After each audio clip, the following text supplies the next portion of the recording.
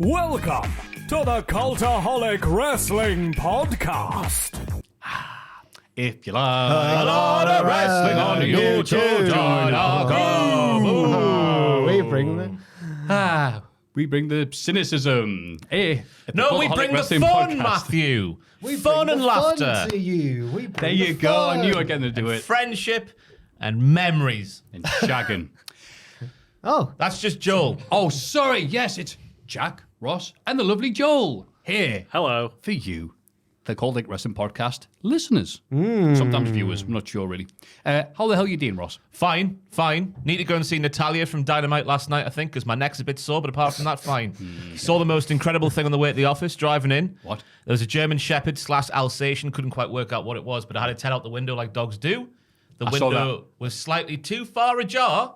This must have been after you saw it, because it hopped out and ran away. Oh, I didn't see that. I saw the It dog. hopped out and ran away. We approached a roundabout. The car came to maybe 3, 4, 5 miles an hour. It went off, and see you later. It just went down the street, and then the driver was just like, quickly pulled his car over, ran after it, but I don't know what happened because I had to keep driving on. we got the dog back. So do I. Jesus. Oh, I hope not, unless he's been treating the dog bad, because that's No. what I learned from the situation there. Why else would the dog run away? Right. Yeah. I've seen The Incredible Journey. You know, dogs like little adventures. But I've always, whenever I see a dog doing that, sticking its head out the window, I always go, do you want to jump?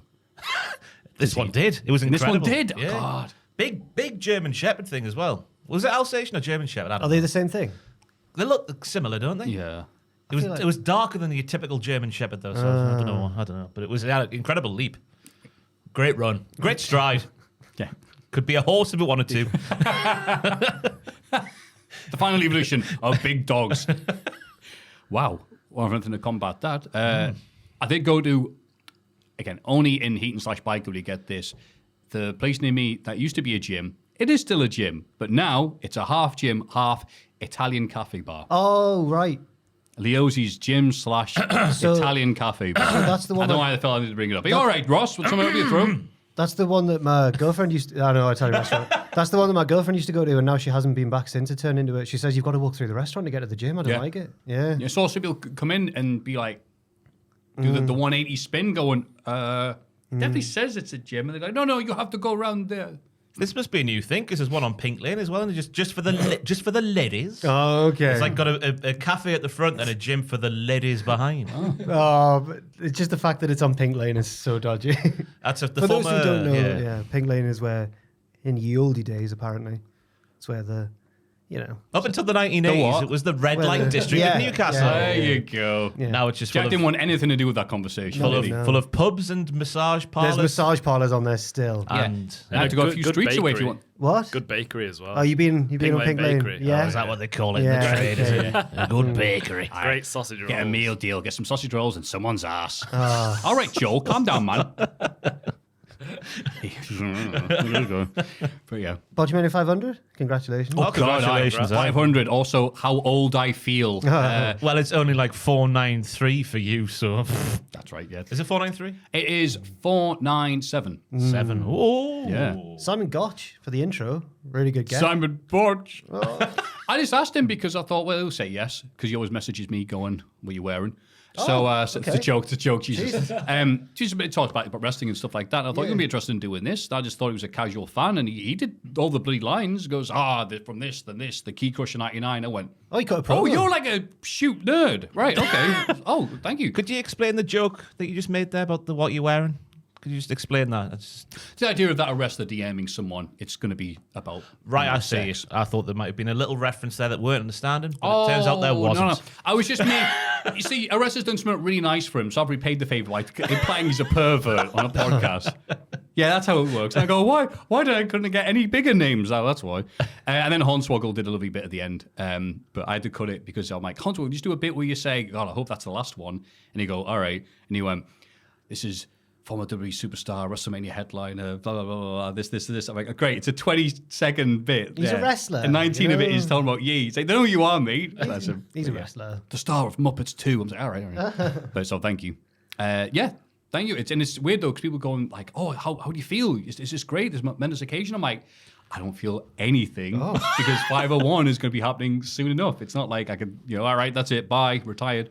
Is this way you do an inspirational speech about never looking backwards, always looking forwards? Botchamania, the Botchamania way. I literally don't have the time. like a bad neck, I can't look backwards. But thank you anyway. Not this is saying I'm like, how dare you say something nice about me? I'm just not good at taking compliments, I guess. But thank you very much. I appreciate that. That's all right. Well, you've done all right there, son. I've done all right. Well done, son. You're not dead yet. But yeah, that was the big news this week. Of course, it wasn't Maffew. The big news this week is, of course, Samantha Irvin is exiting WWE after 3 whole years. Is it only 3 years? Oh, I was going to go, has it been 3 years? Wow. bloody It hell. flew. But also, she's become such a staple. Yeah. Right. Mike Johnson of PW Insider has reported a key reason behind Irvin's resignation was her schedule, as it meant her spending time away from her daughter. A reduced schedule for Irvin was at one point discussed, but those talks never went anywhere. So it must have been very late because we got this news just before Raw hit the air. Well, I read a thing that, I can't remember where, that said that they'd known for a while, but just didn't She announce tweeted it. out, didn't she? Because one of these One of these engagement accounts on Twitter was like, "Whoa, she's just shoot quit before Raw," and she put it like, "I told her months ago. Don't worry." Oh, right. Yeah. WWE presented it almost like, oh, well, you know. You would, wouldn't you? Because it'd be. I Well, guess. as you saw the reaction, Yeah, of course. Commentators are going to go, we just haven't come to a compromise for ages now. Yeah, So they just wanted to minimize it. I guess so. Yeah, okay. Because she is really popular and justifiably so. Yeah. She was our non-wrestler of the year at one point in one or That's two distant right, past. yeah. Chelsea Green tweeted saying, I just wanted a WrestleMania moment with her announcing my name in the way she does. Oh. I know. That can still happen. Bring her back for I one. believe. Yeah. I'll get Chimmel, Chelsea Green. He was a big feature of Botchamania 500. Yeah. him and his swollen balls. It's how different his normal voice is from his announcer Yeah. voice. I can't repeat anything he I says. talk like this when I'm... hey, what's the matter with you? Taz and Cole are terrified of him. He comes to ringside, they're like... No, it's called like, oh, look at these papers pretending to look at it. But Taz like, no, I'm going to look right Well, at you. Taz does, yeah. But I big Samantha, certainly the best for me since Finkel. Yeah. And probably the 10 years, the only thing keeping her from going past. Meh. I'd say she's up there. Yeah, good point, Ross. It's like that noise you made afterwards. Chris Van Vliet interviewed Karrion Kross again. I think those two are attached to the hips, aren't they?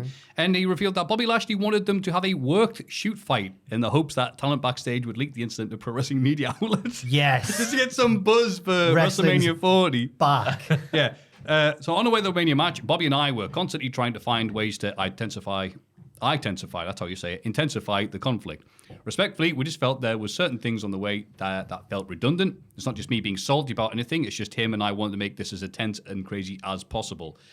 And Bob just said, hey, well, you know what we should do? All these guys, they like to talk, they like to run the dirt sheets and stuff. Dude, we should fight at the beginning of the show. We should get in a fight because all these guys are going to go and call the dirt sheets and tell them that they actually had a fight and it's going to stir people up into what we're doing on TV. And I was like, Bob, whoa, hold on a sec. First of all, what happens if nobody breaks up the fight? Yeah, I wouldn't want to get into a shoot fight. You'd be like, your mate's like, go on, get him. Carrying Cross in a hospital bed. Good evening. Wait, was that real? No, it was a work. Yeah, all right. And he says, well, what happens then when Triple H pulls us to one side and goes, what's wrong with you guys? He goes, oh, it's just a work. And he's like, all right, you guys are bleeding. What are you doing? And Bob went, I hadn't thought about that. But yeah, what a crazy idea. Someone needs to do it. Oh, CM Punk continues to influence the business. Hey. Not an AEW. No. The Rolling Stone articles come out. And by the time we've done this, that was the big WWE thing. And then there's been another bloody one. So it's hard to keep up with all these. And they really narrow the humor level of this podcast, try and keep light. But again, this is a story that has been around for a while, but I think it was people's first time hearing it about on the on Martin Luther King Day episode of Raw.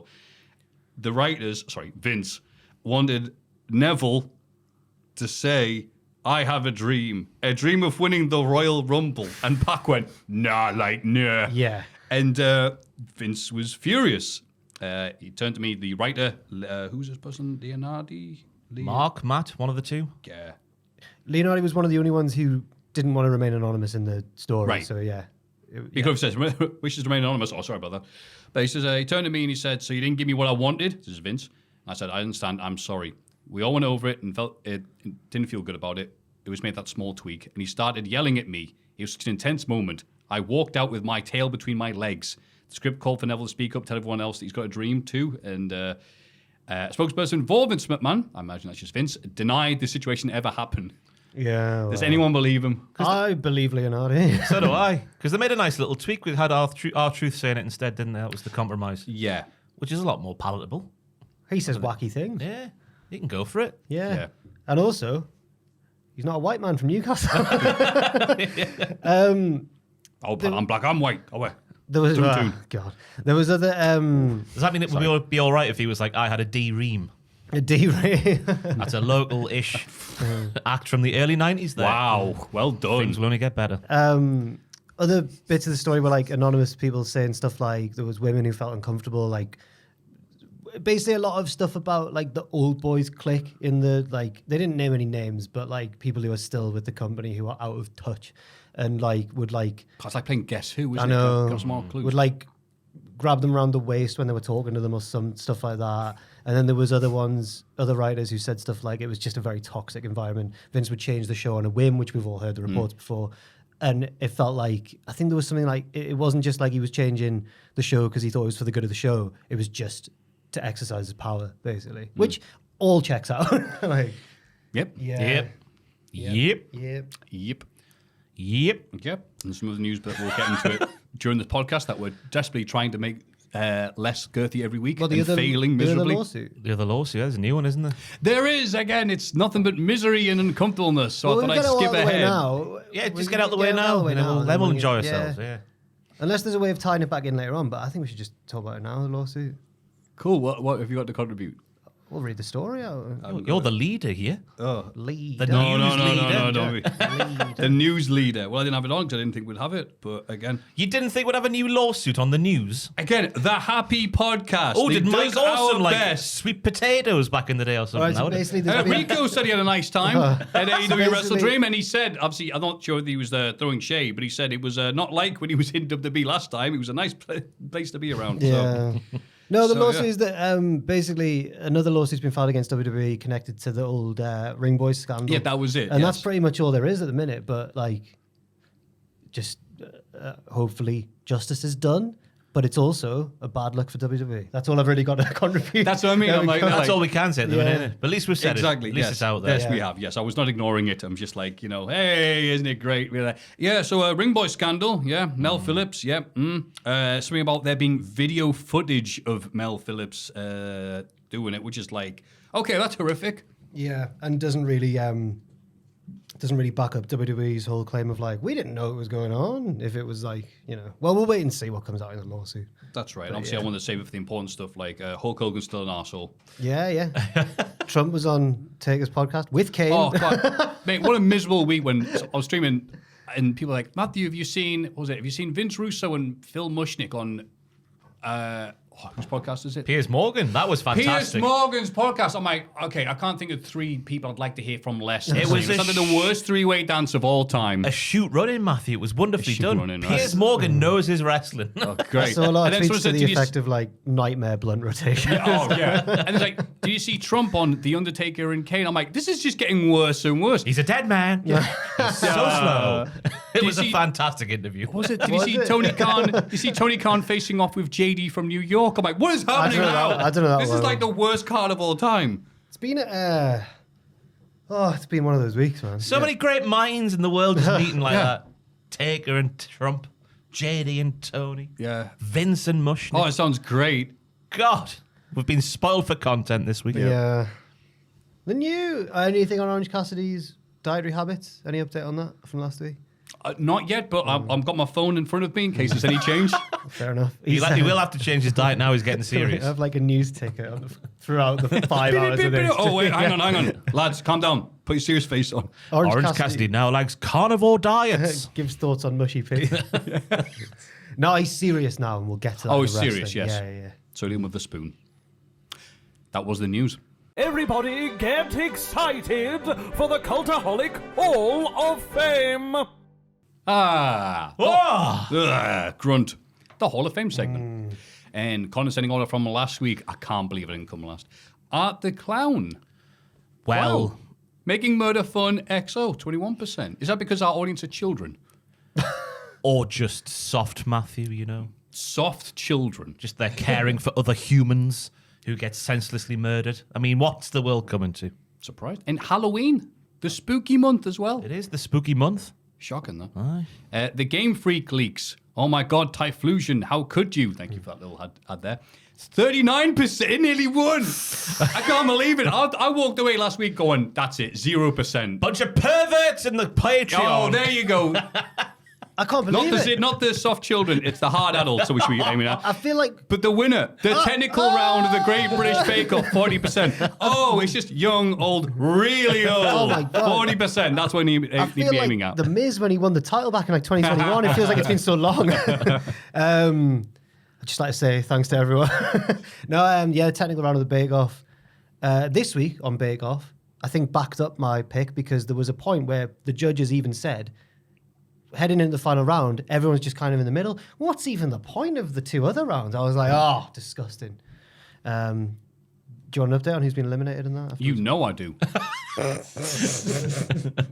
It's the lovable Cockney man with the backwards base. Oh, He's never. gone. He just had a bad week. Paul hugged him and went, it just wasn't your week, mate. He was like, oh, no, Paul, oh, no.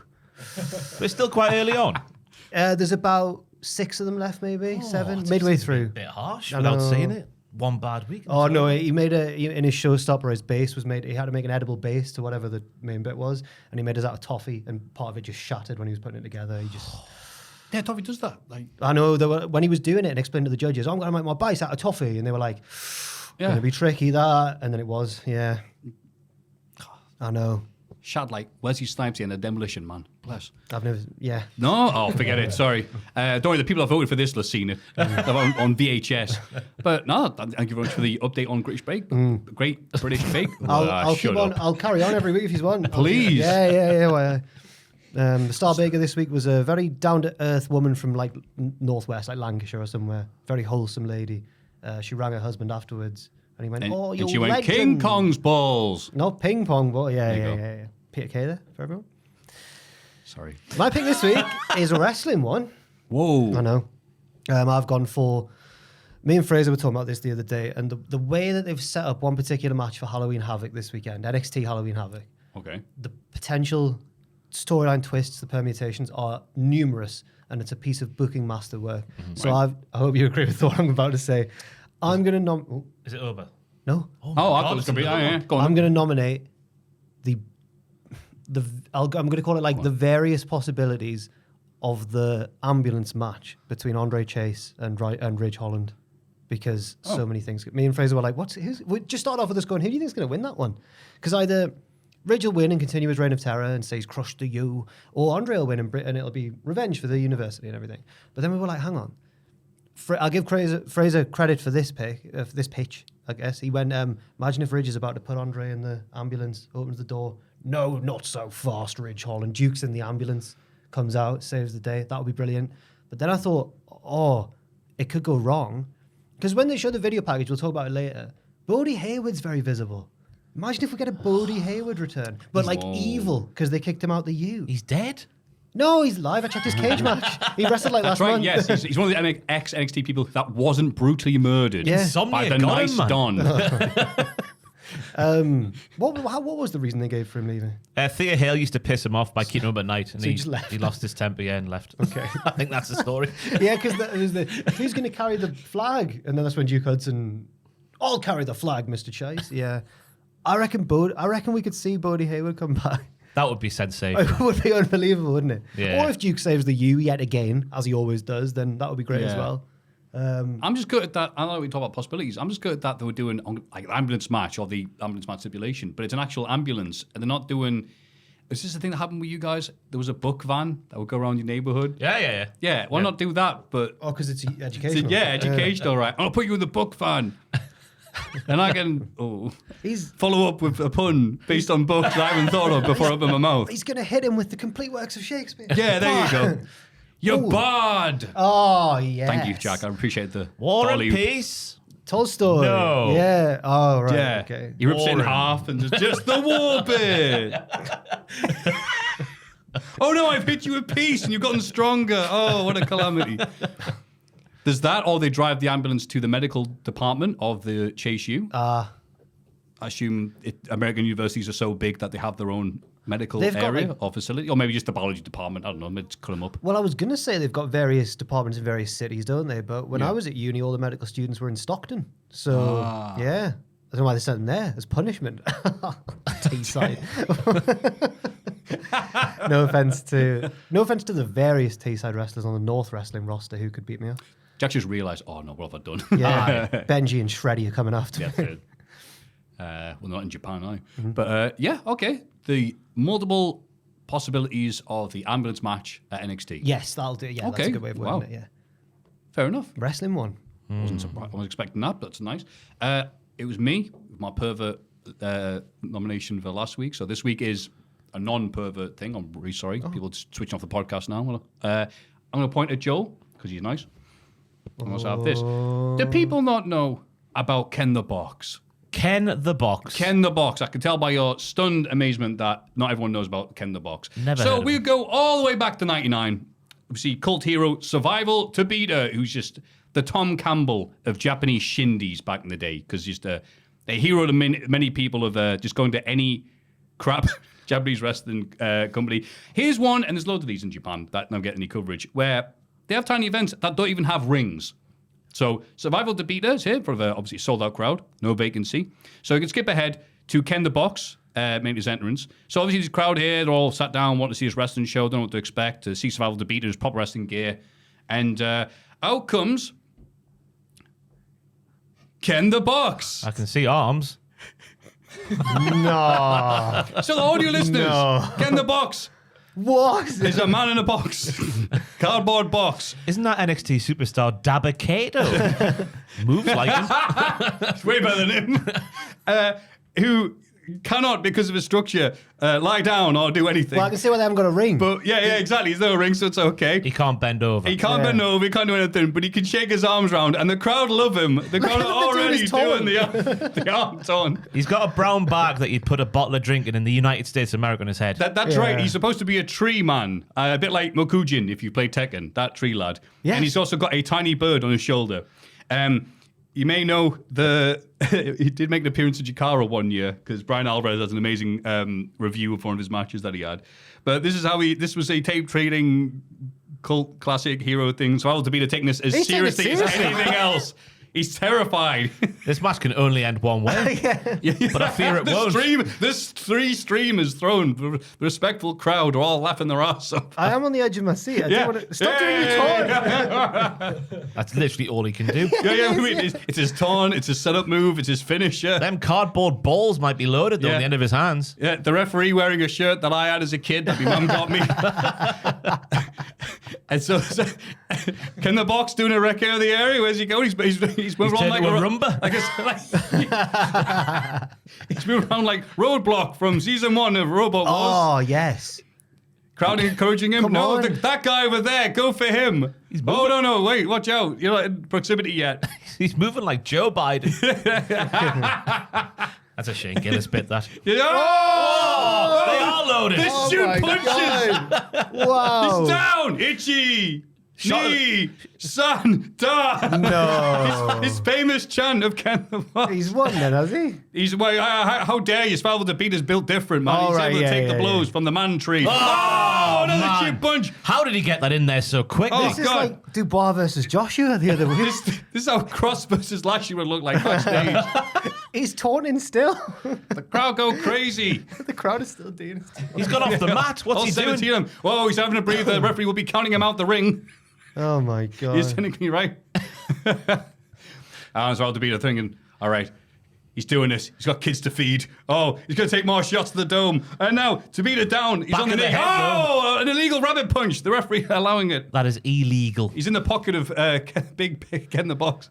Oh, What's he he's just doing? spinning wildly, twirling towards freedom, charging his final move. Oh. What is the final move? Another punch! Oh, destroyed the tape. It's a genius attire because what move can you hit to a man with that Exactly. box And structure on the them? tape, like Survival Tabita, is defeated. Was it? His manager, who appears to be the lad from Tales of the Crypt, is encouraging Survival Tabita to take the count. Crowded, stunned silence. This is the actual audio playing as we listen. How long has this gone for, Joe? It's over! Oh my God! He really happily does his taunt. the crowd love it. So this is a thing that I haven't thought about for ages, but then someone brought it up on my Twitch. It's like, oh, have you heard about Ken the Box, Maffew? I'm like, how do you kids know about Ken the Box? They realize, well, if no one's here to educate the people, they may not know about Ken the Box.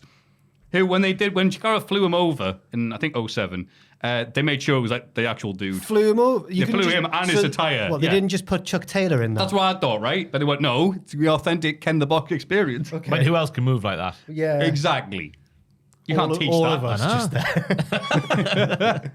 He's off. He's moving around. Well, they can't get moved for the fans. He's got security. Whoa, let Ken the Box go. He's had a hard fight. He's great. Hell yeah, Joel approves.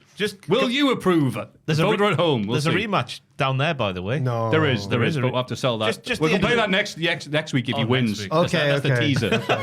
Aha, you bastards. Wow.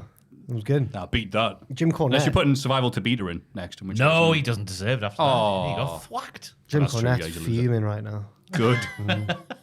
I'm going to go for a suggestion from the Patreon people on the poll for last week's Hall of Fame. Oh, okay. And I'm going to nominate the passion behind our tunes for the producers of this podcast to go in the Hall of Fame. Oh, okay. Yeah. Just based off last week's mainly, but I feel like we really give our money's worth. I feel you do. You certainly do. we all do. Come on. I try now. and Yeah. keep up. In the Everyone apart barbershop- from Joel. Joel's not ours. I'll join in. Yeah. In the barbershop quartet, you're like the was it the tenor? The Homer.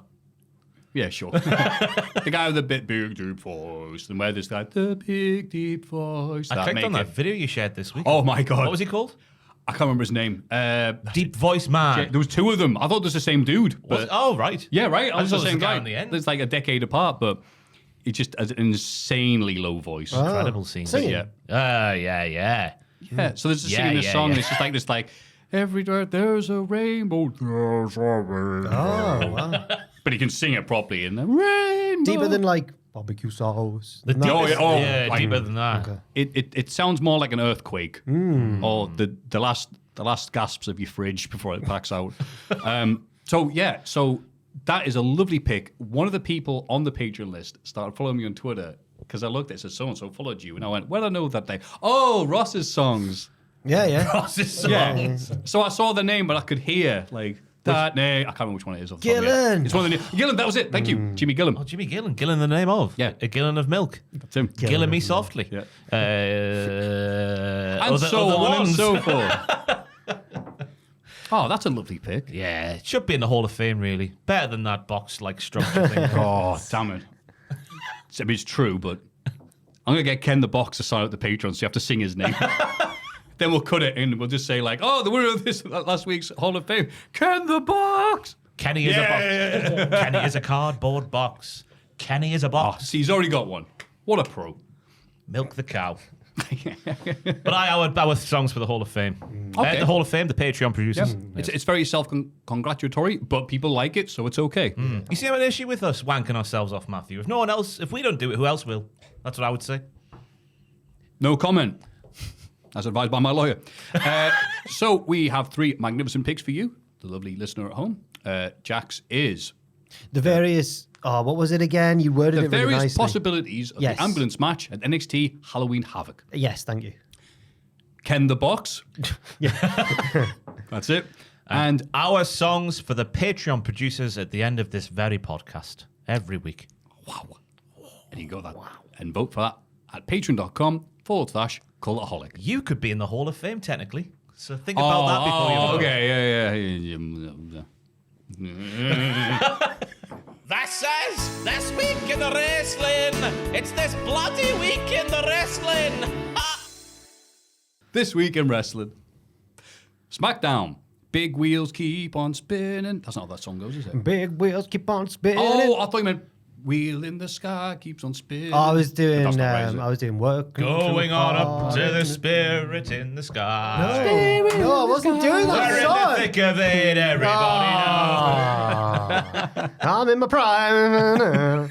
No, I'm doing working hard in the city. Yeah, but I just put big wheels keep on spinning because it felt like another SmackDown, same as last week. What are you talking about, Yeah. man? They brought the championship in a box. Well, we'll see. In a box like with Ken. Not Ken. Aw.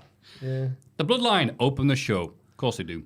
Solo talks about how classy he is and mentions Jey Uso being too scared to go against them. He says the beatdowns on Roman Reigns will continue until morale improves. I said approved, didn't I? Bollocks. Until he acknowledges Solo by the end of tonight. Jey Uso interrupts from the crowd and says he still cares about Solo. He came here to talk to him before Roman and Jimmy get here. Jey asked Solo to think about what he's doing to the family. Jey had issues with Roman too, but he left to become his own man. If Solo wants to earn Roman's power, go ahead, but don't divide the family while he does it. Solo says he actually tried to unite the family, or he's trying to do it, I should say. He offers Jey a place in the group if he acknowledges him. Jey asks why Solo recruited the new members, especially Jacob Fatu, who the old bloodline stayed away from for a reason. Jey and Jacob almost get into a fight, but Solo holds Jacob back. Jey says the next time he sees Solo, things will be different. Oh! I think things will be different because I think next time he sees Jey, you'll have joined the good guys team. You know? But we don't know that yet, do we? A lot of talking in this week's SmackDown. Yes, there was. Yes, there was. I feel like Solo, though, was trying to put more emotion, emoting more of what he was doing when he's like, Jey doesn't even want anything to do with them. Right, the rascal. Yeah, just like them up the really weedy tree. But it is just a classic tale, like The Undertaker and Kane. We've got Jey not wanting to fight his little brother. Jey's The Undertaker. Solo is Kane. Yes. It's analysis. You should join the bloodline. Jacob Fatu is Donald Trump. Yes, he is. He got tattooed by a local tattoosman up here when he was doing the house show in Newcastle. Who did? Donald Trump. Jacob Fatu. Did he? Yeah. He got something on his neck by a tattooer from the northeast of England, who I should have remembered the name of, but I did not. Speaking of which, thank you for reminding me there. I had a mate who went to the SmackDown house show. It was a SmackDown house show? WWE house show, whatever, in Newcastle. And I said, oh, how was it? And his only description was, Randy Orton came out, hit all his big moves, pinned his opponent in a minute, and then spent 15 minutes doing autographs for the front row. What did people want more? The crowd loved it. Yeah, that's exactly what I want. Worth a bit of money, that, wasn't it? But yeah, I like the fact that they're trying to recruit Jey, because there is a lot of water under the bridge with Jey and Roman, so it makes sense that he would go back with Solo. But yeah, as Jack said, there was a lot of talking, and this was part of that. Yes. Yeah. Yes. Yeah, and it makes sense because Jey's got the title. I understand now why they gave him the IC title. If he's going to be the focal point for this build-up to Survivor Series, well, I'm assuming, it wouldn't have made that much sense if he hadn't had a championship, a singles championship. That's it. Foreshadowing is a narrative device. I think if they'd done that, it's like, wow, he became IC champion. He's his own man. He's done a lot. He's not just a yeeting T-shirt salesperson. So this made sense to me in the long run. Okay. And I needed a good reason to go back with Roman, and what better reason than being screwed out of the singles title he's waited bare time for. Bare time. A lot of time. I love that you keep on bringing that back. That's what the kids say. That's what they do say. Jey Uso's got a lot of aura, and he waited bare time for a singles title. He did. He was in the thick of it.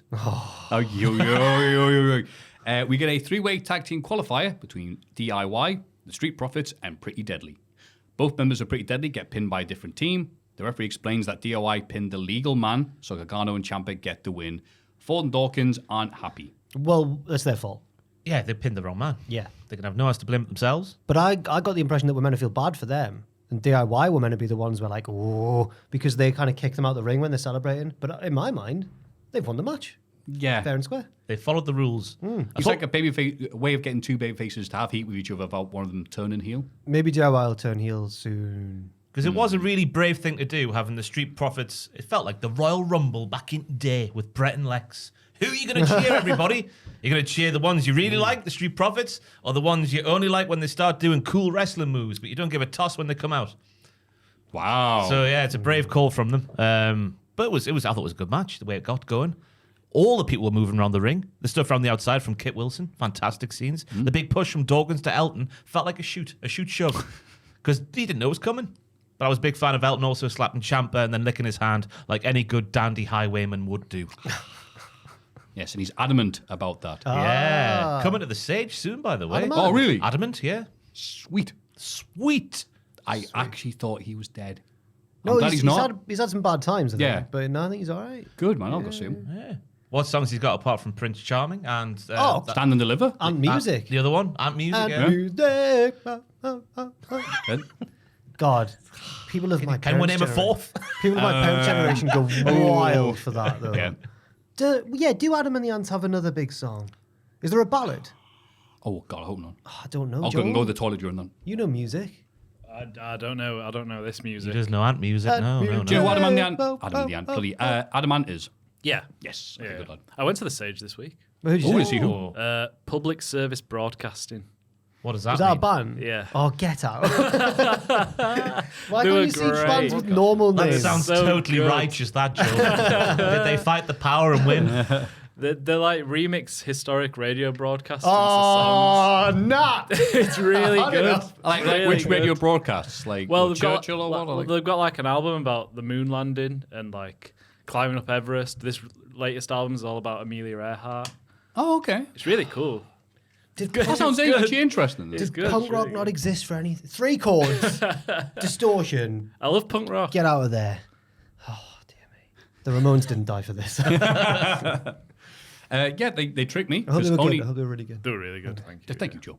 Only Street Profits got an entrance. And I put, wow, I wonder who will win. You got me. You got me.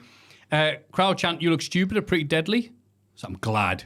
You're on the wrong side of history. They look brilliant. Yeah, they're really good. And I put, did they give referee Jessica Carr a moment to look really good and accurate at her job after pinning that illegal double pin in the ropes a few weeks ago? Oh. Is that the idea of this? Maybe I'm overthinking there. Also, what the hell having these types of matches where they have everyone flying in with loads of double teams and then they're like in the ring for ages and then, oh no, that person wasn't legal. You can tell they weren't legal because they were in the ring for 3 minutes and did nothing to stop it. You're like, hang on. Referee's discretion, Maffew, is 2024. But it's just weird how you can do that and have the rest of the match be nothing but cool flying and bounce punch. And it was like, oh, okay, fine. They're going to do something with the tag teams until the other tag team later on gets their big push. Yeah. But it was fine. I liked it more than I should because I have a friend who's in wrestling and he does not like Pretty Deadly. What? A friend who's in wrestling. An actual wrestler friend. And Who I'm doesn't like, like Pretty Deadly? yeah, and I'm like, what? He says, oh yeah, they're rubbish. Oh, and is I'm it- like, oh, sorry that they're not, Misawa and Kabashi. Oh, I thought you So meant. Eddie Kingston hates Pretty Deadly. I thought you didn't. I thought you meant that this person didn't like them on a personal level, but they're just not a fan of their work. Oh, but right, okay. I was just there going, what do you mean? He goes, well, they're not like Street Profits or DIY. I'm like, well, yeah. You need buffoonish heels. Yeah, to- you can't have it's the same Alvarez thing about why he hates Miz. I'm like, no, you need to have these guys. You can't have them all wrestling exactly the same. Anyway, Roman and Jimmy arrive in the same car. Ooh.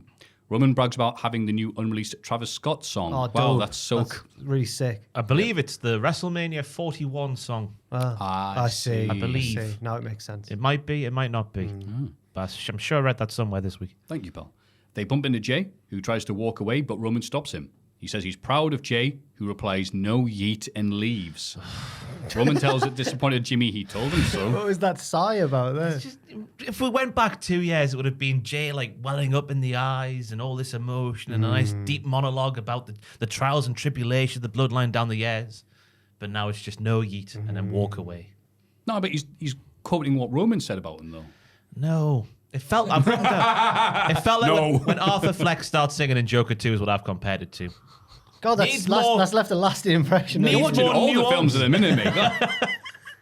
It needs more nuance. It just the previous iteration of the character would have gone one way, but this modern day schmuck that he is now has gone a completely different other way. Okay. Yeah, disgusting writing. I think I agree. No, but wait. He's doing this because Roman said no yeet. Yeah, but So that's all he needs to say. He doesn't got a 10-minute promo. what does it I remember mean, when you though, said that. Maffew? What do you mean, was it mean? What does it mean? I know Roman says no yeet because he didn't want Jay, but then Jay's saying no yeet back to Roman. I know that probably means His whole thing is yeeting. I know He's a machine. Well, I need more than just yeeting. He doesn't do Locktober. Sorry. Locktober. More than just yeeting. That got him the IC title. Would you like to explain for the children in the room, Maffew, what Locktober is? Well, the children can fast forward. We had Soggy Biscuit last week. What's Locktober, Oh, Maffew? God, we did have that, didn't we? Locktober's the thing that some people do where they lock up the things that they would like to play with and just keep them not played with for an entire month But then there's under lock and key. what's it called? The November? What? No, No, not November. no, not November. Yeah, yeah. I believe that might be the sequel or another way of doing that. What, another way to play the same. consecutive months? That would be I ridiculous. thought you had to. Doesn't matter, you know. There are so many different ways to have fun with yourself. You could listen to a podcast. Nia Jax is on the phone to Tiffany Stratton in the GM's office. Tiff has the flu and can't be here tonight. I love these segments. What do you mean you have the flu and you can't be here? Which annoys Nia. She tries to get her tag match cancelled, but Aldous tells her to find a new partner. You wouldn't complain if it was the scene from like Blackadder or Dad's Army. There's exposition in all sorts of... Yeah, because it's exactly what the show is. What do you mean the Germans are advancing? Candice LeRae and Indy Hartwell arrive right on cue. Candice talks up her credentials as the first ever women's speed champion. Whoa! Yes. Wow. Wow! Can you believe it? Aldous books the match. Nia threatens Candice to hold up her end of the bargain. Yeah. Yeah. A good line from Nia in this promo. She says, "Some like smells like money to me," says Aldous. She's like, "No, that's my perfume." It's a good zinger that I've butchered there completely, but it sounded better coming from Nia's mouth, believe us. I believe you. Yeah, the rubbish, Indy and Candice in kayfabe, so why are they here? I'm thinking at the time. Oh, well. I mean, I was made to eat my words, let me tell you. Absolutely. I'll be did quickly in honor of the new speed champion. Piper Niven takes on Lash Legend. Chelsea Green tries to interfere from the outside, but Jakara Jackson takes her out. Piper takes advantage of the distraction, but Lash is still able to get the win. Bianca Belair and Jade Cargill are impressed in the crowd. They raise their belts, and the Meta Lasses talk some trash. Ooh. So I'm glad that they're still continuing to push Lash and Jakara. But I was a bit confused by Jade and Bianca's reaction in the crowd, because weren't they just... Have they beaten them already? I'm so confused with now the involvement of like damage control. The and, DQ. Oh, it did. Yeah. But so they're just continuing to set up another match between the... Okay, Yeah. fair enough. Yeah. I take back what I've said. This was either a David Hasselhoff or a David Wresselhoff. I couldn't... Hoss. I like the David Hasselhoff. Hasselhoff, Yeah, yeah. yeah. The Andre Slam spot was fantastic. It was better than Hulk Hogan's, though, because there was a catch spot to kick it off before the slam. And then Piper Niven was fantastic all the way throughout, because she's a big lass, but she can bend. And I didn't mean that to sound as weird as it did, but the fact that she's got her leg round there for the finisher, the fact that she's the size that she is makes it look even better than if a little lady was taking it. Yes. So up the Piper Niven and her selling ability in a David Hasselhoff. I love David Hasselhoff. That's a keeper. And yeah, agree with everything you said about Piper Niven. Yeah, that could be the new like Kid Rock song. She's a big lass, but she can bend like legs. Bends. Isn't that Motley Crue? She's got legs. It's a ZZ Top song. ZZ Top. But I didn't think you'd know that, so I did Kid Rock instead. See, I'm aiming my thoughts and references towards you. I I know know the Grange about the strip clubs and whatnot. I think that's the only one I know. What, ZZ Give Top? me all your loving. All your hugs He's and a kisses too. Sharp-dressed man. Yeah. Oh, yeah, Sharp Dressed Man, of I've course. got a yeah. 6. Give me your 9. October is tough. Because that's what's trying to Tough, get going. I was trying to make a Locktober, no, not November thing, and I've just Yeah, butchered yeah. it again. Great bless start you. of the podcast. Yay. Fantastic. More like Rocktober, yeehaw. With ZZ Top, Kid Rock, and public service announcement. Oh, is that right? Give us a bar of the chorus, Oh, Joe. I've got one. The catchiest chorus. They're Bing bong, the shops will be shut at 5 p.m. Yeah, it's more like that. It is more Right. like that. It They don't is. really have proper choruses. What style of music are they then? What is it? It's very hard to explain. I don't know. What? It's guitar-y but synthy, but it's Oh, the like, synths involved. Okay, no. I've got to Yeah, check a little that bit, but then you get radio broadcasts in there like throughout the song. It's very difficult to explain. It's good though. I'm Why interesting. does no one just like- questioning how much LSD you did on that evening.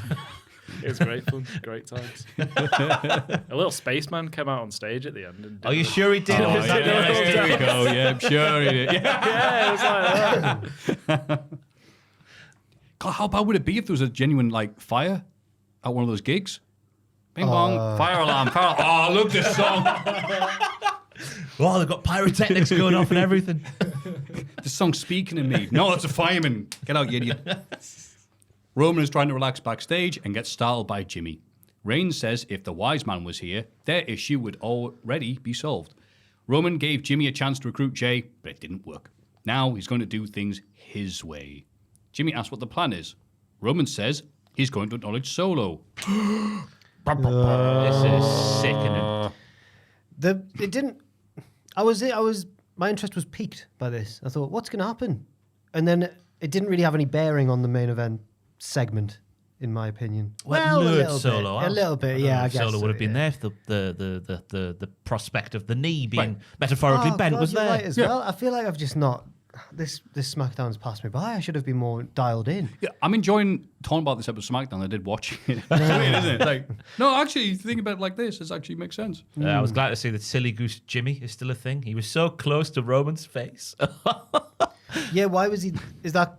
Didn't they say like, oh, that's where Heyman usually sits? Or whatever? Yeah, okay. I guess Heyman must smell nicer or something. But I guess that's the first Heyman reference, isn't it, for a while? So Yeah. maybe that's a foreshadowing for him Last coming week, didn't back. he say, I'm not a wise man as well? It's the second. Whoa. I never made it 2 as a weeks. wise man. Couldn't call it, so poor man's stealing. stealing, yeah. The Crown Jewel title, boo. It's brought to you in a special box. No, don't do it, Maffew. I'm putting a special podium. Cody Rhodes arrives and gets cryptic. A wise individual told him that the next leader of wrestling doesn't always look like the last. He turns his attention to the Crown Jewel belt and brings up various champion versus champion dream matches that didn't happen. Race versus Bruno, Flair versus Bockwinkel, Goldberg versus Austin. He talks about how good Gunther is, but needs to win the beautiful, prestigious, historic, girthy, delicious, Crown Jewel title, so his daughter knows he was the first ever champ. He invites Gunther to a face-to-face confrontation next week. Oh, man. I didn't enjoy this. And I really like Cody Rhodes. But to see him...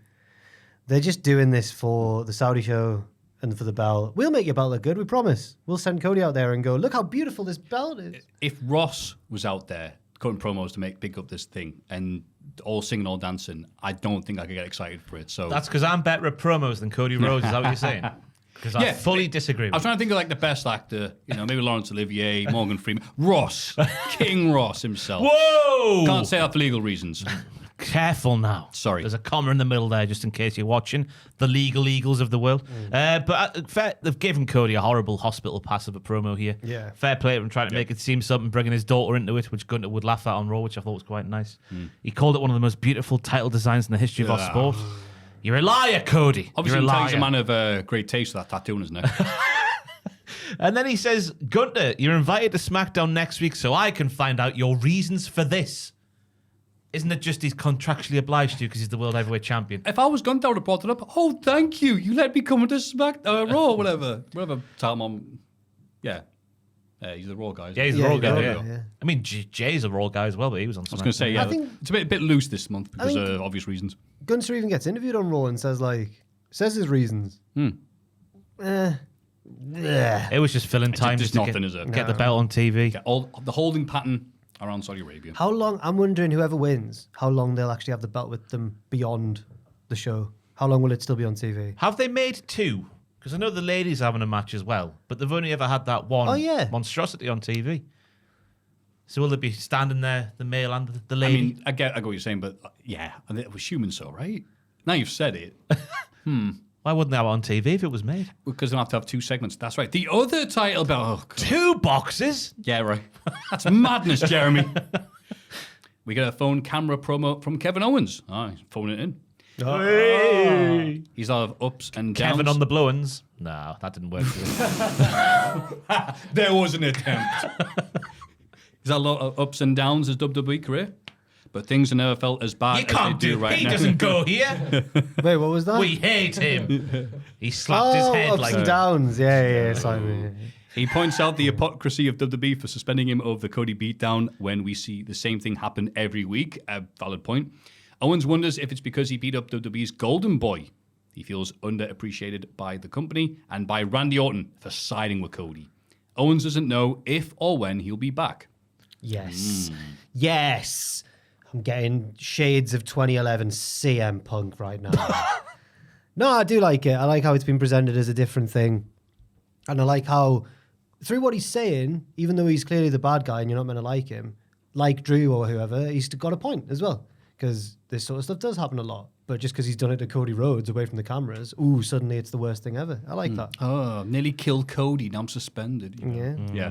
Yeah, I agree with everything Kevin said. I'd be pissed off as well if I was him. People have done far worse. But is this them making his, has he signed his contract yet? Is it out there?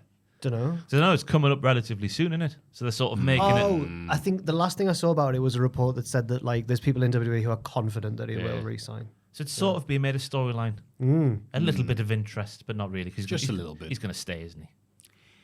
I mean, you'd hope so.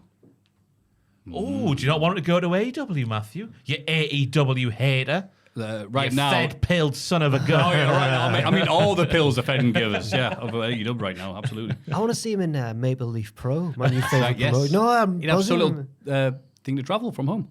Yeah, yeah, well, yeah. Yeah. Actually, Well, it's really close. It's just yeah. it's just a few streets away from his house. That's how Canada works, right? Canada. Orton meets with Aldis. He wants to get his hands on Kev at Crown Jewel, but Aldis says he can't book the match due to orders from above. Orton says in that case he knows who he needs to talk to. I did not like this. Oh. Can't help himself, can he? He's always getting bloody mentioned on TV, even though he doesn't want to. He's such a bashful guy. The guy lost to Vince McMahon in 06. Oh, did you think Triple H? Could it not have been The Rock? No, it'll be Triple H. won't it? Yeah, Triple H. Yeah. I wonder why Triple H won't let it happen. Obviously, Kevin's at home being told to stay away. I guess that's a reason. Yeah, but I don't know why Aldis went, no, he's suspended. I don't know why they needed to, like, diminish Nick Aldis' power. Maybe he's doing too good of a Triple job. H is there. Aldis respects Randy, and if he could, he would give him that match that he so dearly craves. Yeah. But instead, he can't. And I took this into account when constructing my GM table this week. Oh, there's been seismic changes. Oh. We'll wait can't until the end of NXT. Good. But we're getting a segment where Orton goes to Triple H and then Triple H just towers over him. No. I hate being on TV. Pedigree. The next three-way tag qualifier is between A-Town Down Under, the Shagging Cousins, and what's that said? Some loser team. The Motor City Machine Guns finally make their debut on Raise your SmackDown. fists! Raise your fists! Def Rebel need taken out the back, I was gutted. Shot I was absolutely With gutted. machine guns. with machine guns. Yes. Real machine guns. Right in the head, so they can never make a theme againg. I was don't mean that. so devastated. Metaphorical guns will do. And I don't think the machine guns liked it either, because you saw them walk out and sort of mistime their thing, and I was like, damn it. Like Moxie hearing the flutes. And I was just, they look great in the ring and that. They're still quick despite being probably like in their 40s now.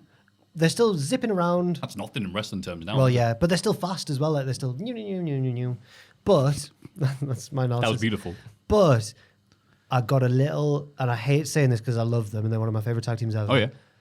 I got a little bit of the DIYs from them. The crowd just weren't as. Did you think this as well? This is because of the entrance. If they, because It's all 'cause of the entrance. not only was the song wank, but they didn't have. This is the Motor City Machine Guns, just in case you don't know, on the Tron straight away. They do that stupid thing that Def Rebel do, where there's 7 intros before the song kicks off. And because of that, they just have random things on the Tron. So the people in the arena who might not know who the Machine Guns are have no idea. So then they're out there with no pop. Give them the pop, the chance to pop straight away. Austin's face is there. You know who it is straight away. Just do that. I don't know what Def Rebel do. They're not wrestling music makers, are they? Ooh. I don't know what they're making music for, but it's not wrestling. It just pisses me off. Get them out! Yeah. yeah! Raise your fists! No. That's what their song says. I know it does. I know. Yeah. So cool and radical. So yeah, I thought they were fighting an uphill battle from there, but I thought they nailed everything they did in the ring. And there was a lovely bit with the Shagging Cousins. Absolutely humping, I've put on my notes here. The powerbomb / World Strongest Slam combo on Waller and Shelley with Berto doing the dropkick off the top. Could have been my move of the week, but it's not. That's coming later. That's coming later. I think I know what it is. But yeah, it was nice though. Corey Graves on Comedy saying your favourite tag team's favourite tag team. Beautifully put. Yeah. He did do a good job, did Corey especially, making them seem big time. He did, yeah. Yeah. And I did think like, is a 3-way. Does that mean they're going to do a thing where they don't win? No, there was a little possibility, like, hang on. Because, it was a bit of an auspicious debut in terms of having, like, the next greatest tag team of all time. It was just, all right, cool, do the thing. And you're right. It is a time when a lot of wrestlers do flips and dives and stuff like that. I mean, from the last tag team match, you had Street Profits doing their thing. And in this match as well, the Shagging Cousins shagged everywhere. Oh, they did. So, obviously, mostly Machine Guns, I love them. But it was also, a weird way of putting it where there wasn't that thing that made them stand out that much. They just looked like they fit in rather than stood above everybody. And don't they look small in the ring? Little small men. But I've walked past Chris Sabin. I'm like, hello, Chris Sabin. Have you? Yeah. You're like that. Because there's like not many wrestlers. It's Hornswoggle and Hornswoggle and Chris Sabin. yeah, that's them. But I mean, their whole thing's that they're quick and have good double team moves and stuff. And they did all the stuff. And they did their finisher with the crossbody into the thing. They nailed everything. They did. And Corey Graves put them over. Did a great job. He says they tremendous success in TNA, where they were both multiple tag team champions and world champions. And I put they're the Edge and Christian of TNA. I put, oh wait, no, Christian was there. They're the Hardy Boys of TNA. Wait a minute. You could argue They're the Dudley. Ah, screw this. You could argue that Christian wasn't the Christian of TNA, to be fair. They are the APA of TNA. Yeah, we'll allow it. Both former world champions. Yep. In Okay. their respective fields. Yeah. Which one's Ron Simmons? No, it doesn't matter. Alex Shelley. Okay, fair enough. Straight in there. Saban's the JBL. Yeah. Okay. You know, many people have said this comparison before. But yeah, they looked like they fit, Yeah, they did. which is what we wanted. And that music's awful. Baron Saxton tries to interview Andrade and Kamala Hayes, but they immediately start arguing. What, Saxton and Andrade? No. Carmelo and Andrade, you big... Will you shut up? I'm trying to interview. You big silly. A brawl breaks out, which Mello wins after landing some blows with a loaded fist. Security break them up, and Aldis tells Mello to leave. Negative Go back to NXT. Negative points there for Aldis. Losing control of the show, are we? Losing your grip at the top of the table, are we? Potentially. Maybe. You tell me. Oh, yeah. But I didn't like it because they're stood there in suits, ready to have a promo battle. And I'm thinking, right, we're going to see Mello from NXT. We're going to let Mello cook. And then even though they're dressed in suits, they have a brawl. Mello's not going to happen in terms of what we knew on NXT. And that's all but confirmed now. And he needed the... I think he wrapped a chain around his fist to win the brawl and then got told off. It's just not... He's not Kevin... Look how Kevin Owens is being presented versus... He's a real bad boy. Yep. Mello's... He's a naughty child. And it's a shame because we've seen what he can do Yep. in NXT. Nia Jax and Candice LeRae face Bayley and Naomi. The heels win thanks to interference from Indy Hartwell, which leads to Candice pinning Bayley. I thought it was quite an interesting booking decision. I think Tiffy legitimately couldn't be there. Yeah. And they just had someone fill her place Oh, and do the finish they were going to do anyway. yeah, man. Hang on. Yeah, that's what I've got written down here. Maybe you're right. Yeah. Although, I do think, because Bailey put a tweet, I forget what she said now, but it's like, it's about time your lasses turned up, isn't it? Something like that. So I think, obviously, Bailey's a fan of Candice, especially, and maybe wanted to do the JOB for Candice. Because Candice, we'll forget, is a very good wrestler. Just needs more time on TV and a different gimmick from the Poison Pixie. I don't know what the age difference is between them, but I imagine Bailey was probably a fan of Candice on the Indies because she was like a pioneering indie women's wrestler. I thought about that, yeah. Yeah, on the West Coast as well, where Pam is from. So yeah, maybe it was Bailey. Maybe Ross is right, and it was Bailey's decision. And I put, wouldn't be a women's match without a commercial break in the middle. Hey, what's that, Tony Khan? Oh, Christ, it's not SmackDown. All right, okay.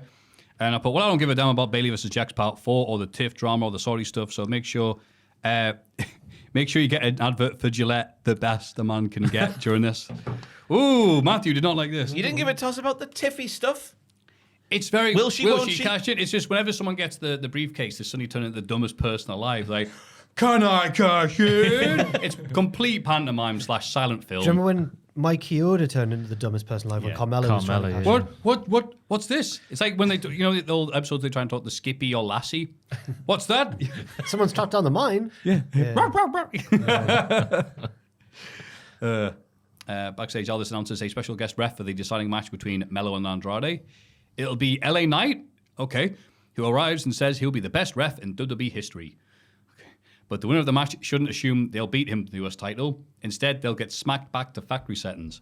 Yeah. Yeah. Great line. They're both mobile phones. Yeah. They need to be carried. Oi! But no, they're not a nice factory settings line, but I'm like, okay, why is that happening with LA? Okay, right. It is just 3 more sleeps. Well, 4 more sleeps until the Saudi show's out the way and we can move on. is this to give...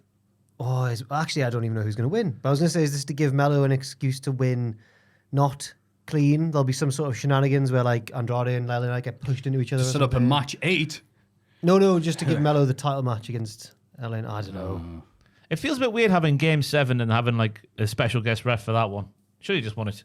I know Ellen Knight said he's going to call it down the middle, but I've seen wrestling before, lads. Do you I don't believe think it? he will. You Yeah, believe it? no. I think something will happen that wouldn't happen if a normal ref was in there. Do you think for a special guest? I know. Yeah, I'm going to hedge my bets and say that might happen. To be fair, in maybe the best special guest referee match ever, Brett and Austin, which I always forget is a special guest referee match, Shamrock calls it down the middle. He does. Nothing really happens. Apart from It's only the the very bit, the very end, isn't it? Yeah. So maybe LA Knight's the next Ken Shamrock, Shamrock, yeah. and this match is the next Bret Austin. What, wearing a child's referee shirt? Yeah. Well, wasn't it Foley says the only time he's ever seen a wrestler work out before the match was Shamrock still Oh, doing ref. push-ups. Yeah. I've seen wrestlers. I don't know if shit. I've seen wrestlers pinch their own nipples before they go out, just to get that extra point on them when they go. Really? Really? The nipples? Yeah. Pay attention to them. I'm not naming any names. I'll tell you in the break. Yay. Give her a clue. No. Let's see if people can guess. No. You're just going to cause loads of people to start watching wrestlers' nipples now. Yeah. He's definitely twerked his nips. Have they started to deflate through the match? Oh, his nips are solid. You know he's winning. Yeah. I don't know if it was to change the appearance of the nipples or to just maybe just wake themselves up a bit like, oh, I'm ready to go. that'll do it. Yeah, I Nipple guess. cripple. Better than pre-workout, though. Someone have smelling salts. Others have nipple cripples. Self-nipple crew. Roman Reigns makes his entrance and asks the crowd to acknowledge his nipples. Maybe for the last time. Solo arrives alone, Bless you. Gesundheit. and Roman disagrees with his early claim that the family is stronger than ever. God, I can hear now. Ah, Done the thing where your ears are open. Roman says he told his father he could fix things. He wants to put their family back in the promised land with gold around their waists and paydays from the heavens. Solo says if Roman wants to fix things, all he has to do is acknowledge him, which Roman does. Solo specifies that he wants to be acknowledged as tribal chief, or else. Roman refuses and gets angry, or else what, Jamaican? Solo says Roman hasn't changed. What's that from? Cool Runnings. All right. Thank God. It's an actual thing about Jamaicans. I know, well, you know, always think about the film Cool Runnings whenever you're reading Smackdown. Solo says Roman hasn't changed, neither has Solo, and he calls the rest of the bloodline onto the stage with a battered Jimmy Uso. Solo tries to cheap shot Roman, who fights him off, as well as the other heels. He picks up their Ulafala and puts it round his neck, but Solo recovers and hits a low blow. The bloodline beat Roman down and stand tall to end the show again. Again. Did Triple H learn nothing from the bracelet mishap in the Punk Drew storyline? This Ulafala, whenever Roman gets hold of it, turns into an idiot. He's so obsessed with it and being the tribal chief and blah, blah, blah. And then he always ends up getting beaten up after it. And this is like it's been a few weeks since that's happened, but it's like the third or fourth time. Yeah. It's an interesting thing because it's obviously it's established now it's all about possession. It's not It's not 9/10 of the law. It's 10/10 of the law. It's all of the law. So in that moment where Roman had it on, if he went whoa, does that carry weight? Does it? Does that mean he's the actual tribal chief? Yeah, you almost think like Solo got, all right, put it on. Because Yeah, all right, well done, yeah. He had it around his neck for about 4 Yeah. seconds. All right, so yeah, put it on. Yeah, you're still not the tribal chief and just kick him in the dick then. But yeah, you're right. You're making it about the object. Yeah. If someone steals the crown of it, the Charles's crown, it doesn't mean that they're now the king. Harry, give it a go.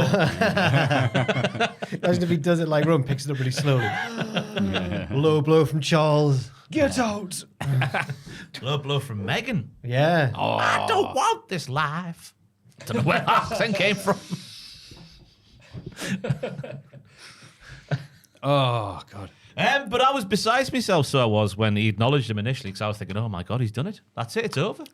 It was an interesting segment because you're like, all right, where's this going? And he goes, but I know it's because he went, I acknowledge you. Is acknowledge who? He's like, my troop. No, I'm not doing that. Yeah. Great swerve. One of the best swerves of all time. There wasn't. It was so similar to last week where it's like, we need another person to help us. Can we get Jay? And they're just killing time until Survivor Series. Oh, of course. I think it was a bit like Django. Just like, the deal's done. I've never seen it. Not until you shake my hand. Don't make me do it. Come on, shake my hand. And then, stuff happens. I was wondering where you were going with it's that. good. 'Cause I have seen Django. Yeah. Yeah, I'm glad you went in that direction. Oh, yeah. Lots of other stuff happens Yeah, there. because where was Jay? God. Not in Django. Jay would never be in Django. No. Where was Jay? He didn't care. No yeet. No yeet, yeah. But I guess I do like as well that Roman going, he still treats everyone as a family. And it's the fact they're divided that's pissing him off. I like that. But it's like, but it's sort of probably point out, yeah, but they were under you because you were battering everybody. Yeah. Why can't the family get together and listen to everything I say? Yeah. Solo being his gear was funny as well. I'm in the dark match after the show. Oh, Can yeah. you tell? I did not notice that. Well, I think they were saying on comment like he's always come out in his fighting gear just in case. Oh, okay. Well, I mean, yeah, can't lie with that. Yep, got me there. I thought sort of stuff is okay, though, because it's really just everyone singing, where have all the good men gone and where are all the gods? Where are the streetwise? Why have I written the lyrics that I had nothing to say there? Absolutely. Jesus, Maffew, take a break. Then we had... Was there a punchline? I need a solo. I thought we need a 0, but that's... Why am I saying that? That doesn't work at all, does it? No. You need a 0. 0. I think because I wasn't enjoying it. Oh. But upon reflection, I'm like, this was all right. But sometimes when you're watching this stuff, I'm just thinking there, like, I've got nothing to talk about on the podcast. I better just write up some song lyrics. Works from time to time, doesn't it? Not here, though.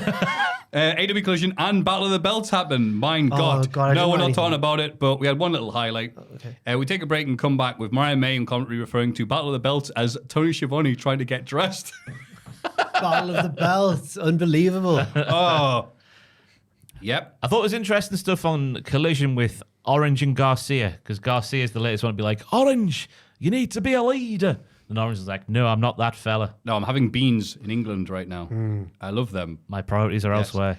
I'm with... Oh, sorry, you finished. No, I was just going to say there's another highlight was AR Fox and Ricochet. I thought lived up to the hype. I need to watch that then. AR Fox back on AEW. That's nice. Where's he been? I know he can't fly overseas, but where's he been? Ring of Honor. Right. Fair enough. The Badlands. Fair enough.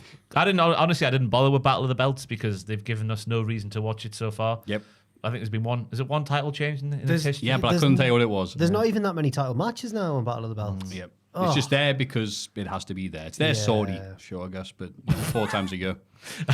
I was all excited about Blackpool Combat Club versus Everyone feud to see who will be elevated and whatnot, but we had Daniel Garcia, Don Orange Cassidy, and Sammy Guevara, as well as Private Party, all going, we're here to defend AEW. We're here to stop those evil wrong'uns, those never-do-wellers, those diddlers. Dirty diddlers. To defend AEW, the company where we made our name. You're like, oh, no, you got to be pro-company. No, yeah. You were right. You prophesized this. Well done, mentioned Jack. it in my subtitle later on. Oh, okay. Dynamite. Right. But that's the story. Come on, for AEW, you're like, stand up. You're like, that's not what I want to Do you see. remember when we had no money? But now we do because it gave us a job. Yeah, we're losers with money. It works though Great. with this storyline because they don't realise that Moxie's also doing it for AEW. They can't see the forest for the trees. The forest that Moxley's burned down and planted again. But does it work? Because we're not men who agree with Moxie, though. We're men who agree with the idiot baby. I agree with Moxie now. Yeah, right. I hate when heels make more I think sense. it's a bit of dramatic irony on part of the baby faces. Fair enough. Yes. That's fair. Yeah, That's how I read it anyway. fair enough. Let's read together. But I am an idiot. Like in play. No, I think you've got a point. I just don't know if... I think that is definitely what's being conveyed. I just don't know if Tony Khan realises that's what's being conveyed. Tony Khan knows what he's doing. Okay. We should always point out in this podcast we're giving our thoughts, opinions people listen to. By the way, we're stupid. Monday Night Raw. Show's called Takeover, right? Joe's called Takeover. He's back to his old tricks. Hey, big boy. He loves saying it, doesn't he? Yeah. Big boy. Oh, that was one of the most electrifying moments of my life when Seth Rollins took over NXT TakeOver. Yeah. He's on the main roster. What's he doing? He doesn't work here. It blew my mind. The possibilities of wrestling were endless when Seth Rollins. Show's called Takeover. Was that He called out Triple H. Oh, he called out Triple H, yeah. And then we saw that match live at WrestleMania, and it was very long. Yeah. Very long match. Yeah. We see the usual montage of superstars riding at the arena, but Bronson Reed is attacked by Seth Rollins as he walks in. Yes, the jump scare is back. It was Halloween. It worked as well because I thought we were going to see every single person arriving for work. There was that many. Yep. And then all of a sudden there's a big shoot attack. I like that how well, you get on to it now, I guess. Thank you. Seth beats Bronson down with his own suitcase. Security breaks it up and Seth heads straight for the ring. He calls out Bronson to come out and continue the fight, but Adam Pearce and security head out instead. Bronson follows them and gets held down back on the ramp.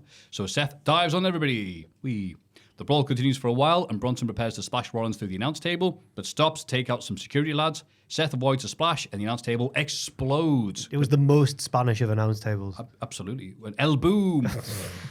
Seth is dragged away by security, but Bronson makes it back to his feet, and they shout at each other while held apart. Yeah, Big Bronson kept up with Rollins all the way. That shoot DVD followed by the dive off the apron. Wah, wah, wee, wah, he can move. And no selling. Well, not no selling, but recovering quite quickly. Quack, Quack. From he's a duck. From the announce table spot as well. They would only give that sort of treatment to Jacob Fatu or someone, but he did it. And the crowd with it as well. When Bronson hoisted up that little fella, the little security fella. Wee! They were going, wow, look at him throw men around. Yep. I just like it when crowds get invested in what they're seeing. It's nice, isn't it? When a Because crowd Bronson cares. is still relatively new to this echelon of the card, isn't he? It's true. True, but yeah, that's a lovely little thing, and more on that later on. Damage Katal are interviewed backstage. They say Double L and Double J are just in the way for now. They're still not done with the tag team champions. Liv Morgan and Raquel Rodriguez interrupt, and Liv cuts a promo on Nia Jax. Damage Katal are unhappy about this and challenge the heel to a match tonight. Liv agrees, and the faces are intimidated by Big Raquel. Did they not notice she was massive earlier in the same segment? Because then she steps closer to them and they're like, oh no. It's like that thing when you see cows in the field. Right. Go on. You think they're small, But go but on. they're actually far away. Yeah. And then when they come close to you and they're bigger, Yeah. they're a lot more menacing. I don't think I've ever been. We thought you were small all the way over there, a yard. Apart from like walking past them on the town moor and I don't stick around, I don't think I've ever been that close to a cow. That day, my friend thought it was called Town Moo. The town All moor. the cows. Yeah, that's not true. They're not. They can't be serious. They're deathly serious. They thought it was I never really thought about it because there's cows there, moo, cows moo, and I go, mate, I know what a cow. I get it. That's not what it's called. There will be a Geordie out there that says the word moor as in moo. Yeah. Go doing the tune moo. Yeah, true. Or moo like it's a verb. You For know? anyone, there's a massive field at the north end of Newcastle town, which is called the town.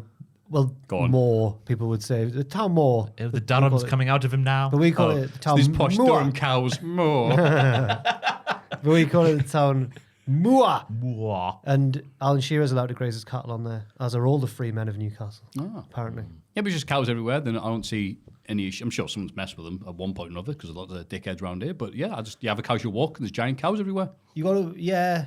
One gets a new path, you walk around it. There's occasionally a story, isn't there, of one of them like somehow getting out and walking to like BBC Radio Osborne Road Newcastle. or whatever. BBC Radio Newcastle. Hosting the 10 o'clock show. Yeah. Filling in for Tom. Yeah, not going to there. Because I was thinking initially the women's tag team titles don't matter. The world champions here. We'll listen to her instead. But then it sets up a match for later, so it was all right. A nice little bit of business. It'll do for this period, yep. The announced team revealed that Samantha Irvin is leaving. Has left even. But Lillian Garcia is filling in, and they do a nice little, the time they're given to say something nice about Samantha Irvin. Lillian Garcia fills in, and her first time in speaking in ages messes up and says the one container. Yeah. A little bit of a Like a stumble. like a box. Like a Kendall box. She knew. I thought that was harsh because there were several things to remember there in one massive mouthful. The new container. Balls. You can tell she's like, no. For the first announcement back after a fair bit away, that was a big, hefty one to get out your mouth. Yeah, Joel. Yeah, I'm with you, Joel. How are you? I'm with Ross. He's just said what happened. Pervert. The Tittering. New Day take on Jack. Huh? Yeah, they wrestled Jack. Sorry. Good evening. Yeah, there you go. Yay. The Final Testament. Represented by the AOP. I apologize. They're younger than us. Totally They ain't. are, those massive lads are younger than us. And I was going to say I always have been, which is obviously true. Yeah, that's how that works. But I remember when they first debuted in NXT and I was like, Jesus, and then Googled them and was like, eh? Yeah. They're Technically, 20. when they weren't born, we weren't older than them Because they didn't exist. because they didn't exist. Okay. And we'll take that until we die. Exactly. You Before guys then. suck. And sadly, they weren't dressed how they were on the Raw graphics. Oh, there's a Star Wars reference, isn't there? Is it? I saw Xavier Woods' tweet. He mentioned something to do with Star Wars. Well, you're the expert. Well, no, it was from episode 1, I don't think. So I wouldn't doesn't know. matter then, does it? Yeah. Ain't episode 1 and ain't relevant, right. yeah. Ross Twiddell. Yeah. The Miz watches from ringside, so Karrion Kross and Scarlett hang out with him. Yeah, they just go around. Oh, there's me. all right, buddy. It was like, because they were like, oh, you can get the t-shirt, you can put part of the gang, this, that, and the other. And Scarlett's there going, moo, like a cow on the town moor. Yeah. She brings the moo. That's a terrible thing to say. That's what we move. But they're trying to recruit the Miz. And it's not going well because Miz has rejected them for, it feels like months on end at this point. Yeah. He'll take their help, but he won't, sign Yeah. up to the Final Testament membership. Yeah. He's got the free trial. He's got to cancel at the end of the month.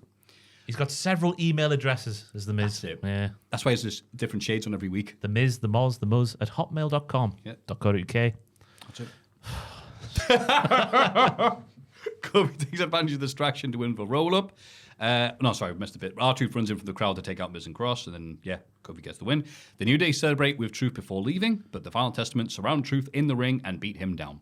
Kofi wants to go back and save Truth, but Woods holds him back. The lights go down and the White Six appear. They clear the ring and brawl through the crowd with the Final Testament. The Miz hides in the ring like a tortoise. He thinks he's out of danger, but Uncle Howdy appears behind him. Plucky Paul Ellering shoves Miz out the way. So brave. So Uncle Howdy puts a mandible claw on him instead. What a pro. Wow. Paul Ellering doing his utmost to get the Miz in the group.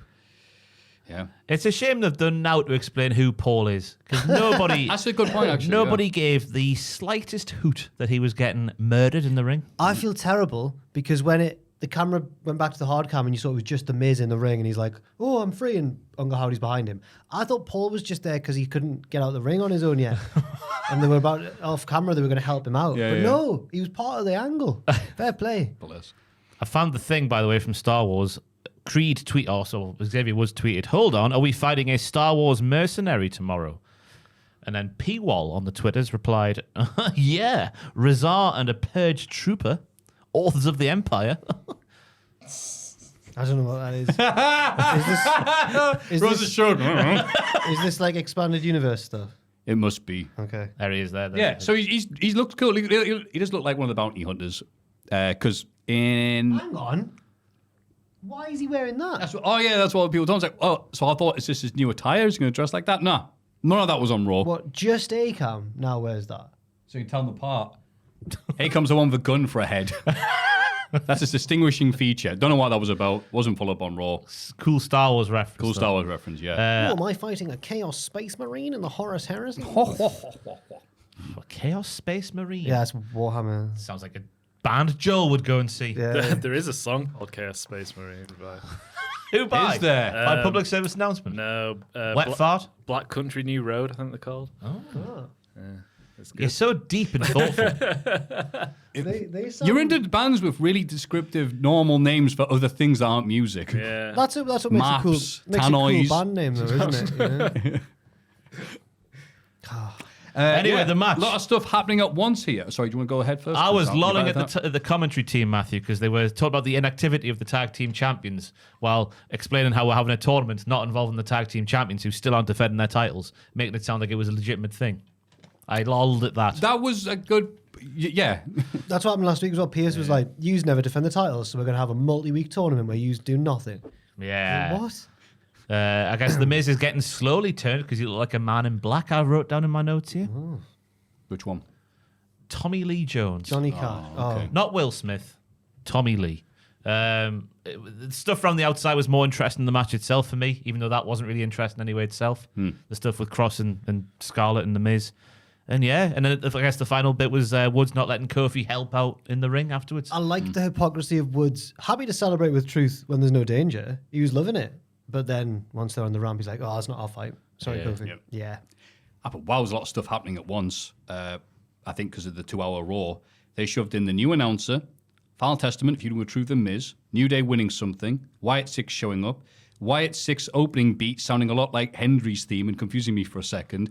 All that over 10 minutes. That doesn't sound like Hendry's Well, theme. Say his Done. name. That done. I went, Joe Hendry. Oh, right, yeah, Wyatt Six. Is it just me? Yeah, just you, yeah. Done. Obviously, Right. Joe Hendry's theme doesn't start. Well, it does, doesn't it? Done. Say his As name. he says, say, yeah, I guess. That's it. That's the one difference between them. Him Otherwise, they're going, like completely what? identical. The difference is him going, say. He's wrestling for the belt this weekend at Bound for Glory. Oh, cool. Is he not going to win it again? I'm worried that he's not. Yeah. Against- Surely not. It's against Nick Nemeth, and the special guest referee is Kazarian, Oh. the Elite Hunter. So, Oh, him. yeah. So, and X Division legend as well. Oh, yeah. The other stuff he did in his career. Yeah. Great gimmick. Yeah. Great times. Cool. I can't wait to report the news. Oh, he won this. Great. Do you think he'll win? He's got to, surely. I hope he does, but I'm worried that he won't. He's between two companies right now, so it's so weird. Like, I'm He assuming. kept on teasing that, just wait till Rumble 2025 on Twitter. So, like, well, okay, if you do win, you're not going to hold it for that Oh, long. he explained what that was about. He's When booked. he said, just wait until like 4 months from now, or whatever. Yeah. Then he followed up with a tweet saying, as planned, we have submitted our Eurovision song in time for the deadline 4 months from now. Yeah, is as that if what you he's meant, not- Joe? as Is if that he's what not you doing meant, Rumble. Joe? Come Is on, that what man. you meant? Someone's had a word. You tricky boy. Alan Pierce going, pack it in. You all right? Adam Pierce has It just no. makes you shudder, doesn't it? I don't want Joe to mess it up with stuff like that. Adam Pierce has no authority, by the way. Yeah. You couldn't tell Joe. On Raw or on Twitter. No. Or alcohol. Lol. I need a drink. You really put it on thick that there. Oh, he did it. I need a drink. No one's popping. No, it That's his hasn't- catchphrase. No one cares. They're worried about him. He wouldn't have an issue if they were popping. Yeah. All those bottles. Way. God. Double A Pierce. God. So here we go. Battery powered, is he? That's something like that. Pierce is interviewed backstage. Look, is interrupted by another brawl between Seth and Bronson. That happens seconds into the segment. Yeah. Well, he says he's going to. Well, he gets asked how he's going to get things under control, Adam, and then that happens. It's a wonderful juxtaposition. And Pierce is going, I'm trying to get my own life in control, mate. And I put brawling, backstage attacks, because we're in Philly, and if we don't get mindless violence every 3 seconds, they start throwing snowballs Here at he Sando. goes. He's off. Yes. It's taken 51 minutes of the Week in Wrestling section for Maffew to shoot on his least favourite part of America. Get silly with Philly. It's just Matt McKnight who tends to be anything anti-British, which I understand, but still, You understand? it's a friendly feud Okay. What a bitch. because we're better. We are there. Yeah, we got Anytime screwed. it's like these like Sorry. horrible pictures of British food or whatever, and it's just beans on toast, and he's like, haha, look, Matthew. I'm like, yeah, it looks lovely. Beans on toast with a little bit of cheese on top. There is few things in the world finer. Americans listen to this going, oh, this is a shoot thing for English people. Because every week or so on Twitter, which is becoming even more of a hell site every week, it's quite glorious to watch. There'll be someone, just some English lad who takes a photo of his lunch. He goes, oh, nothing like this. And someone will just quote him like, why are the English still eating like there's Germans flying overhead? The Americans. And every time I look at the meal, I go, oh, I'd eat that. I'd eat all of that up, mate. The Americans are scrambling because we've pulled ahead in the great Twitter war of 2024 after that Saturday Night Live sketch got absolutely rinsed. Oh, yeah. Yeah. Yeah, you maybe got a thing with the culinary wars. There's nothing defending that. The SNL thing, even if there's a sketch with a kernel of a good idea in it, it goes on for like 20 minutes. Yeah. Like this podcast. It's on the Simpsons, they said there was a period for Saturday Night Live they made fun of where it's Chris the Clown doing like sketches that go on forever with one joke. It's like, look, it's me, the Big Ear family. Oh, he just comes with big ears and goes, look, oh, my ears hurt. I better clean them. He gets a giant Q-tip and Chris goes, huh? No reaction. He goes, oh, this goes on for over 20 minutes. He says that was making fun of SNL in a certain period. And now it's just come back to full circle. It's back to being that. Oh, so it used to be. Yeah, right. There's a film out this year about Saturday Night Live, like a biopic of the show, kind of. I read about, is it a biopic? Well, Documentary, like you mean? it's not a documentary. It's like a. It's There's It's two all different things, set- sorry. It's all set in the first night of Saturday Night Live. okay. Like It does sound debut good. episode. It's fascinating to read about because it sounds intense. Yeah. You think, it's a big comedy show. It's like, no, we need to practice everything we're going to do on this Saturday. It's all going to be live. That's what we do all morning before this. Yeah, of course. Yeah. But with much less cocaine, it sounds like. I don't Or know. much more if Tom's on. So, so where have we gone? Jey Uso was interviewed about what happened on SmackDown last week. It is what it is. But tonight is about retaining the IC title. I'm in the city of brotherly love, but I ain't got any love for my brothers. Aww. Sounds like a country hit, that does. Yeah. I'm doing the Saturday Night thing. Either we didn't learn anything new here from Jay. I don't know what we say. We are spinning the old wheel still. We certainly are. We get a Raquel Rodriguez video promo. She warns Rhea Ripley that she'll never get the title back from Liv Morgan. She hasn't forgiven Rhea for costing her the tag titles or for injuring Liv. The smartest thing for Ripley to do is walk away. But she probably won't. That gives Raquel no choice but to end it herself. Well, she's held that grudge for a long time. But I'm not that annoyed about it because it does make sense. But wasn't she still a face before she went away? Yes. She was, but she's done the opposite Adam Cole. Yeah, okay, yeah, fair. Oh, she's back. Oh, she's evil. Yeah. Oh, it's all justifiable what she was saying. Of course, yeah. yes, Maybe yes. there's some people like you going, wait, wasn't she face? And it's like, yeah, well, not anymore. But she was face, but she was still friends with Liv. Yeah. When Liv was a face. Yeah, okay, fair enough. Yeah. It checks out. Yep. Next up is the match between Damage Katal and the team of Liv and Raquel. Io ends up attacking Jakara Jackson in the front row, so Lash Legends hits her with a big right hand and the match ends via DQ. The Metaphor win a fight with Damage Katal in the ring before staring down Liv and Raquel. Rhea Ripley's music hits and the Metaphor leave her to it. I'm going to start a new paragraph because the segment gets quite long. There was loads of stuff going on. I was going to say, yeah, like the other segment. Raquel tries to protect Liv from Rhea. She no-sells a big headbutt but ends up getting sent to the outside. Rhea applies the prism trap, there we go, on Liv, but has to break it to knock Raquel off the apron. She goes back to Liv and gets her up for the riptide, but Dom runs out and pulls Liv to safety. Rhea drags Dom into the ring instead and locks in the prism trap, but Raquel and Liv drag him under the bottom rope. God. It's like the feud never ended with the Judgment Day and the Terror Twins. Yeah. I was going to say so much has happened there, but it feels like you've seen it 50 times before. Yeah. We are just spinning our wheels still till we get to the match where Rhea gets Liv locked in somewhere that she can't have any help, and then Rhea takes the title back. I feel like we're still going that way. Maybe a shark cage of some sort. That'd be good. That was such a good fake laugh. I don't know a real one. There was a report this week, I think it might have been via WrestleVote, saying that they'd heard that there are some in WWE who want a match between Rhea and Dom. Yes. Yeah, obviously they should, as long as Rhea wins comfortably. But yeah, It'd be funny if Dom did a low blow. if Dom wins. And then what? Shoot roll up. Oh, okay. What do you think I was going to say? Oh, whenever that happens, I always think of Taz's commentary. He goes, "Does that hurt a woman?" That happened in TNA. Apparently it does. Probably Oh, we can confirm. Oh, I asked Exclusively at the on time. podcast. I was sat next to my mother and girlfriend, same person, Kayla. And what did you say? Does that hurt? She says, probably. So, Okay. and then I went, bang! And you went, "That's not good enough. I need a yes or no answer." Probably hurts in a different way because we get the initial pain and then the sickness afterwards when you get hit in the balls. Yeah, down with the sickness. Down with the sickness indeed. That's for those who make. Yes. Wade reminding us that EO ended Raquel's reign as NXT champ. Good. How about that? Well done, Wade. Thank you, Wade. You horny bastard. He also posed with Pretty Deadly for Twitter as well this week. He's had a good week. Have you ever seen 3 more handsome Englishmen, he said. No. No. Well, apart from right now. There's a Cultaholic Wrestling Podcast, yeah. Oh, Yeah, there we go. I don't know. There's the new picture on the website. Oh no, we took them last week, didn't we? After like Joel, hours. No, you're fine. I haven't seen it. Oh, no, I don't want to see it. No, I don't want to see it. Cultaholic.com and then just scroll to the bottom. No, I don't want to see it. Completely. Just scroll to the bottom, Joel, and you'll get there. Oh, no. There it is. Oh my Christ! Not handsome at all. Oh, I'm glad we took it properly, so we all have that weird green thing. So I've got jaundice now. Fantastic. I just have been hitting the bollocks. Jax is all right. For just £2 a month, you can help Maffew get the roof over his You do head. look like you need a good night's sleep. So we're not handsome at all. Maffew, how do you want to get your head kicked in by wrestlers? They take one look at me and goes, "Oh God, I could kill him." I'm just so disappointed. I'm so glad I kept my coat on as well. Yeah, we've all got our coats on. Oh, well, Ross doesn't. But it's because we're about to go home. Please up to the Patreon so we can put the lecky on once a week. This was, for those behind the curtain here, that was taken seconds after the end of last week's podcast, so we're all tired and not ready to go home. Is that your car t-shirt you've got on? I got the car out.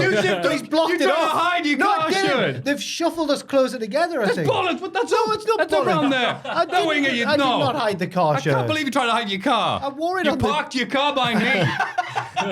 I can't park there. I had Ross's stream on this week, and he was talking about my car t-shirt on the stream. He was taking So issue. people go on the website, "I want to see it." They go, "Hang on." He just kept saying it was a good t-shirt, but then took issue with me not knowing what kind of car it was because it had that certain name that we said last week of the car. By the way, we knew it was going to be a good photo because if I remember right, Joel was laughing as he took them. Oh, Yeah, you took it? Yeah, Oh, yeah. well then, it's your fault. These are all individual ones that Adam photoshopped together. I you didn't know? hide the car. I knew I didn't hide the car. Pacini photoshopped a jacket onto you per your request. Oh, bollocks this. Anyway. The match. Lillian Garcia. Oh, yeah. Poor Lillian Garcia. Being accompanied by Dirty Dom. He wasn't there. That's the second mishap already for Biggie. That one's not on her No, sheet. I mean, yeah, she's got a note to say. Yeah, I mean, yeah. I know, yeah, but who did that? Who made the call? Help the woman out? We're trying to fill big shoes. probably here. Joel, the way he's disrupting this bloody podcast. Sorry, go on. What have I done? I'm joking, man. I'm joking. Take that. I thought Raquel looked very good in there. She was throwing the little lasses around. Then the pop-up insane elbow from Damage Control was a full-on shoot because the arse went right into Liv Morgan's belay. Hell yeah. On the mat below. The missile dropkick from Io from the apron to the floor with Liv, who thwacked herself into the barricade. Big, lovely and horrible at the same time. We get to learn, I think it's the first time I've heard it, the Lash Extension is the name of Lash Legends Oh, finisher. that's good. Yeah, that is good. I like that. Yeah. Yeah. Or the Lash devastating Extension. Lash Extension. No, that's good. Because you can hear we go, "I love a good lash extension." Yeah. Just really glued to the back. And then just ripped the glue off. Like a lash extension. They're continuing with this main roster push of the metaphor. They are? Classes. Yeah, fair. Yeah. Yeah, but oh man, it's just getting good. It's, of course, Sky does a dropkick off the apron. Bloody hell. But yeah, this just sets up more and more of this thing that they're doing. Again, the holding pattern. But I'm all right with it because at least we're pushing the team. I'm not sure how well it's working right now because there's nothing definitive, but it's building up to a bigger match. So, Yes. of course. So I have to see what we get there. But yeah, at least it's better than just having, Belair and Jade wrestle these two again. And you know what? Damage Control, God, they're good. Yeah, they're still good. Very, Not very an good. amazing thing to be saying, an amazing insight. We already know it, but it needs to be said. God, they're good. Yeah, he is good. And bless Lillian And Garcia. Kyrie is sometimes good. And sometimes has like a random shocker. Like once or twice a year, she'll just have like the worst match you've ever seen. That's just when she's wrestling Charlotte Flair. Why? You're right. I was going to say, what are you on about? Oh, right, yeah. Why was she not very good in this match? Because she'd been concussed by Charlotte. Yeah, but apart from that, I'd say Dom's got a good T-shirt though. We're learning this segment as well. It's like, what is it? I've written it Karen. down. No, stop Well, there's it. not. It says Latino cheat Yeah, in we've the got- style of Eddie's back in the day. like, The little, Get your it chebs says out. Tokyo. Whoa, to- more. like Drift. Like The Cars. second Fast and Furious film. That's right. Third. Too Fast, Too Furious. Then Tokyo Drift. Bollocks, you're right. It's I'm the sorry. one with the guy who was cast as a teenager, but he looks 30 odd. It's just- Who's that?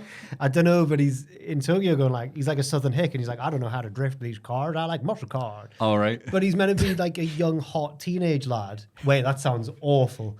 I mean, He thinks they're young and hot. but he's like 35. Well, no, he probably looks like 30. Sounds like John Travolta to me. Sounds like you're yeah. talking about Oh, Grease. God. It's not as bad as in Greece. And I'm always laughing when someone takes a random screenshot of the guy. Goes, this guy's supposed to be at school. Travolta's not the worst one in that. It's Sonny. It's Sonny from the T-Birds. Because he's just 40 years old. And he's just... Isn't there a part where he like flirts with the teacher and she's like, get out of here. But it's like, no, you're the same age. Right?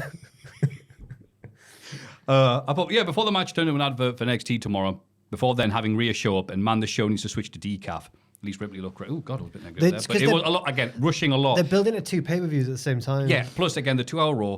And it's weird. These past few weeks, you're like, oh, you actually see the benefits of having a 3-hour Raw. Oh, no. And I never thought I'd be saying that. I'm savouring this moment in time because after Christmas, we have 3 hours of SmackDown and 3 hours of Raw and 2 hours of What was NXT. the I SmackDown can't wait. story? It Like- means more content for this lovely podcast. Is it like sometimes 3 hours SmackDown and sometimes 2 hours? What was the story? Or is it I just think full it's time? just going, in January, they both go to 3 hours, I think. I think that was the Crikey. story, wasn't it? I don't know if Joel would mind verifying that in the background because I know there's people at home now screaming. When a film's 3 hours, and I know there's a lot like we like you can tune out when the adverts are on or whatever, or they're replaying a video package or whatever. But if a film's 3 hours, people go, "Oh, that's a long film." Every week they're doing this. There we go. He's found it from Sportskeeda saying that, who's it? Oh, It's only for 4 months. It's going for 3 hours. between apparently. January 3rd and mid-May 2025, SmackDown will be 3 hours. Yeah, when people are watching the product, it'll be 3 hours. That's just a lot, in it. 6 hours of that, 2 hours of NXT, 2 hours of Dynamite. But we do Bloody it hell. because we love it. Seth Rollins finds Pierce backstage, but is immediately attacked by Bronson Reed. They have to be separated by security again. Pierce loses it and fiercely books the match for the Saudi show. Give him an Oscar. Give him an Oscar. A little golden trophy. No, he's trying drinking. I was hoping Adam would do this and then they'd keep fighting throughout the night because we can't wait until then, mate. Yeah. Oh, you got them kicked out though, didn't you? Yeah. Get them out of here. And this was a nice little switcheroo from the other backstage thing. The opposite people doing the opposite things. Yeah. What?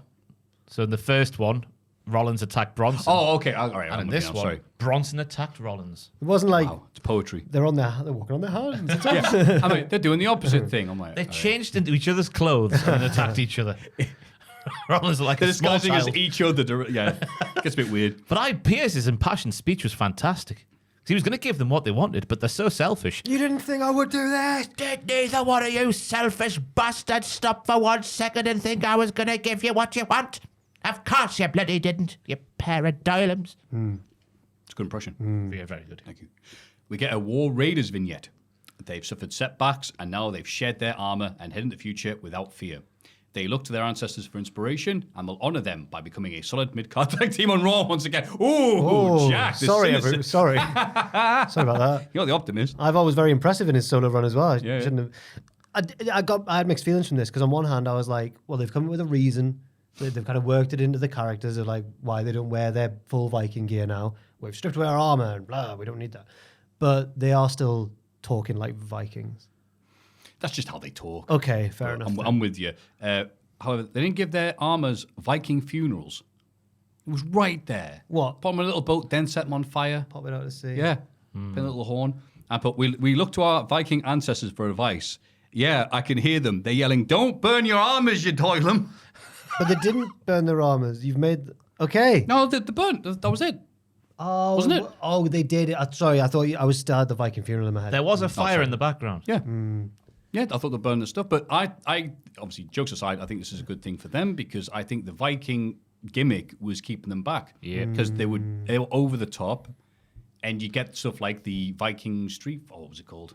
Boat to Valhalla match, whatever, the thing with the boat. That was good, though. No, I liked it, but then it's like, oh, that's just going to be the thing that goes very cartoony. Yeah, I can't wait for Valerie Hallett to come back dressed like a biker because they look like bikers now, don't they? Part of a biker's gang. I can't wait for it just so Cole can go, oh, where's the horns? Here it is. Oh, he loved Beep, beep. the antlers, He's didn't on he? a motorbike now. Or she has the front of the motorbike stuck to a heel. The handlebars. Yeah. So no one can talk. No one can take the bike away because she's taking half it with her. She is the motorbike that Eric and Ivar come down to the ring on. Oh my God. What? And they're on top of each other. It's on just one an little bike. impossible image to imagine. I just can't. No, get in there. it's a very possible image. How can they both fit on that little lass? No, one of them get Like on the Wallace other. and Gromit will have a little sidecar. That's exactly what I'm thinking of. Yeah. Ivar goes in the sidecar Yeah. because he's hilariously big. So how will he fit in such a small place? And then Eric can ride his wife down to the ring. Yeah! Nailed it. Shabba! And so they'll be taken more seriously now as a result of that. The JD lads have a new clubhouse, but Raquel Rodriguez isn't happy about Rhea Ripley. Liv calms her down and wants to concentrate on Nia Jax, while Finn and JD should be concentrating on the tag titles. Balor interrupts because he's concerned about Priest going for the World Championship again. Dom says maybe he'll win the title from Gunther anyway, and the rest try not to laugh. Liv says Dom could totally beat Gunther. Raquel asks Carlito what he even does around here. He says he brings the cool factor. Yeah, more on that later. She isn't impressed, so he also claims to be a fixer, so he'll make Dom a world champion in no time. He heads off to speak to Pierce. I put Carlito contributes nothing but is here every week. I can relate. You're the rudder. Oh, he's dabbed. The Paul Rudder. The You direct the podcast. razor rudder. Yeah, the razor rudder. The most interesting part was Finn looking pissed that Dom would dare go above his station and suggest he could be a contender for the world title when that's his title. That's my title, they'll probably say next week. I thought the feud with With Priest was accent. over. How dare you, Dom? Do you think that the feud with Priest is over and Finn just hasn't let go yet? Because he's like, oh, we can't let Priest go for the belt again. I mean, he lost very He lost decisively. clean, yeah. I mean, But he's still going on about it. But I can't work out if that's them saying the feud's still going in like Jericho fashion, or whether that's just a little last bit before he transitions into Right. another feud. yeah, I guess JD can't go, well, no, I can't chant Priest ever again. I'm a loser. So yeah, he's got to say something. I think we're going to lead to the JD breaking up here. Whoa. I think that's the start of it with Finn getting annoyed at Dom. Imagine saying that a couple of years ago. That Finn would get annoyed with Dom. Unthinkable scenes. Yeah. The times they are changing. What we got? Trick Willie is in the crowd for the next match. Ray and Dragon Lee versus the Creed brothers. Chad Gable interferes from the outside, but is confronted by Zelina Vega, who takes out Ivy Nile, and the LWO are able to get the bloody win. Yeah, Dragon Lee see getting the that coming. pinfall. Yeah. Whoa. What are we doing here? Look, the Creeds are right there. Chad's right there, and we're having them lose all the time. What is it? Yeah, that is. I think this will be a victory that won't be remembered. This is during the tournament thing they're doing. You know, the number one containers match. Yeah. But while it was happening, I was happy because Lee nailed the dive outside so fast, so furious, so Tokyo drifty, that he missed Julius completely and thankfully hit Brutus on the way down. That's a good lad, Lee, you directionless goon. And then I thought, well, he's getting to do this cool dive, he's going to show off his stuff, and like PWG style, getting your stuff in before you lose. No, he got stuff in and then they got the win. Yeah. Bloody hell. Well done. It's not going well, but well done, Lee. Ray was obviously there, looking good, because Ray is forever. He's going to be doing this until he's 90. Up the stem Until he's cells. 90. Yep. Get them injected, kids. Popping them out and drinking them like Steve Austin at the end of the night. I do agree with Ross, though, that it is a shame the Creeds are losing. They shouldn't be losers. I just They think should be there's winners. more legs in the Creeds and Austin. Bloody Dragon Lee hell, and Chad. Oh, Chad's right. his name, not Austin. Chad Gable. There's more legs in America made true than the LWO at this stage. Yeah. LWO has been a thing for a couple of years. They haven't been doing much, if anything, recently. But then you remember, what matches is building up to? A triple threat match next week. Which will then go to A thing. a Saudi match. Oh, is that where the final is? I assume so. All right. I think they need to recruit a new member to the LWO, the most Mexican man ever, Cole Custer, NASCAR driver from NXT, which we'll get to later on. His hips do not They lie. don't lie, and they say speed. Go home. They say make a wish. That's what it felt like watching him this week. I was a big fan of Brutus making Ray do the Bret Hart turnbuckle bump before going. Brutus has got all the banter. Like what Brett would do. He's banter creed. His laugh isn't getting over, but they keep trying it. It's That was fantastic to almost see. Grandmaster Sexay-esque. Yes. He used to holler all the time, didn't he? He did. Hold on, everybody. If you hear me. Trick Willie's in the crowd for the next. I've already said that. Adam Pearce apologises to Damage Catal for the Metaphor's actions and says he'll speak to the other GMs to work out a solution. Yeah, right. You mean you'll be in the corner, the other one's doing hard work, will you little git? They leave, and Carlito arrives.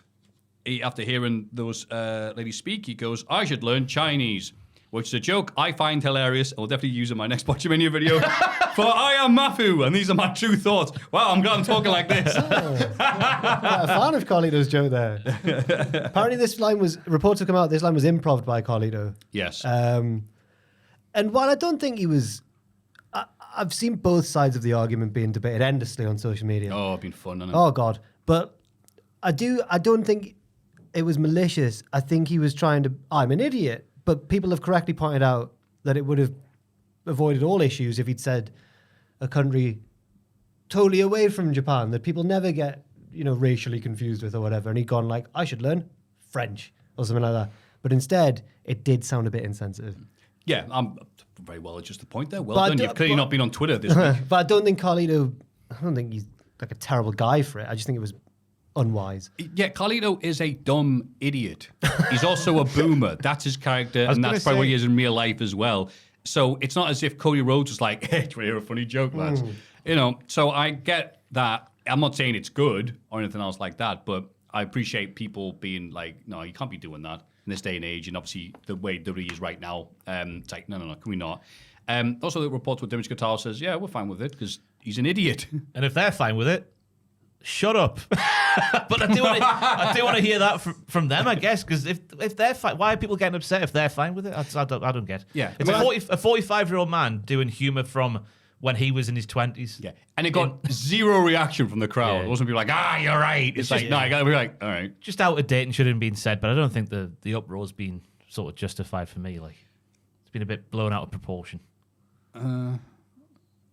Maybe. I don't know. Who am I don't really know. Who might have judged what I don't know people if get mad about. we're not the most yeah, qualified. exactly. I was going to say, I did think on this podcast, it would be horrible if people were saying instead of things about other people's cultures after we've done Irish accents. Aye, but that's the Irish accents. though. Oh, no, Christ. We're all a bit Irish lads, aren't we? We know them well. Oh God. There we go. That's what I mean. I love. Carlito They're did nothing wrong. They're a great bunch of lads. He did do it. He shouldn't have said it. It shouldn't have made the Yeah, air. it's like, thank you, Carlito. Because aren't they pre-taped, the backstage segments? Or was this one? You'd think so, right? Yeah. But they put the blame on Carlito and go, you're an idiot. And I appreciate that to be in these times ago and, okay, yeah, of course, that's a very insensitive thing. Yeah. But you know what? I don't mind that. Obviously, people being critical about this. It's like, good, yeah, racism bad. I'm glad we're at that part of life. It's just really effing annoying when something like this happens and you get all these people going, you wouldn't have survived a week in the Attitude Era. I'm like, yeah, a lot of the Attitude Era was gash, mate. Sorry to break it to you. Just like point out, I've got upwards of like 2 Irish friends. I'm not. No, after this. Anyway, and then Carlito pitches Dom as the next challenger for World Championship. Pierce laughs at the idea of Dom beating Gunther, but agrees to give him a title shot if he beats a former champion next week. Very mean from Adam Pearce, laughing at Dom's dreams. Mm-hmm. I think Dom can beat Gunther if he tries hard enough and believes. If Tony D can beat Ober, who's to say Dom can't beat Gunther? I reckon the person you'll face next week, though, is not of the roster. Adam Pearce, former NWA World Heavyweight Champion. Oh, He says former World Heavyweight Champ. I think it's going to be Big Bill Goldberg, is it not? oh my God, you're right. A little tune up before Saudi Arabia. Oh, you are right. Get the reps in, Billy boy. You big bald bastard. He is a former World Heavyweight Champion as well. Triple H.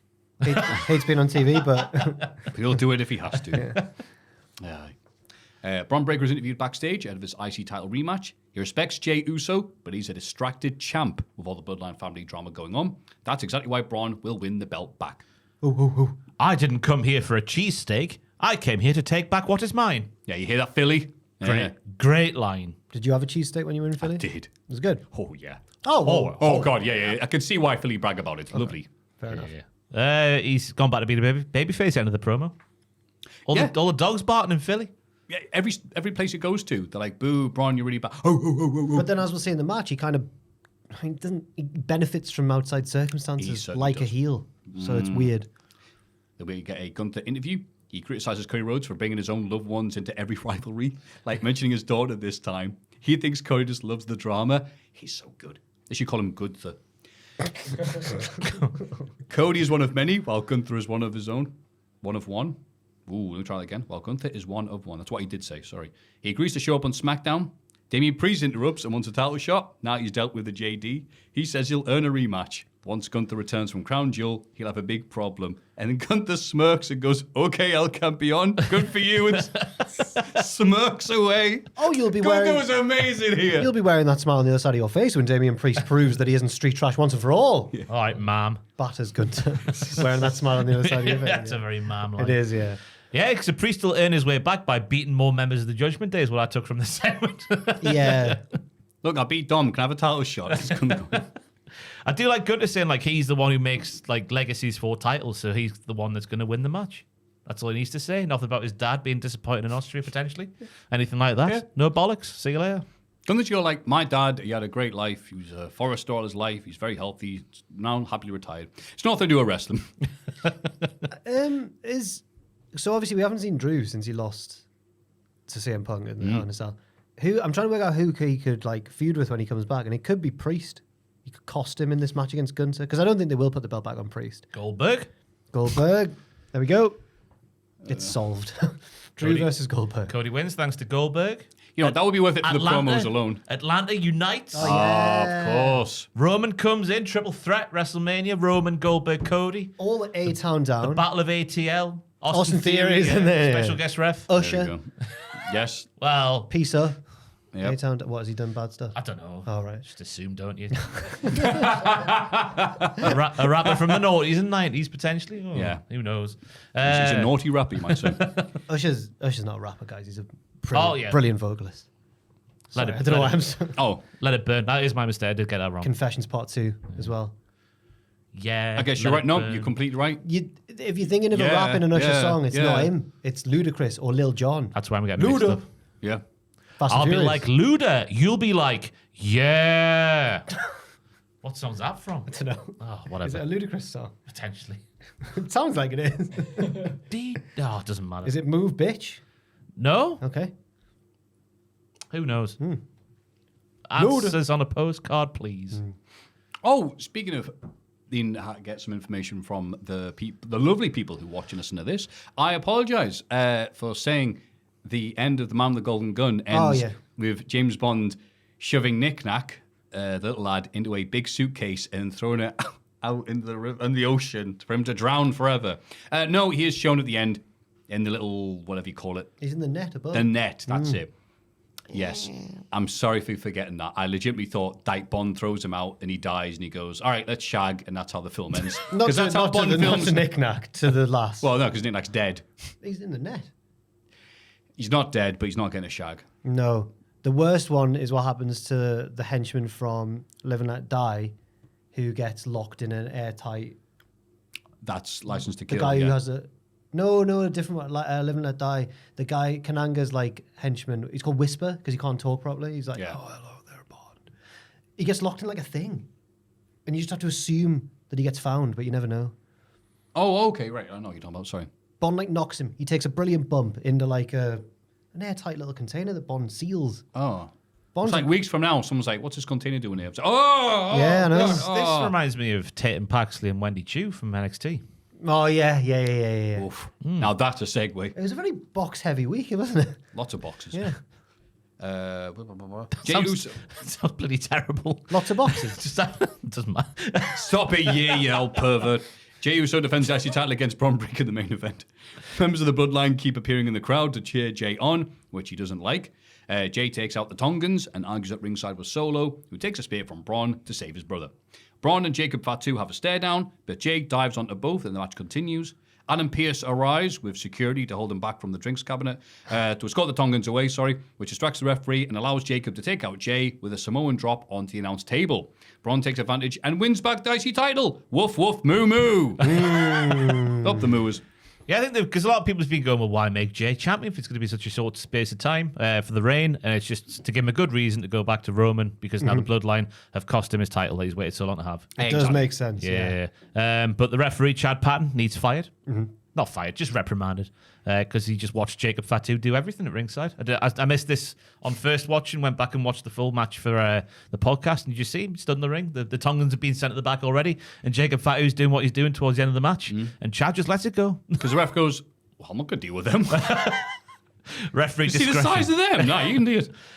My move of the week was, at this point, Braun's super spear onto Solo Sikoa, because it was more like a leaping lariat by The Undertaker back in the day. It went right around his neck, but it has since been taken over, Joel, so hold fire. Hold fire on that trigger, young gunslinger.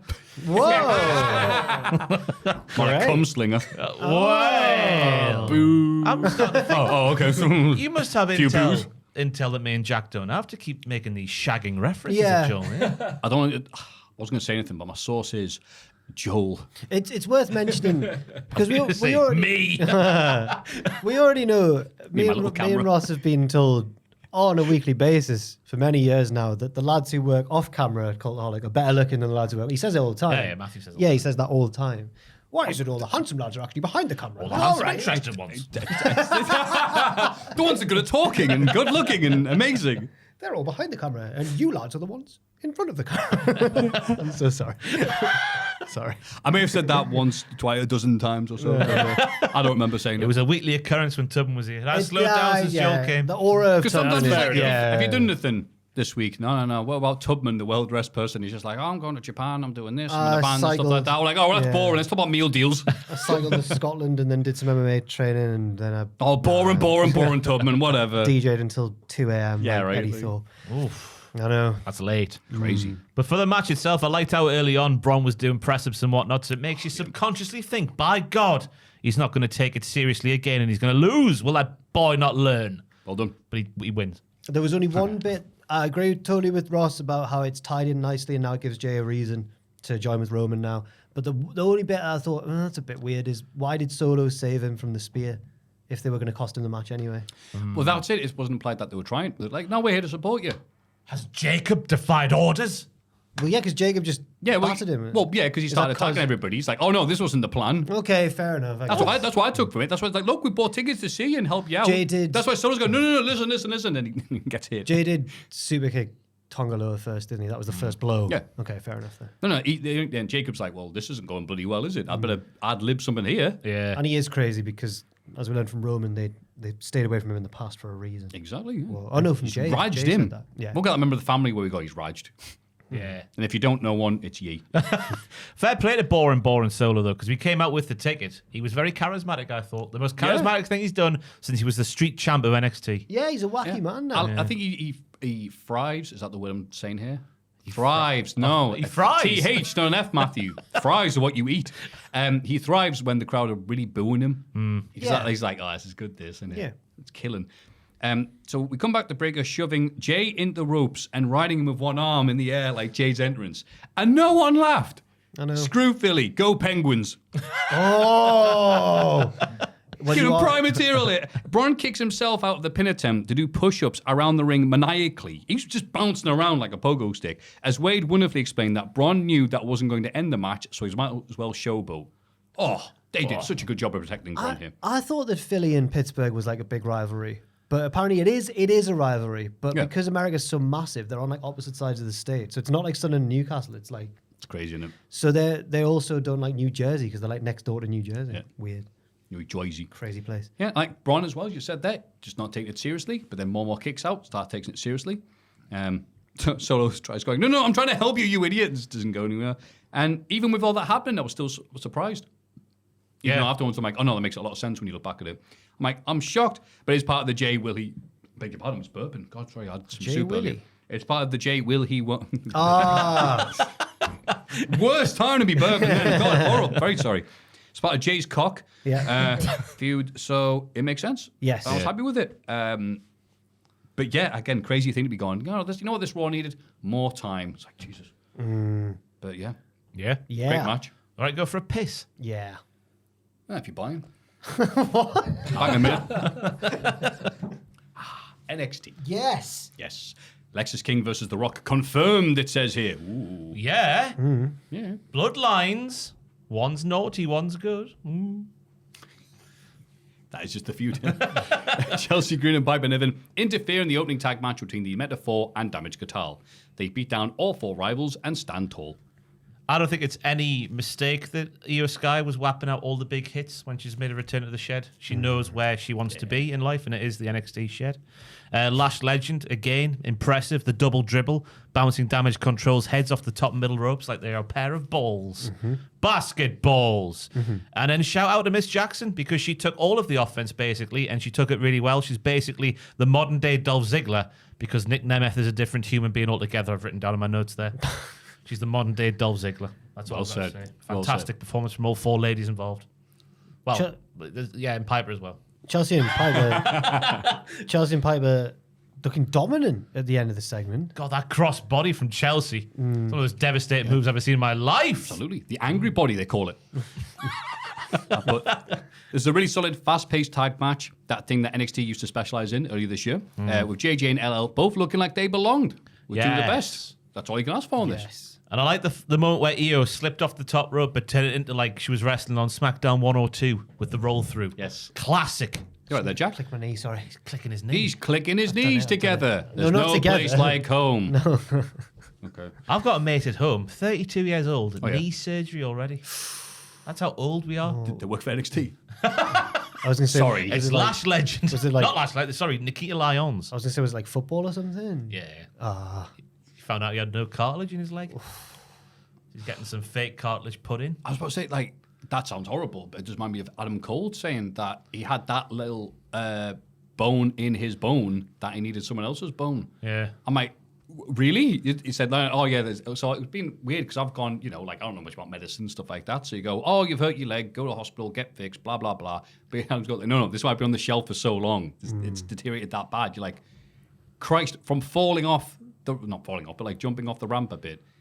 Must be obviously the straw that broke the camel's back. And all that after years of indie stuff, but it's just terrifying to think that your legs could be like that. Wonder where you got the bone from. A donor. Human or chicken? A little chicken thigh bone stuck in there? That would fit, in my opinion. But I'm not a doctor. In my opinion. Thank Christ. We see footage from earlier today. Hank and Tank hype up the crowd outside the performance center of NASCAR man Cole Custer. He arrived in his gear. What a mark. The biggest mark like I've ever seen. Solo, he's got a dark match after the show. No, hang and tag with the right lads to pair up with him, I suppose. Yeah. He looked like all of his dreams were coming true. Yeah. Oh, absolutely, yeah. The 6-man tag, Hank, Tank, and Wank. I googled him. No, I don't want to be too harsh to Cole Custer. I'm sure he's probably very rich and successful in his NASCAR field and all that. He's 26. He's 26. I thought he was about 47. I was going to say, holy Christ. Just going to make sure I've not made that up. But I think, yeah. That's a terrible... No way. Please, Joe, please. I know you're doing a lot. Please get a picture of Cole A Custer. terrible advert for NASCAR. He is That's- 26. I've just. Oh my pulled it up. God. all right, good How long has he picture. been NASCARing? The verb to NASCAR. 1897. Cole Custer. Cole Custer. Silence. Wait. Oh, no, sorry. Dramatic effect, silence. Ooh. Oh, close. He's got quite smooth skin. When he's had a skin. shave, he looks younger. No, hang but on. when he's got his tash, Yeah, go. Nah. I'd say he looks about 30. He's committing insurance fraud. Look at yeah. that. Whoa. No way. Intensity, integrity, Cole. That's an astronaut. That's not Cole Custer. Look at that smile. He's been to the moon and back. He does look older than 26. he looks older than 26. Yeah, he does, yeah. No way. It's all about Oh, it's got the boom. NXT advert sponsor, whatever. It must be a... Oh, do you reckon that's on there for good? NXT as being in- an official sponsor of his.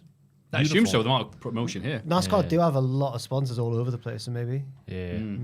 Why does he look so deranged when he's talking? Look at that picture. Doing Lemon no favors here. sherbet.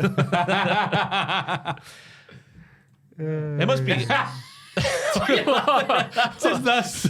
Now we're just laughing at a man. the Cultaholic photo of him. He looks on the younger. He website. looks younger than Earthquake did at the same age. To be fair, It must be a pretty stressful way to live, like doing the old NASCAR. 100 miles an hour, bro. Margin for error is quite small. Looks like a pretty happy guy though. I He might did be this from- week. He was buzzing. What's Dixie Vodka? Is that like his alter ego? Dixie Top of the go. Scroll His up. co-pilot. What? Scroll up. Scroll up. There you see all those words there at the top. All right. Dixie Vodka. Is that his car's name?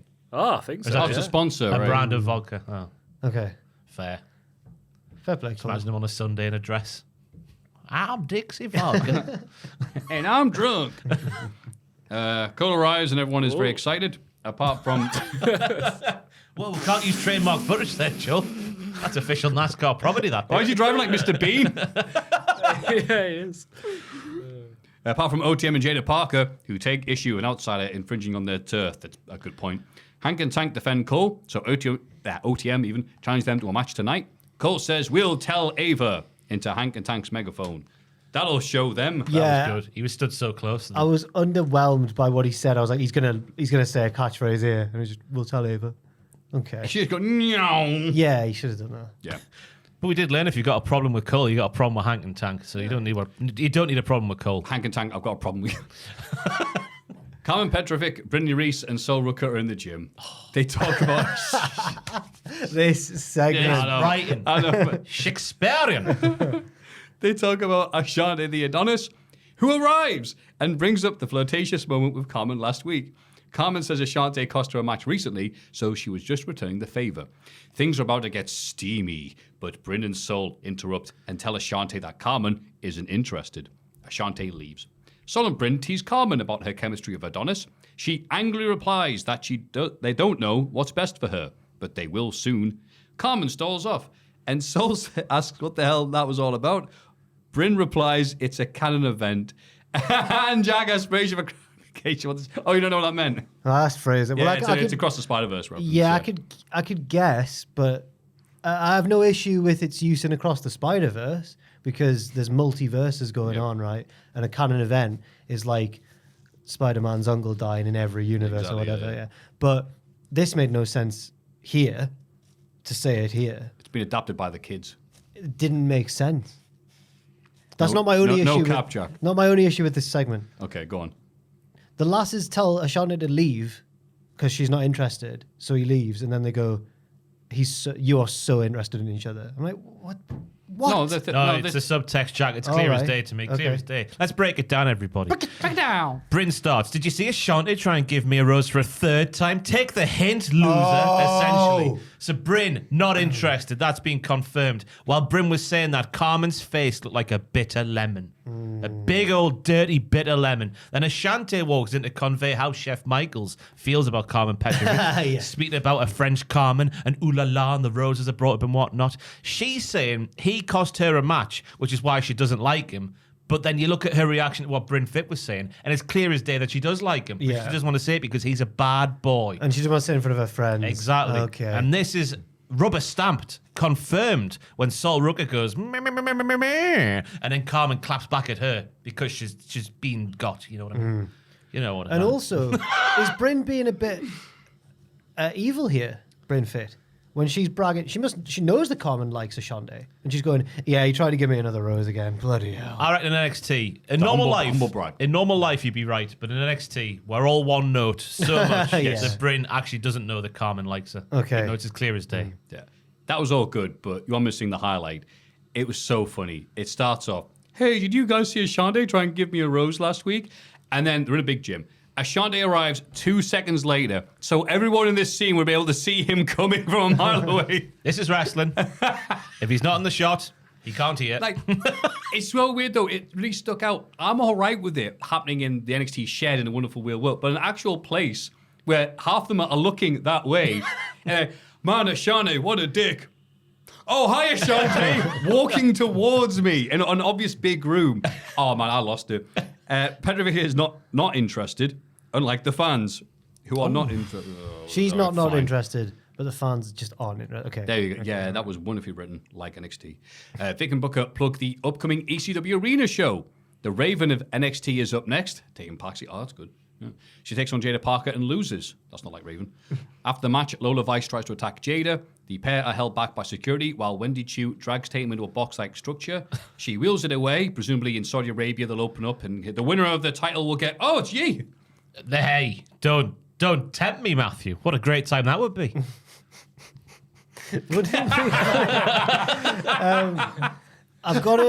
I've got to Come in commend... with a look, Ross. You know what? I'll just say it now. Ava's at the top of the GM rankings this week. Go on. I've got to commend... Out of the three shows, NXT was the most... it ran smoothly, the smoothest.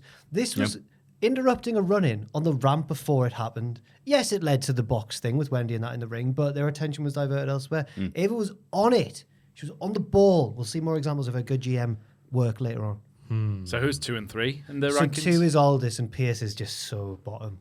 He's lost control. And Christopher Daniels is not even there. No, he broke up a fight on his own on Dynamite this week. He's in a different list. Yeah. Yeah. He's the fallen angel. Div 1. You can't mess with Daniel. Divvy 1.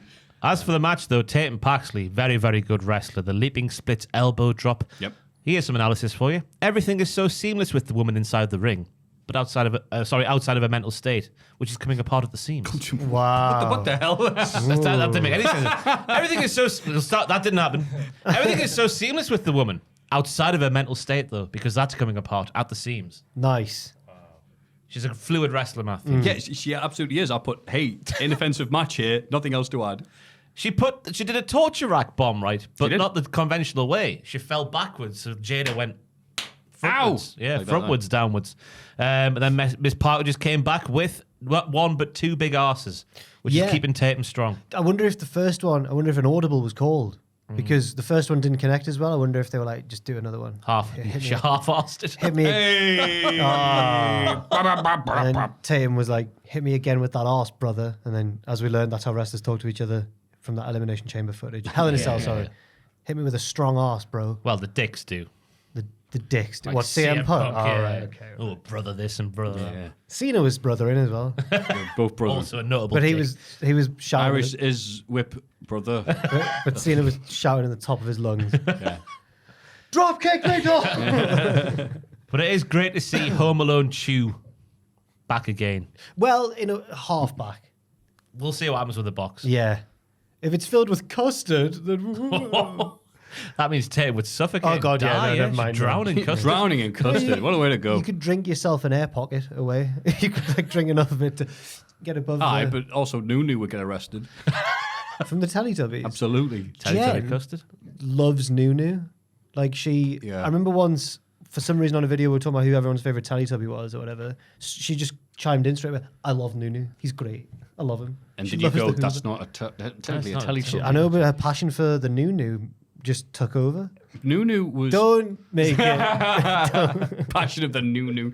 Nunu, for some reason, was part of some country's pride event. Okay. I don't know, went like, be yourself, and it was Nunu. Like, I don't know what the implication is that. He's like, a unique lad, isn't he? Would it He's be a Hoover? He's a Hoover. Be a Nunu. In a world of Teletubbies. In a world of Teletubbies, be a Nunu.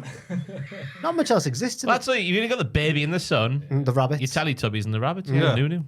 Yeah, he is. Yeah. He's unique. And the baby and the son is Can as you, well. Joe, you don't have to try and find it, but you know what else be doing right now other than write your noveler. You can look up Nunu LGBT. Because it's like, oh, that's not, wait, why is that Nunu? It's like, I don't know what the story is behind it, but it got me good. Nice for Nunu. Nunu does a lot of... Yeah, I mean, Naughty- good luck finding it, Naughty mate. Like, Nunu. What's happened there? we don't talk about that. Full episodes. Oh. Naughty Nunu. Looks Hang on. He's spaffing pink ejaculate. Well, I imagine he's probably sick of doing all this unpaid labour for the Teletubbies. He thought, right, Yeah, it's I'm just pretty gonna bad. spray the custard all over. He's a slave, really, when He you is. think about it. He can't get out. So are the Teletubbies. Much They're- like Anne Frank.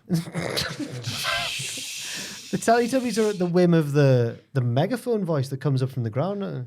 Time for bed now. Where is this that they do it? Do you know? Someone showed me it.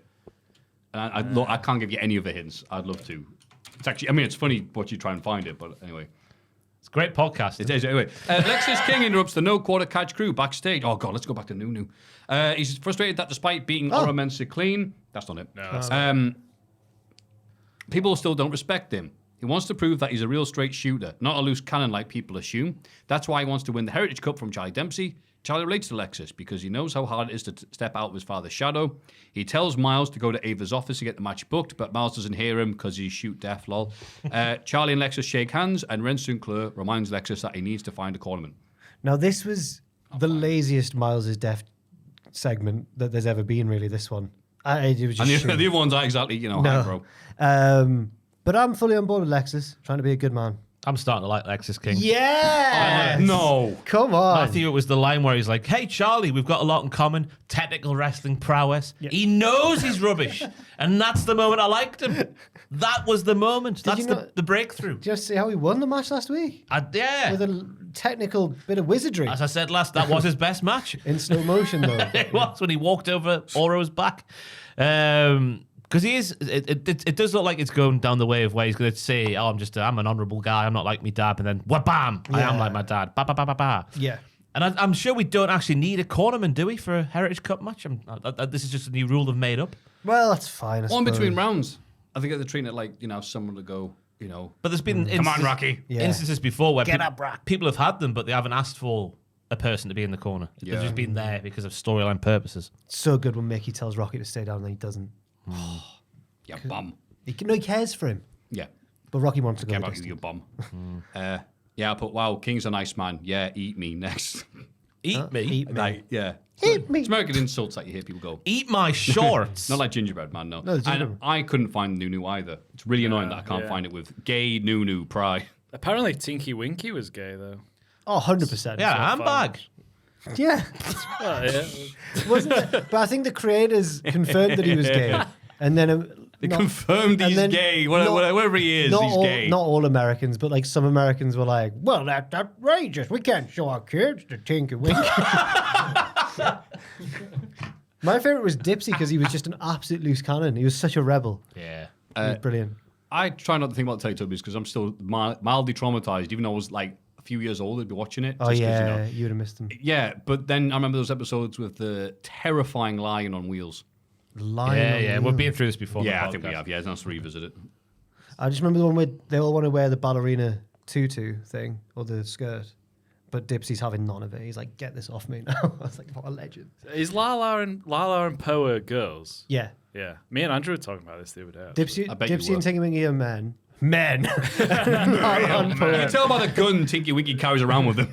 Lala and poor lasses. Yeah, Oh, fair. yeah. The loaded handbag of Tinky Winky. That's right, yeah. Just a massive brick in it. Smack Nunu with it when he doesn't do his job properly. Poor had the best toy. She had a scooter. Poise do my head in. No, Lala was. Look at me, I'm the little cute one. Yeah. Piss off, man, Poe, will you? Lala was all Grow about her though. She was like, "All the attention on me. I'm Lala." She's dancing and that. Yeah, and Dipsy had the Jamiroquai hat. He had a hat. Yeah. Tinky Winky had his handbag. Lala Was that Mark had... a Perry Saturn number as well? Yeah. Yes. Yeah. He loved the Who wore radicals. it better? He loved them. He loved his, what were they called, them shoes? Uggs. Was it? Not Lugs. Lugs. Dipsy in his Lugs boots. And Lala had a big ball. That was her toy. Yes. It's good, this. Lala had a great core. Well, those balls will do that. Yeah. The big balls. Stop it. Backstage, Javon Evans, Cedric Alexander, and Fraxium watch Wendy Chu push the box-like structure out of shot. Where's she going? Yeah. What's happening? For all we know, Tatum Paxley could be deceased as of us sat here right now. They didn't even There's- try. there's They what? didn't even help. Yeah. Shocking that. Nathan Fraser sympathises with Javon about his recent losses, but does it in a patronising way. I said patronising, I'm not patronising, whatever. Like an American. Exactly, damn it. Evans slaps him and Fraser has to be held back. Evans walks off and bumps into Wesley, who mocks him before skipping away. He literally skips away. He does. But hey, it's not heel to want to slap Fraser. Jack wants to do that every moment he's awake. No, we've been getting on this week, me and old phrase dog. Old That's Fraser. just the cheat. He says it stops now. Like that teacher from the advert. Fraser was asking upstairs what podcast number when we shouted Shearer was upstairs, and I didn't have a clue. So if anyone in the comments knows, please put it there. I know. Yeah, we were. Me and you, for some reason, were really annoying Jack. Well, I know how you were. It was mentioned on. And like Fraxium, you did nothing to stop it. It was mentioned on last week's game week, of yeah. who said that? Yeah. Yeah, so if anyone can help out, because someone's looking for it, put it in the comments if you know what it is.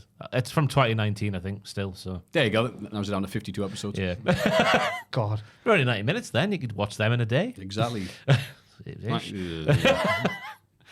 But Nathan Fraser and Axiom, the slow breakup continues. This could be it. This one. But what ranked me? Well, we'll get a little bit later. But Ava did some bad things No. for me this week, which really pulled her down Okay. in my personal rankings that don't exist. We've gone against each other now on the rankings, and I Yeah, might this have is, to. what do we do here? I don't know. What if it? But it's what not if- my rankings. I'm just no, but what if you convince me later on? I'm like, I've got to change. She them is now. a poo stirrer, is what I'm going to say. Okay. And I don't think that's right for a general manager. All right. Supposed to should be down control the chaos, Down not create the middle. chaos. Exactly. We get a vignette for Julia and Julia. Maffew. Julia and Stephanie. My head is autocorrect to say. Just say the Gilly word. and Be really Steve. funny. I'm like, yeah, but people think I can't do it right. Gilly and Steve. Steve talks about winning titles all over the world, but now she's achieved her ultimate goal of making it to WWE. Okay. Julia talks about becoming friends with Steph after they wrestled each other in Japan. NXT is a different environment for her, but she knows she can trust Steph. Once they've beaten Roxanne and Cora at Halloween Havoc, they'll be on their way to the top. She knows she can trust her, does she? Okay. Lola AEW, lads. Her goal was getting to the WWE always, forever and always. Say that. Also CMLL as Yeah. well. Yeah. Getting the dirt, Game Changer Wrestling. Yeah. And Stardom for a bit. Yeah. I didn't realize that Steve was the first woman to work all around the world. First South American woman. The to first work on. South American woman to all around the world. And I was like, Apart from the important bit, yeah, you're exactly right there, and I Ross. was like, that's not true. Mexico's in North America, and she's from Chile. I was like, fair. Chile. Like Alexis Sanchez, Clarence Acuna. Santiago. No, he's Mexican, isn't he? From Goal. Santiago Munoz, yes, Mexican. Damn it. Great Mexican legend. Chili like the good food. Okay. I've got nothing. The D'Angelo family find that Rizzo has been beaten down backstage. My head at this moment was spinning. Because if there's one thing we've learned about Oba recently, is that he's sexist. He's battered Rizzo. And I was thinking he's battered Rizzo. Yeah. No. Tony goes with her to the medical room while Stax accompanies Luca Crucifino for his match against Obafemi. I was annoyed because they didn't even ask her who did it. They're just shouting and go, medical! She's conscious, she's awake. And then later on, Tony's giving it the... I don't even know who attacked Riz. He didn't ask her. I'm Yeah, feeling... we're supposed to just assume that. Oh, yeah. Because then, up next, Oba wins the match and beats Luca down afterwards, as well as Stax when he tries to help. Tony D runs out, but Oba ties him to the ring post, like that protester that one time. He slams Stax through a table and Luca through a ladder, while Tony D can only watch and grimace. Whoa. Good stuff here. How can Tony possibly win the rematch? How can he do it with nobody at his side? When he doesn't need to pin it. Oh, No, I think... Do you not think Oba might win? no pun intended, but the deck is so stacked Against against Oba. Tony that he's going to win. Right, I get But you. I think- the Fed herring, as you say. I think Oba might have one more ace up his sleeve that we don't know about yet. Well, he definitely Who has. attacked Rizzo. Rawr. that would be because, like, oh my A little God, clue there, Maffew. like, Rizzo, she's back from the hospital. And then, yeah, Oba just punches her. No, Oba didn't beat Rizzo down. No, he didn't. But at this time, you're thinking he might, because the commentators even speculate that Oba would do that thing with that chair to her. So you're thinking, oh dear, what we're doing here with Oba.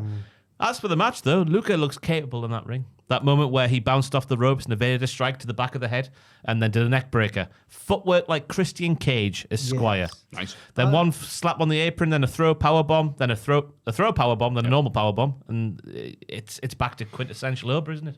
I was surprised that Luca was this good because they've been building him so slowly and keeping him away from the ring almost all the time that I thought, he must just be crap. But no. Oh, he's too busy with the legal ramifications of running a mob family. Okay. Yeah. They must be having lawsuits every week doing what they do. Murdering folk, drugs, pizzas, spaghetti. Go on. Don't touch the spaghetti, as Richard told. Well done. That's right. It's Yes. his famous meme of all time. Famous meme. Yes. His famous meme of all time. His favourite meme of all time. But yeah, I like the bit at the end there where Oba's just running roughshod over everybody. Yeah. And then Tony's arm's a bit too far away from the turnbuckle to get it tied up properly. So Oba's like, move! And Tony moves his arm closer. A little one for Botchamania, maybe, but maybe not. I was too busy going, wow, this is good. This is a good bit of business. Oba's little dance to the ring. I didn't like it, but I'll live That with one? it. Yeah, I'm like, He's been doing that for a little while now. Has he? That's quintessential Oba, yeah. damn it. Have I just missed it every time? He What are started- you doing I during think- his entrances? I think No, I'm he missing the started. podcast. I think he started doing it mid-reign when he realised that no one could beat him, and he got really cocky and he started being like, "I'm the best." Look at me. Yeah. He's having a good time there. Yeah. That's the dance you do when you've just punched Rizzo. No, no, no, no, didn't no, punch no, Rizzo. no, He hit Rizzo with a no, chair, no. as far as we know at this point of the show. No, he punched her off of the chair. You'll see. Somebody, NXT Anonymous, where were they? One time Oh they get them yeah. backstage, Where are yeah? they? They've been gone for a while now. Yeah. Who's recently debuted who could be NXT Anonymous? They've debuted, not been recently released because they've stopped appearing. Well, either or. There you go. Who has been recently Yeah, released? Don't know. Not ringing Come! Oh, God. He was NXT Anonymous. He's so inconspicuous. He's got a little bush. No one can see me. What's come doing with it? Just pretend you can't see it. It's easier. Yeah, Femi looked amazing out there, and the deal with the zip tie was beautiful. Look at me killing you, mate. Ha ha. Yes, so happy for this. But yeah, I still want Oba to win. So do I. Tony D, yeah, nice little run there. Don't care. Unless this means Oba's going with the main roster. Ooh. In which case, yeah, okay, I Tony want D, him keep to that up. beat Tricky Willie. Yeah, I think he's staying around NXT with his new love interest. Oh. So many relationships now, Maffew. As we'll see. And then we got another Delta vignette. She smashes through a brick wall featuring the Halloween Havoc logo and reveals her new ring name as Zarya. Yes. Zarya. Rhea Ripley later tweets Zarya and tells her to show everyone what she can do. Zarya's from Australia. So I didn't realise until now all this footage of this war-torn place has been is actually her homeland. Jesus Christ. A post-apocalyptic place with the sand and the giant Wow. spiders. The ash is and on for stuff. months, Maffew. There's no CGI. It's just her in a back garden. You will live in. Yeah. That's what we sing to them. That's But what only we when the do. cricket's on. That's what when we it's sing to them. That's when it's To But only- greet them as they come off the plane. But only when the cricket's on, that's when it's allowed. Other times, they're great Good blokes. friends. Yeah. Good peoples. Apart from Home or away. Apart from Carl Fletcher, though. Well, more on him later. And then we get, oh God. This was emotional, this. Yeah. A Chase U video package. Andre Chase, Mr. Chase himself, talks about the university as a place for opportunity and positive change. But Ridge Holland betrayed all of that. The U welcomed him in with open arms. And for the first time, he was part of a family, apart from his own actual family, but, they're all down the mines. Ridge put Andre in an ambulance at No Mercy. So at Halloween Havoc, it's going to be another ambulance match. Come on. Yeah. Yeah. But that start where he's like, chase you is all the little things in life. Empowerment. Of course you like that. Yes. Empowerment. Political. There you go. Potential chances. Opening doors for people who have slammed in their faces. It was all about Ridge. And obviously, the mark of a man is shown in defeat. And Ridge proved he was an arsehole. And I hope Yes, that's what he said. that Ridge is killed in the back of the ambulance. Smash his head in like a watermelon in that film with the car door that I can't remember. Lock, stock, and two smoking That's barrels. the one. Thank you very much. Do that to his head. It's ironic, dying in an ambulance, isn't it? It's like, oh, God. You've been in less bad health than if we hadn't ordered the ambulance. Such is the wonderful juxtaposition of the match. It sounds like NXT, doesn't it? Yeah. But yes, I'm hyped for this. Looking forward to it. Oh, I can't wait for it. I'm like you. I hope he kills Ridge Holland. That's what I wrote down there as well. Do you want to read out what I wrote there? No, can't read that. But I agree with the sentiment. Hey. Ethan Page and Trick Willie have a confrontation in the ring. They said a lot of things. Yeah, oh God, look all the writing. Yeah, sorry. Trick says he should drop Page's ass like a mixtape. What he did last week. But he promised Ava he'd play nice, and obviously Ava's at the top of the league. So Brave from Ava. And this never led to blows. Yeah, it didn't. Page talks up his experience and says they've had very different paths to NXT. Page never had a state-of-the-art training facility or the greatest minds in wrestling as his coaches. He had to go through hell to get here. Trick What? gives him credit. He had some evolved matches that were gnarly. Yeah, there's matches where he did nothing but do moves to Darby Allin for 20 killed minutes. and Darby he pinned Allin him. several times. Darby gets a scoreboy and wins. Trick gives him credit, but isn't going to let Paige shame him for being blessed like that. Paige says Trick doesn't get it. He mentions his own hardcore credentials ahead of their Devil's Playground match. Trick doesn't take Paige seriously. Ethan says Trick lacks a devil inside of him, which is why Paige will win at Halloween Havoc. Trick says, I am tough, actually. Did you see me beat Carmelo Hayes and Ilya Dragunov and Pete Dunne? Paige scoffs at this. He talks about being far more savage than Trick's previous opponents. Trick says Paige has never pinned him, but Paige says it took him 17 years to be a champion in WWE. Now he's had a taste of gold. He's addicted. He's fed-pilled. Yeah, and then... Ped-pilled. Peck-pilled. Any thoughts here? Ross? This Jack, was anything? just a load of noise. Yeah. It's just a rinse and repeat job from Chef Michaels, unfortunately. Ooh, you've had it all handed to you. Ooh, I'm an old man. Ooh, Yeah. You don't know how good you've had it, you. Old man, mid-30s, Ethan Page. Yeah. 17 years is a long time to be doing wrestling, I guess. It was just all about the last two, that the stuff saying he's addicted to being fed, pilled, and then Trick at the end of the segment turns his back on Page, which means he doesn't respect him or is scared of him. We learned this from Cody Rhodes and Jake the Snake Roberts. Jake Snake. But again, it was just nothing. Yep. I thought Willie was outstanding here because Paige just went, bah, bah, bah, bah, bah, bah. And then, Willie says, I'm not going to let you shame me because I'm blessed. Yeah, it's not my fault. I'm good. Beautiful. And he says, I'm hardcore this, me. I've had so many matches that 3 people have seen.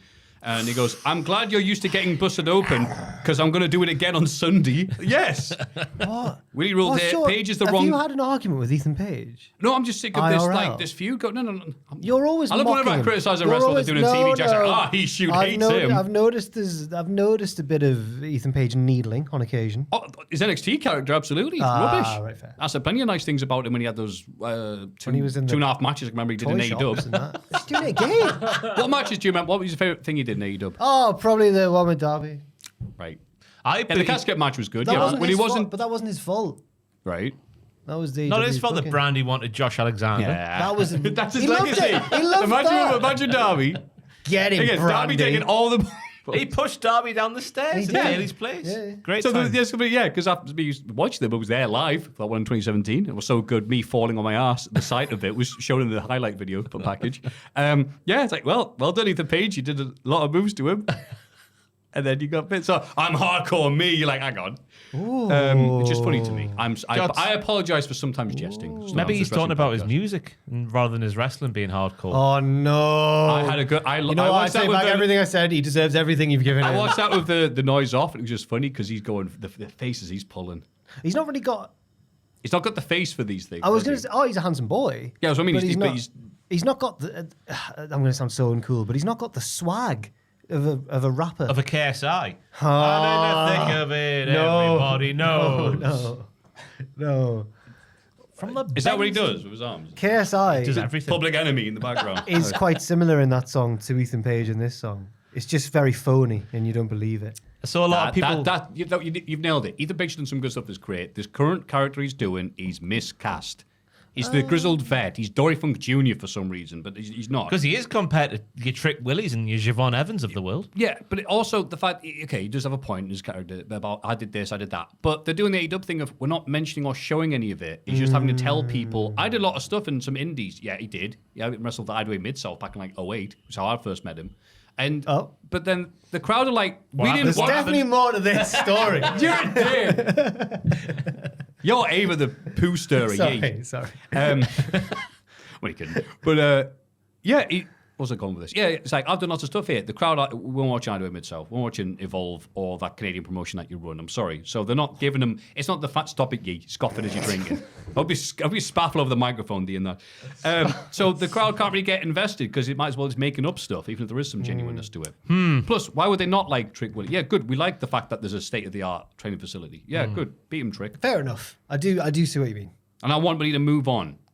That is a good point as well. It is frustrating that this feud's continuing because Yeah. it should have been over. And it's frustrating seeing people online tweeting that music video and going, "I hate NXT." That wasn't. It's nothing to do with NXT. This was their own extracurricular activity. I imagine Trick probably wrote most of it because he did one last week. Oh, didn't what he? a nasty thing to say about Trey. Yeah. Oh, come on, man. Do you reckon Paige wrote it?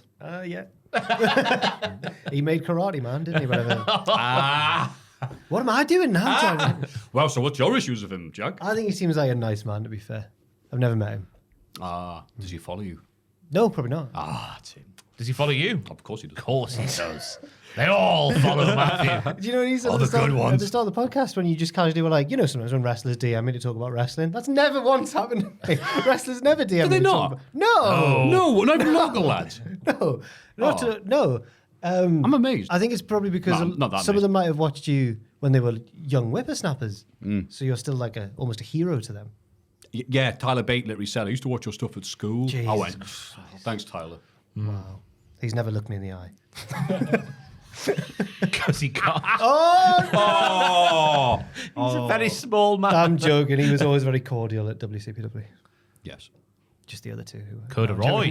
Oh, Corduroy trousers with a belt made of straw. I was just jealous of him because he was fashionable and he went beep, beep. Oh, my ride's here. And it was Toad Hall. And there's cars I need winding up at the front. I do miss him on NXT. He's a crucial ingredient that's a bit missing. Oh, I agree. It brings the Kavorka and me getting to see the stupidest stuff I can possibly say in a podcast without getting thrown off. So I'd prefer it if he was treated seriously and because he's a ludicrously talented wrestler, but they've seemed to have made yeah, him I think on different toadstool pages man there, now. bless him. Cora Jade and Roxanne Perez are in the horny kitchen. Oh, yeah. I felt wrong there. It did, yeah. Just two lasses Just in the horny kitchen. But Lex is King and Dante Chen are also in the horny I've kitchen. mentioned it at the end. Don't worry about that. Yeah. Just get out there quickly. So All right. don't think we're Yeah. fawning over the ladies. We're horny for all of them, all four. Fatal Influence arrive and talk about how they're going to beat Kalani Jordan. Roxanne agrees even, and they've all been the backbone of the women's division. Kalani interrupts and says the heels are nervous because the power is slipping through their fingers. She asks which member of Fatal Influence she'll be facing, but they don't tell her. In the background, we see Lexus King try and recruit Dante Chen as his corner man in the sexy kitchen. And Malik. Malik was also there. The second man, yeah. Because that was more interesting in the background compared to what was going on in the foreground. Especially when Kalani... Why would you ask two people at once? That's... Wait, they That came, would... what? they came and went. So it Oh, was, okay. Yeah. He asked Dante first, then Dante went, and then Malik was there. I clearly missed him asking Quick Malik. work there, but he's not desperate at all, is he? I clearly missed him asking Malik because I was so engrossed by what was going on in the foreground, which was heels agreeing with each other. And then Kalani actually being really brave and facing down 5 of them on her own. And none of them, and they did nothing. She really had the oil put into her joints, or Hey. whatever the Tin Man had done to him in The Wizard of Oz. That is what happens, yeah? Yeah. He's there going... You can- What? You mean is to get the oil? You lassie? can feel the division slipping through your little fingers, Cora and Roxanne. This was. I want to know who I face on the weekend. Will you tell me? No. Oh, no. Nah, What do you mean? We are lost in space. nah, this was her best promo yet, I think. No, she was. She was a bit more convincing than usual. Honestly, I think so. Because she's not just stood doing an interview on her own or in the ring doing a promo on her own. She's reacting and stuff. It was better. It was a step It up. still doesn't sound like a human No, talking but- to other humans, though. It was a step up. Also, she looked really tall. I was like, what's Aye. going on? But then, Heels. yeah, and Roxanne. She was wearing them. And Roxanne's short as well. She was stood next to her. I am taller than you. This is how Jack feels when he's around Tyler Big. No. Anyway. I've got, do you reckon we'll get into it later. Do you reckon they might throw DJ Jazzy N in there for the match? Jasmine Nix. Jasmine Nix. What, just to prove that she's got it? prove that she's a shooter, a veteran of the business. Oh, I think it'll be JC. Just because there was a little bit in the match later on where Jazzy N and Kalani had a little bit of a to-do. A to-do. So Maybe. Sound like Boris Johnson there. A to-do. Piss off.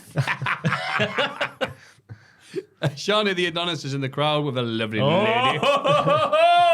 The next match, Carmen Petrovic takes on Sol Rucker, but gets distracted when Ashante leaves with the lovely lady. She looked like Christina Aguilera, I thought. Well, she looked dirty. No, she looked like Christina Aguilera. Okay. Oh, she looked like a genie in a bottle. Oh, beautiful. What have we got to do with her? Because that's rub Rub the the right bottle. way. That's how the genie appears, isn't it? Okay, technically correct. Sol hits a Sol statue while she's watching this unfold for the win. Yeah. The storytelling's backwards from Chef Michaels here, because we've got the heel man with the other lady, yet the baby face, I think she's still a baby face. She's wanting the heel man and not taking no for an answer. And rising above the man, she's still stooping below. Metaphorically, not literally. Oh, okay. Right. This is quite confusing. And I just think that Sean sits down every weekend with a quill and a bit of parchment and a lamp and writes his fan fiction and then puts it into the storyline. Yeah, I had some people message me going, thank you for reading, I'll bring up some of the Brett Sean fanfic. Oh, God. Do people actually look for it? Okay. Someone was just like, yeah, we know you're a man of taste, Matthew. I want to hear it PG'd and Joel read a bit. I think that would be great. I for thought the it was podcast. images. Is No, it no, images? it's all writing. Oh, sorry. Yeah, no, it's a theatre of the mind. Okay. Because the sexy red number went Dirty, down. sticky theatre of the went mind. down well with Joel doing some of it. Yeah, well, and Jack. So I like it. Featuring But Jack. with your Joel, accent. Joel, as a heads up, I would only do this with you given some time to find one that's safe for work. Yeah, is there any that's PG? I had to scroll past a few before I got the one I could say on the podcast with some of the tags that are included. You so can it's, this PG is- anything if you wanted to. I feel like we're dirtifying. That's it. Joel. Yeah. Like, we are, he's one of the pure members of the He's from podcast, isn't Ponte he? Carlo. I'm clean. See, that's it. So I straightforward. like corrupting I'm clean. poor Joel. Especially, he's going to let loose. He's going to be talking to a normal human being. They go, "What have you been up to, big boy?" He says, "I've been reading fanfic." What? Wait, come to Hey, back. You imagine Big boy. Joel's life is people just coming up to him and saying, "What have you been up to?" Absolutely. Big boy? Yeah. You know a different Joel to what we know on this What are you talking podcast. about? We have some at the party. He The was just, shaggings, the big boys, Yeah. all this, that, and the other. absolutely, it's non-stop. Yeah, He had to take up. That's why he does self-defense, just to get him away. Does he? He knows judo, and that's why he's been flying over his head. I've seen Joel on No. the pole. Yeah, On the pull. on the pole. When have I been on the pull? I don't know. Every time you step outside, every time you put your shoes on, mate. We were sat at the pub and there was a table of girls next to us on the next table. Yeah. That was it. That was Joel on the pole, really. You didn't Look try. at that one. I don't think you tried because you knew it would be too powerful. No, I already just had them. glance at him and say, God, I love her. But Oh, then yeah, I you don't do. You're it. quite forlorn, aren't you? I do Yeah. love a lot of people. He's a lover. I do love a lot of people. I'm a lover, not a fighter. Yeah. He's like John Lennon, who was actually a violent man. But anyway, sorry. He was terrible, Big John, wasn't he? Yeah, he was awful. And the worst songwriter of the two. Paul was better. Like bloody We'll have this discussion again. Eric Clapton as well. He's a bad Oh, lad, no. yeah. Oh, Jesus Christ. all the stars are here. I mean, terrible tragedy that happened to his Yeah, child. he's had a but hard still, time, yeah. really. Terrible guy. Yeah. Yeah. Right. Great quote from Booker T during Oh, I this was match. about to say, go on. Have you ever heard? Have you ever heard the pheromones? They're all over the place, man. Vic was better this week. I'm glad. I think someone had a word. Vic was better. Oh, after their shoot, Because after their shoot argument. Last week, Vic would have been like, no, expired. What are pheromones? Do I have to ring up Joel and he tell me? It was Vic pushed him. It's because you put it on Botchamania that I saw it again. Botchamania 500. Where Vic pushes him so much that Booker eventually goes, "I'm agreeing with you. Like, leave me alone." that again. Yeah. Trying to get fired. Back to the wrestling, the serious wrestling. Oh, God, though. yeah, wrestling Carmen podcast, sorry. Petrovic was. We know how good Sol Rucker is, but Carmen Petrovic kept up with her the entire way, and I like the finish being set up by being distracted as Ashante heads off for a shag. Shing, And, shing. Yeah, shing shing indeed. But Carmen's distracted because she loves Ashante D. Adonis. She wants the Ashanti. We've established this. But then Sol whaps herself in there, gets a shoot Snell Satcher in for the win. Yeah. Easy for me to say. You said it very well, mate.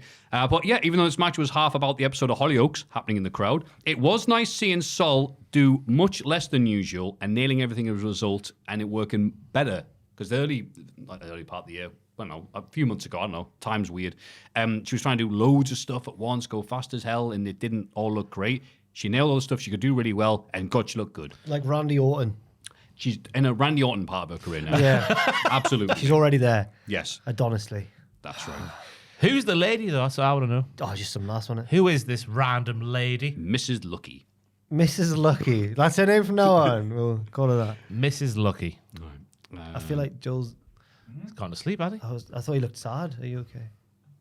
I'm okay. Sorry. So are we interrupting? Sorry. No. Oh, he's reading something. I thought you were just like sad there. Sorry. no. Brett took Sean to his side. Yeah. I thought it's because we'd focused on you for a while and I felt like I was quite mean. Okay. My mic is breaking though. Oh, okay. Oh. Backstage, DuPont, which is French for 2 points, and Tyreek Igwe congratulate Nikita Lyons on her return. She asks where they've been. In the gym grinding, waiting for their moment. Okay, makes sense. Nikita encourages them to be aggressive and not just wait for opportunities.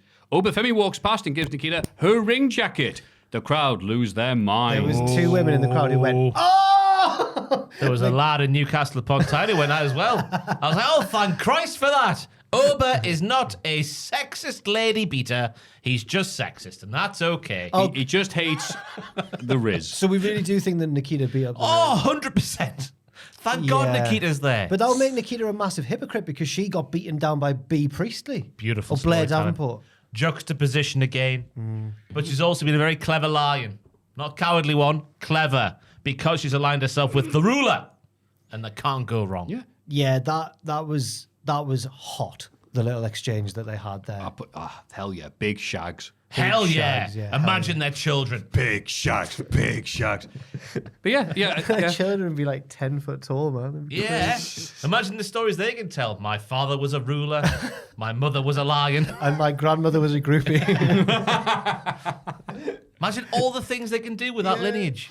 Sing, Sing, dance, dance, make their own music, twerk in a restaurant when people didn't want it to. make inappropriate comments about women. Yeah. Yeah. Talk an accent, but only sometimes. Oh, Oba and Nikita can both dance because we've seen from Oba with his little bouncy ending as well. Yes. They'd be the best dancer in the What a power couple. Brilliant. Hank and Tank take on OTM. Yes. Being a big shaggers. Jada Parker tries to interfere on the outside, but is taken out by Lola Vice. This distracts the ref, who doesn't see Cole Custer Oh, Guster. use his race helmet to tip the balance in the favor of Hank and Tank. Race helmet to the spine. That's not a euphemism, everybody. He literally had, it was one of Hank's helmets, wasn't it? Or Hank or Tank, one of them. I thought they gave him that in the backstage. Did they? In the bit Yeah, at I the might front, have they were like, missed wear that. this helmet. It's important to what we're talking about now. Just these. The faces win the match and dance to Lola Vice afterwards, including Cole Custer. Wrestling's back, everybody. It really is. Was prime new generation. You know, the big lads. I can imagine the Godwins in there dancing with Pamela Anderson. That wrestle. that. Yeah, that's exactly what's going to happen. Just like that. Fantastic scenes. Cole just looked like he's having a ball out there doing his little dances at ringside in between the stuff in his racing suit. Fantastic scenes. When in a couple of years' time, when Cole drives Hank and Tank to the ring for their special WrestleMania entrance for them to win the tag titles, I'm fully on board with it because he's just a positive bloke. Yes, he bent the rules slightly, but It was for the benefit But of good. NASCAR's about cheating. yeah, The you entire know, history is about drivers cheating their asses off to get more fuel in the petrol and the engine bigger and all the other stuff they've been doing. It makes sense for a NASCAR driver to be a deceiving, lying little cheating bastard. I think that Oh, was Ethan Page one of them? I think that stock car racing started, unless this is just the story in Talladega Nights, but it might be true, started because moonshiners wanted to, or bootleggers wanted fast enough cars It's to outrun something the like that, police yeah, or something yeah. like that. Yeah, yeah. And here we are. Yeah. Decades later, still at it. Still at it. When Lola got in the ring and the music stopped, I was like, yes, it's happening. It's time to throw down. Yeah. That's it. Before that, though, in the match, Hank was like prime Cesaro and Braun Strowman in one vessel. Jesus Christ. I don't use those words lightly because he was in fuego. He was On like Cesaro fuego. and Braun Strowman. So he ran around the ring. he was in fire. Yeah, imagine Cesaro and Braun in one vessel doing what they do at the same time. That was Hank in this match here. Jesus. He was fantastic. My wrestler of the week, some might You can't say that. You can't say that. I'm glad you liked it. I just put Custer's last blonde. Oi. Is you talking about the match or Cole No, himself? just cold. The All right. ringside was Divvy Hellman. But no, Hank and Tank, I'm glad getting a push. I think they're over the crowd. Yeah, they're two bodacious You belly think? boys. Honk, honk. Well, because sometimes sometimes my mind wanders, I guess, and I think, are they over? It's just because we like them on the podcast. No, Yeah, the yeah. shed popped. It's hard to gauge how over they are versus how they would be on the main roster, though. That's a good point. I think they could get over. You on the can't main fail on the main roster with them two. roster. No, yeah, they've You can't got fail. they've got We almost said that like about Mello. They've almost got like Outrunners energy. They're just like Labradors, man. They're great. Like Labradors. Where we at? A furious Nathan Fraser wants to put the tag titles on the line against Javon Evans and Cedric Alexander. Ava points out that Nathan might want to check with his partner first. Action is hesitant, but Nathan makes him agree that they're the best tag team in the world. They leave, and Lexus King arrives to talk to Ava. He needs help finding a cornerman because nobody trusts him. Ava has little sympathy. Get him. Lexus is sad because everybody assumes he's just like his dad. Ava wouldn't get it because everybody loves you guys. You guys? You guys. The Rock and Ava. Well, I was going to say, everyone probably assumed Ava was much like her father, but that proved to be true, didn't it, Ava? Yeah. You bland. She's everything her father's not, or her father's everything she... Whatever. You know what I mean? Yeah, but he doesn't have the admin ability of Ava. I explained that, just because my dad was this, what, your dad who held multiple tag team championships because he had people who did trust him. No, it's because of ye. It's ye, you're the problem, it's ye. Oh, like Austin? Like Pillman with... Yeah, right. Pillman held multiple tag team championships, you say? Yeah. Okay. I was like, don't trust me because my dad... No, ye, you pillock. Well, Pillman became a loose Dodgy, cannon. bearded weirdo. He pointed a gun at a man. Yeah, he did. He had a good read. He was invading his home. Yeah, that's true. In America, they have the castle defense. We're getting in a real political debate here. I know that. Well, Pillman did nothing wrong. That was a bit on the Vince documentary, wasn't it? They were talking about how there was no guns or anything. It was so great because it was family-friendly entertainment. Maybe a more adult family. It's like, what are you talking about then? Adult family? Yeah. We just interspersed everything he said. It's not as with if we someone. had guns, Pillman. Yeah. Kidnapping, assault in a way. Gold dust. Yeah, He's it's one of the everything. things. That's So why it's going to be a I complete throw bollocks. Like it's like Vince is a liar. No. So this is, I'm guessing, He this is where you mean Ava was stirring the pot. Yeah, because she says to Nathan, shouldn't you run that past your tag team partner first? The fact that you want to face Javon just and Uncle polite. Cedric, yeah? Well, how's that stirring the pot? I think that's polite. Come from her. on. No, no. I don't need to put that out there. You know what? You know exactly how that's I think stirring the Nathan's pot. the one It's at fault. 2 belts, Yeah. 1 cup. I'm sure Axiom would support Nathan Fraser with him wanting to get back at a man who just slapped him right in the chops. Yeah, but there's 2 of Axiom them. wasn't that supportive, though. He was Yeah. like, I guess She's I right, was." Because Ava made him realise something. No. Ava's so good, she can tell that a man with a mask is in pain. How good is she? She's had a great Yeah. week. But she was nasty to Lexus, though, and he's just trying his best now to be a better man. So it wasn't a perfect segment from Ava. It's the juxtaposition again. Brilliant. Just the burden and the blessing of a family name, you know. The tale as old as time. The burden of the Pillmans. The blessings of the Johnsons. Yeah, the blessings of the Johnsons.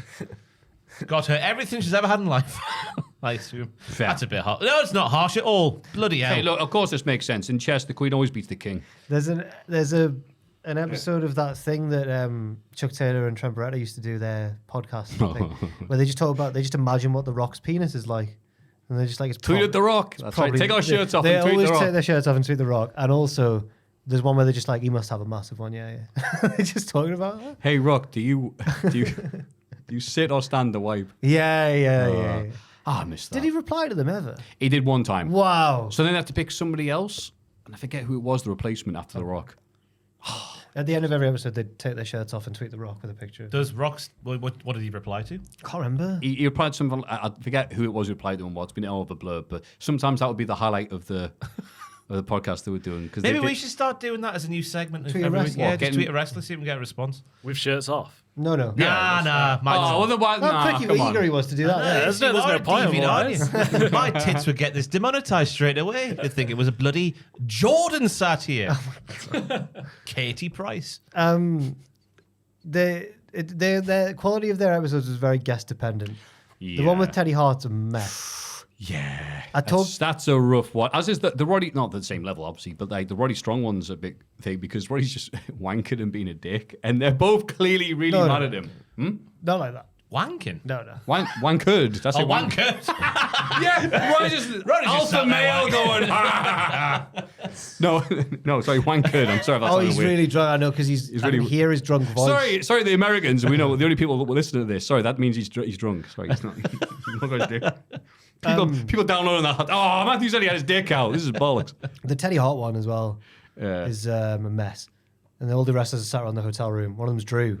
I think I mentioned it to Drew once. Yeah. I think he was like, Yeah, I didn't know what was going on. I mentioned to Chuck, Chuck's like, oh, that one was, and he went, look, I had no idea about any of the stuff, started talking, and we're just like, okay, can we end this then? I can't remember if I did ask Drew about that or if I've heard someone. I've put myself in the story, like when I thought it was me who grabbed the dollars at WrestleMania with Shane. Oh, Dollar. no. I know it wasn't me. I thought it was in my head. I've retconned myself in. Wait, what did you do? It was someone else and Ross both reached for one of the Shane dollars as it fell from the entrance. Oh. And it ripped in half. Yeah. And it was like King Herod. Neither of them got the... But... Well, no, because the other Sam had it in his hand. Let's say it was Sam. Had it in his hand, and the second he grabbed it like that, I just went psst, and then ripped it in half. Oh. Well, in the divorce, you get 50-50. Yeah. Exactly. It wasn't Sam, though. But then... Oh, I'm on the ball now. Yep. But for some reason, I've retold this story with Ross next to me. Oh, because that makes sense. You have to retell the story to modify it. No, yeah. no, I didn't know. I just put myself in the story and Ross went, that wasn't you. And I was like, oh. So I'm sure the formation was myself, you, Sam, And then on my left was Lord Voldemort himself. Oh, Jesus Christ. I'm like Lord Voldemort, he won't die. I'll stay away. Anyway. Anyway, my mum once drove into the barrier at the Tyne Tunnel with me in the... I was in the passenger seat. What a segue. She just must have been miles away and she drove into the barrier before it had come up, before she put her money in. And I was in the passenger seat with her. And then years later, my dad was like, Helen, do you remember when you drove into the barrier at the time? She was like, no. And I was like, I was there. And she just wiped it from her mind. So I did that as well. Maybe I've done that with the Drew thing anyway, is what I'm saying. Oh, God. Bless. I don't know where we've gone to there. It was terrifying. great, I was like, I could see the car accelerate. I was like, Mum. I mean, was she okay? Oh, I we was were laughing my all arse off fine. Because you just threw it out there She with no build. It's only a few feet in front of the car. We couldn't build up enough. But I just remember thinking, what? She's normally a very safe driver as well. Yeah. So the barriers are there, I guess. Yeah. Oh, bless you. Not anymore. No. You just zap your number plate now. Oh. Well. Pay on the app. We get a Ridge Holland video package. He mocks Andre Chase for having no control over the fate of the U because Ridge is tearing it apart member by member. This Sunday, Ridge will prove he's the most dangerous man in NXT and Chase U will finally be destroyed. I'm worried that he's right. I'm worried that he will win. Oh. Oh? Oh, I'm going to sneeze. Oh, I thought you were so emotional about it. I'm about to cry. I thought you were like, imagine if he beat Andre. I mean, imagine if he does, that would be a disaster because he's trying to take down the university brick by brick by brick. Mm-hmm. Whereas Andre's trying to take him down prick by prick by prick, I'd say. Nice.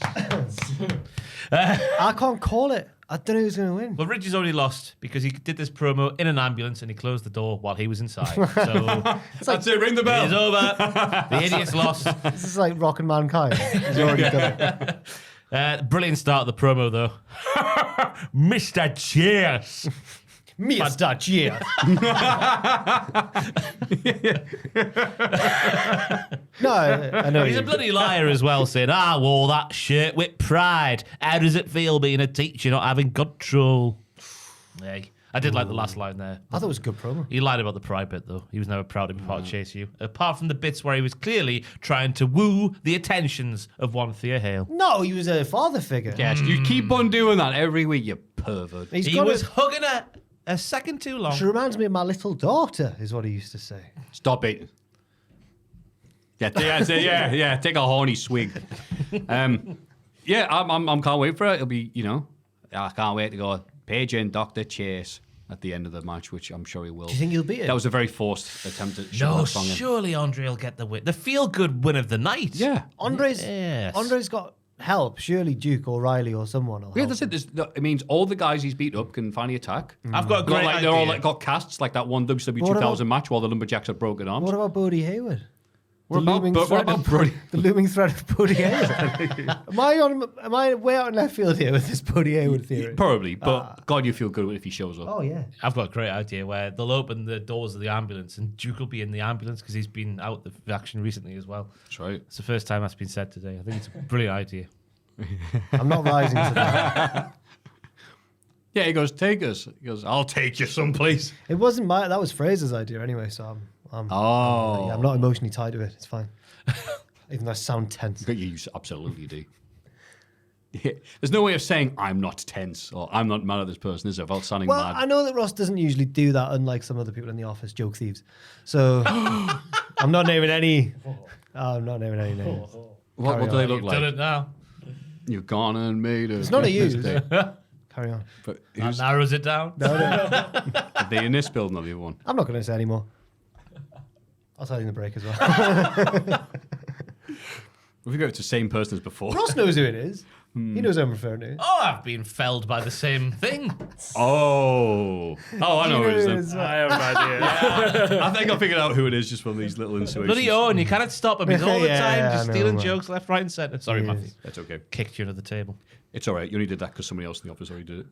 Tony D is interviewed backstage. He doesn't know who attacked Rizzo, but Halloween Havoc is going to be more than a ladder match for the title. It's going to be to personally beat Oba's ass. Unfocused. Well, he's mad.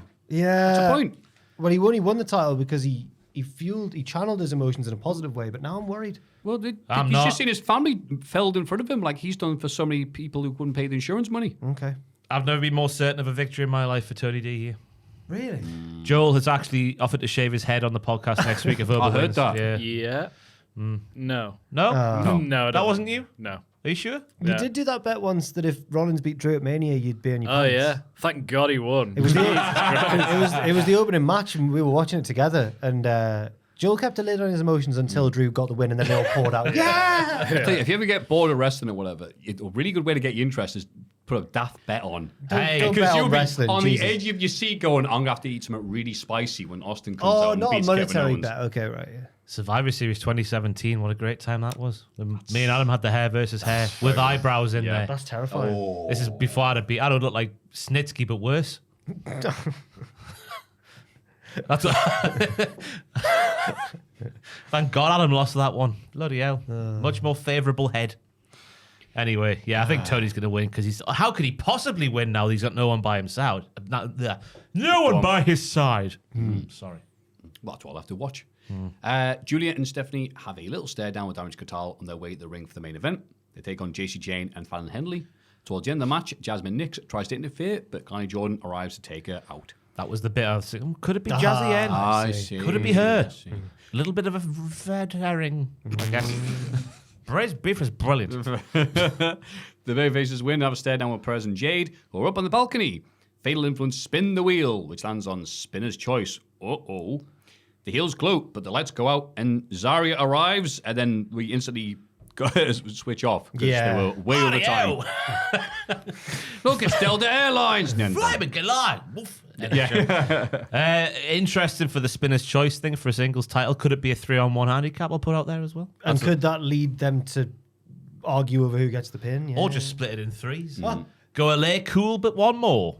One more O. Lay cool. It was just a story of the free agents, the former free agents, being good at wrestling, but the NXT stalwarts and actual veterans of the business just holding on.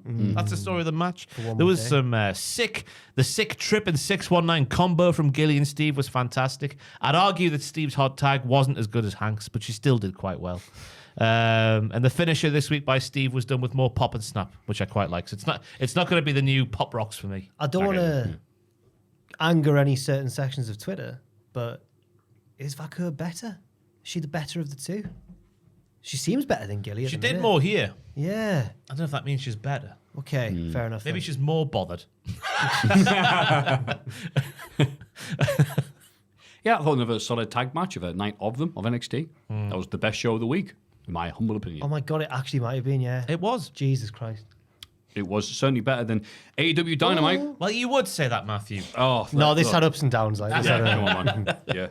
Yeah. We must fight to save this great company, which is scripted by the elite. That's who I was sat next to at WrestleMania, by the way. It was Miller. no. You know, that hateful, evil thing, Simon I Miller. don't even know if I'd met him at that point. You know, No? No. No. he was just a faraway creature to us down in London with his muscles. Creature. I don't know why I met him and he was lovely. So just like to stress again. Why do we always bring up Simon and then make it sound like he's a dick? It's weird. Sometimes it's tough to be genuine, isn't it? Sam Miller's a good guy. People are like, nah, you don't believe that. It's hard when you're English to do that. It really is. That narrative's out there. I think I said on the podcast a few weeks ago when we were all in at the top of Wembley Way. There was the two lads going like, "I bet you couldn't go over there and talk to him, Ross." I was like, "I bet I could." And I just walked over and talked to him. Yeah, you're doing that. And I'm like, oh, I'll wait to say hello to Simon, and somebody tapped me on the shoulder and goes, "Hey, Matthew, where's the queue?" Good times there. We open with a recap of Jon Moxley's evil actions. This is cut together with footage of Moxley in the desert. He says a caterpillar doesn't just get to become a butterfly, it first has to eat itself. Unbelievable. I love the scene he was in because he's burned down the forest. Oh, yo. The desolation is there. Yes. Australia. That's where he stood. Oh, RJ City's, if that's him behind this, as it was reported, he's involved with some element of the storyline. Oh, he is like noted Japanese director Akira Kurosawa. Yes. Yeah. Yes. Tonight, a little piece of somebody will be destroyed forever, but it's for the greater good. The greater good. Thank you. Yeah, a nice little bit of business here. I love the video package and the work they do to start off the Dynamites. The audio was a bit bad near the end, though. The music was too loud. The music was way too loud, so I was like, I'm in the desert. Hey? Anywho. I like the analogy about the butterfly eating itself the caterpillar eating itself to become a butterfly. Is that how that works? I guess so. Wait, I I don't don't know. know whether they cocoon themselves, but I They mean, it's cocoon like, themselves and they're eating themselves? I don't really know. Whatever, we know what he's trying to say. doesn't matter. But the greater good thing just confirms that he is doing it for AEW, not for himself. Exactly. Yes. And why aren't these wrestlers realising this, huh?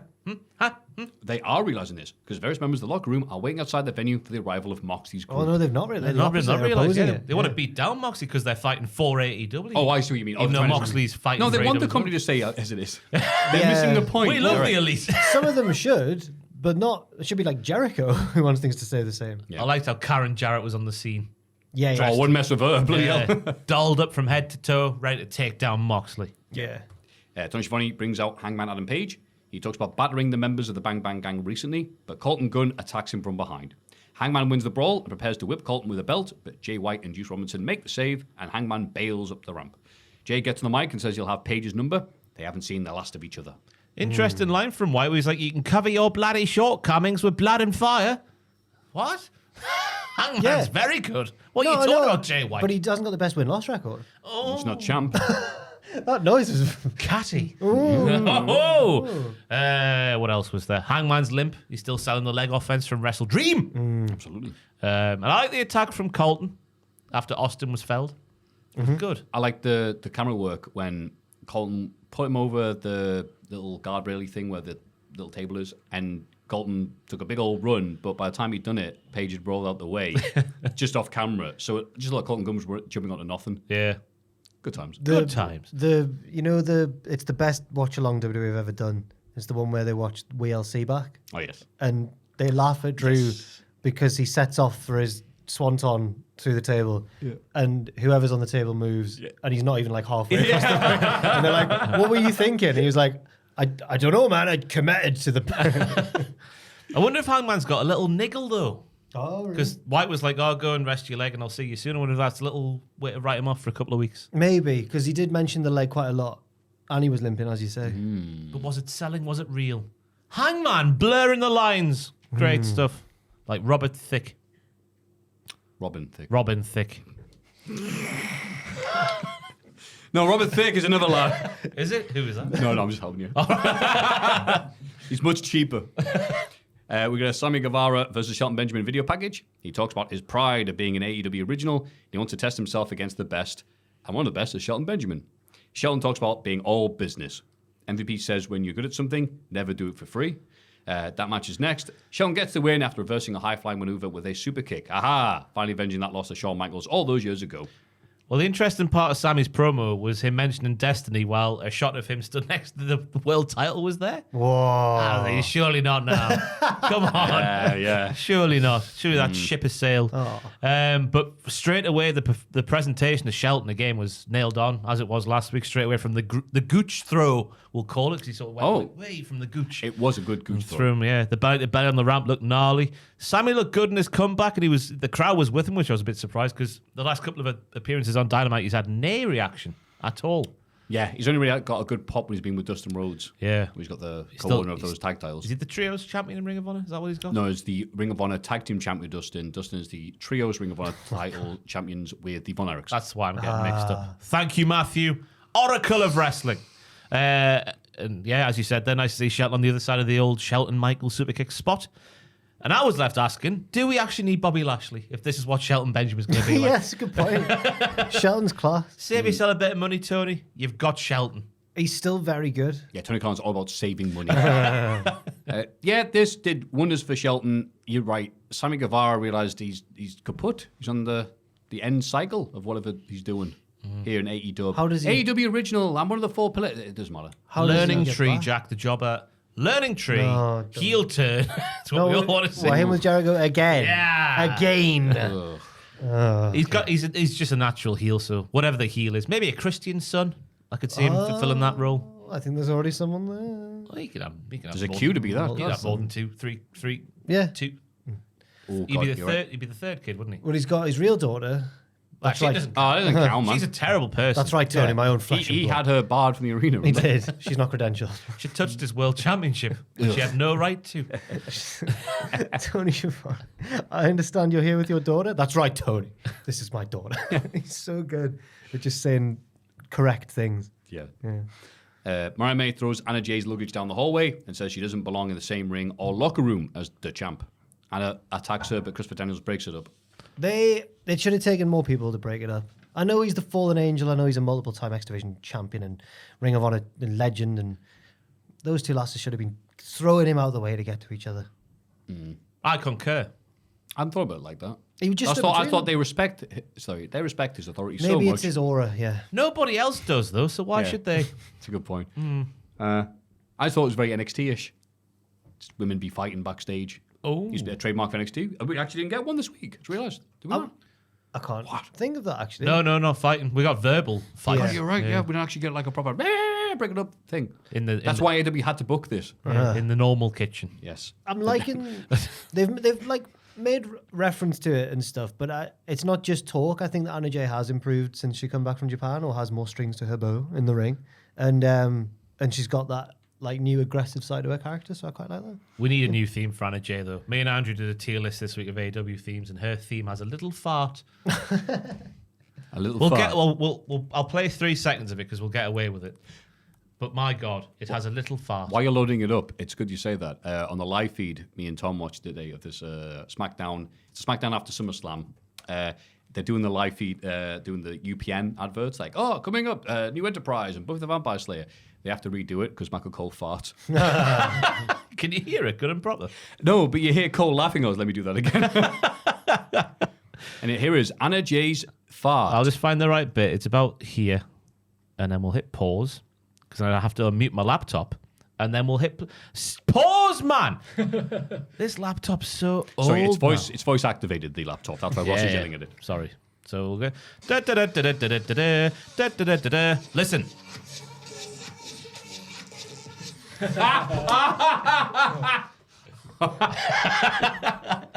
It's not even. At first, I was like, "That's just dubstep Yeah, I'm like, that's bass." just a- But then oh, it no, went, that is- they literally went, It's a wet one.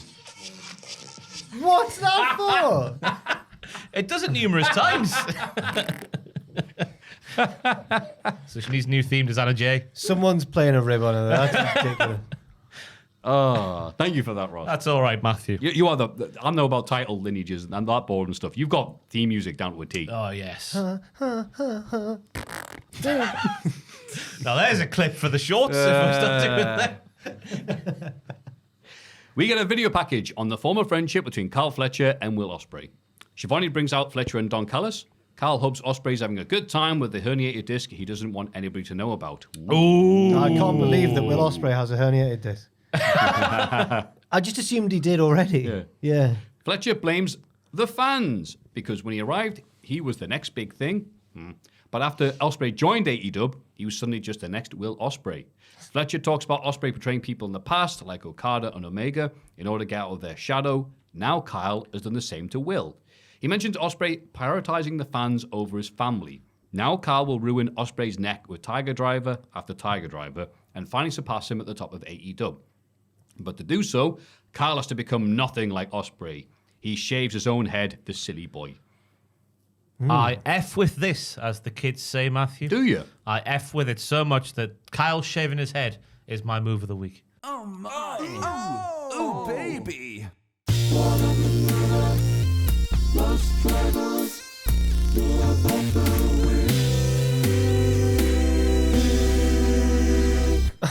Fantastic Interesting. scenes. Love the... What are you laughing at? It's controversial. That's It's all. not controversial. The camera work used... Because Kyle's face is fantastic. He's got a lovely face. Lovely face. He looks like the lead singer of Gorillaz. The mouth Oh he my has. God. He does look my like... God. Oh my God. Oh my God, you guy. What, 2D, is it? Yeah, 2D. Yeah. Oh. He's got a big mouth, hasn't he? So when that was zoomed in, he's shaving his head. I was like, this guy's lost the plot just because he hates Will Ospreay. Fantastically effective. I F with it. I like the little promo package they did before where Ospreay was explaining their friendship and how during lockdown and whatnot he was there for him and whatnot, and they were tag team partners and travel buddies and genuine friends. And he comes out and then the herniated disc line. I didn't know about that. Did you? No. That's breaking news. If it's true. Da-da-dun. I feel like I'm the one talking here. No, Help me no, out. Where did you start, I was waiting for you to finish. You go. There you go. I liked it if it hadn't been already for him already having a reason. Which is that Ospreay stopped him, which we all talked about last week. We're like, well, it's obvious what the reason is. But then they've come back with like these 3 more reasons, which all make perfect sense and work. But I think I would have accepted it if he'd started by saying, first of all, you're a nerd and you cost me the tag team titles. And furthermore, since I've had time to think about it, this and this and this. What are you laughing about? That's a good point. No, just imagine him saying it, just like. And furthermore, and furthermore, in an Australian. Before I digress, okay, fair enough then. But yeah, I'm exactly the same as you. He's doing a very WWE style, I'll blame you, the fans, and all this other stuff. I'm like, wait, there's a perfectly good, logical, and human reason for you guys to be beefing. Ospreay wanted you to win clean. You wanted to cheat. Ospreay doesn't like what you're doing. So, yeah, you could have been tag team champions if it hadn't been for bloody Ospreay. It's right there. It's one of these feuds where it's like, wow, it's about normal feelings and emotions and relatability. I think you're missing the point here. He shaved his head. He shaved his He head. did shave his head. Not even all of it, though. So he might come back next week looking like I did wonder, is he just going to look Keith. like Festus? from the Prodigy. No, he's got Keith to like the get, Prodigy's a good one. Oh, yes. The reverse mohawk. he's got to get rid of the rest of it. Nah, you know. He'll probably still look beautiful either way. That's the annoying thing, isn't Yeah. it? You come up looking the worst haircut alive, you're like, yeah, you beautiful bastard. But wait, he's annoyed at being called Slutty Ospreay. Better shave your head then to make you mega Slutty Ospreay. Well, I thought you were going to be gutted about him shaving his head because that's made him less Slutty Ospreay. Oh, Does that the make only him- thing you can do that's having a nice twink haircut is shaving your head, bald. Really? Does not If you being get away with it, like Like nice. a young Randall Orton? Yeah, big slut Right. Randy, aye. like Roy Keane. Is that what Roy Keane was Whoa, doing? don't get me started on Roy Keane. Ah, he's not a twin. Jesus. Roy Keane's his first name. For a shag is his surname. Yeah. His full name is Roy Keane for a shag, everybody. Great word. Shag everybody. Oh, nice. It Yeah, doesn't I matter, did yeah. too. Yeah. But yeah, so I'm interested in seeing where it's going, and I think it'll get better, but this is... Fletcher seems to be, I'd say, overacting, but he's doing it a certain way where I'm like, well, you've not been a human being now. You're like, I'm the heel. I'm like, no, Kyle, what are you doing, you idiot? I know what you mean. I still thought he performed it all right, but for me, it was just it wasn't even like it was all cliches and stuff. Yeah, there was it's the fans' fault. I didn't like that. But the stuff about Ospreay's done this to other people to get out of their shadow, so now he's doing it to Ospreay. I was like, that's cool, that's fine. But You know what? It's good, but it could be great. That's the annoying thing. Shaving the head was great. Wonderful visual. I've hit the wall here. I did. As Jack was saying, I like the comparisons between Kenny and Will, and then Will and Kyle. Same thing. I liked it, me. I thought the promo went a little bit too long for what Kyle can do, but that full stop exclamation point actually at the end was fine. Dabby dozy. Don even spoke once, did he? No. Good. Wow. He shaved his head so he'd be like Don. Okay. I've already just got that. No, next week he comes back with a There you red go. line, yeah. We're penis brothers. But there was a little bit of ad-lib in there saying, like, when the crowd's going, wrap it up for some reason. Because he's a heel. He shouts, this man's bought me all the TV time I want. That's nice. Nice little moment there. So he's Yeah. getting better as Kyle. We get a recap of Ricochet's surprise appearance at Maple Leaf Pro. My new favorite promotion. Yeah. Do you reckon there could be a feeder system? It seems tied to AEW, certainly, doesn't it? Yeah, makes sense. He's backstage with Renee and challenges Takeshi to a match on Rampage because Payback's a bitch. That's not a Rampage match. Well, it's going to be cancelled soon, so might as well do what you want. MVP and Shelton interrupt. MVP apologises for their past animosity and gives Ricochet a business card. Ooh. Ricochet doesn't say no, which is good, because if anyone needs to talk for him, it's bloody Ricochet with MVP. Yeah, he's gotten better, but MVP's still a great microphone man. Yeah. And I think a heel turn for Trev would be good for him. I agree. Yeah. Trying to get him lost in the shuffle. He's just one of the bottle. But then what is... One of the bottle? That's what Mourinho said back in the day. Oh, right. But I am not one of the bottle. one of I am the special one. Oh, if Ricochet talked like that. Jose Mourinho's come out this week and said he's still counting on winning the 2018 Premier League title after Man City's financial Do you see him fall over? No. Oh, Joel. It's No. phone footage. I don't want to see Mourinho brilliant. fall over. He's just walking through an airport or something. He just falls over. It's just someone caught on a phone so we can see on the podcast if you I want. don't want to see Mourinho It's fall. fantastic. His aura. What about his aura? Fantastic. There he is. Oh, it's at Wembley. Is it this one? Or is it Oh, that's Euro News, that, Joel. Yeah, we don't want that. There's a fan cam somewhere. It doesn't matter if it's not. Once again, I was expecting you to look in the background and Maffew not look at the screen and not say anything. Sorry. You got to say, Jose Mourinho falling over. Don't look. Of course not. Oh, it's on there. Doesn't matter. Yeah, Moment's I think we gone. got the idea. It's a great fall. Down he goes. Lance Archer and Brian Cage win a short tag match against a team called the Pillars of Destiny. I went on Cage Match. Of Destiny Child. Yep. I'm glad that Lance Archer's changed his hair back. It's still black, but he's changed it back to his old dreadlocky stuff. What did he used to do? Braids. He looked like Drew McIntyre Yeah, last he week, looked didn't just he? like Drew. Oh, right. Get it in his loose. face, Yeah. I put nice and simple squash like Morrison's own. Yeah. Chuck Taylor retrieves Kyle O'Reilly from the crowd of wrestlers outside the venue because Mark Briscoe's match is next, and Chuck is a good producer. Well done, Chuck. I didn't know Chuck was a producer until now. They mentioned it very briefly one time when passing. I'm like, oh, he's definitely done then. God. Carl heads inside, but Chuck starts to talk to Orange Cassidy. He talks about how they used to live together to make ends meet, but then AEW came along. Now Moxie's trying to kill the promotion. Chuck doesn't know if any of the waiting wrestlers can beat Moxie, but Cassidy can because he's done it before. It's time for him to step up. How many people need to ask Orange before the penny drops? Come on, Orange, pull your finger out your ass. And also, I might be mistaken. Did Kyle O'Reilly help Mark Briscoe When? in the match against Jericho? Rocky Romero came out. Yeah, after the match.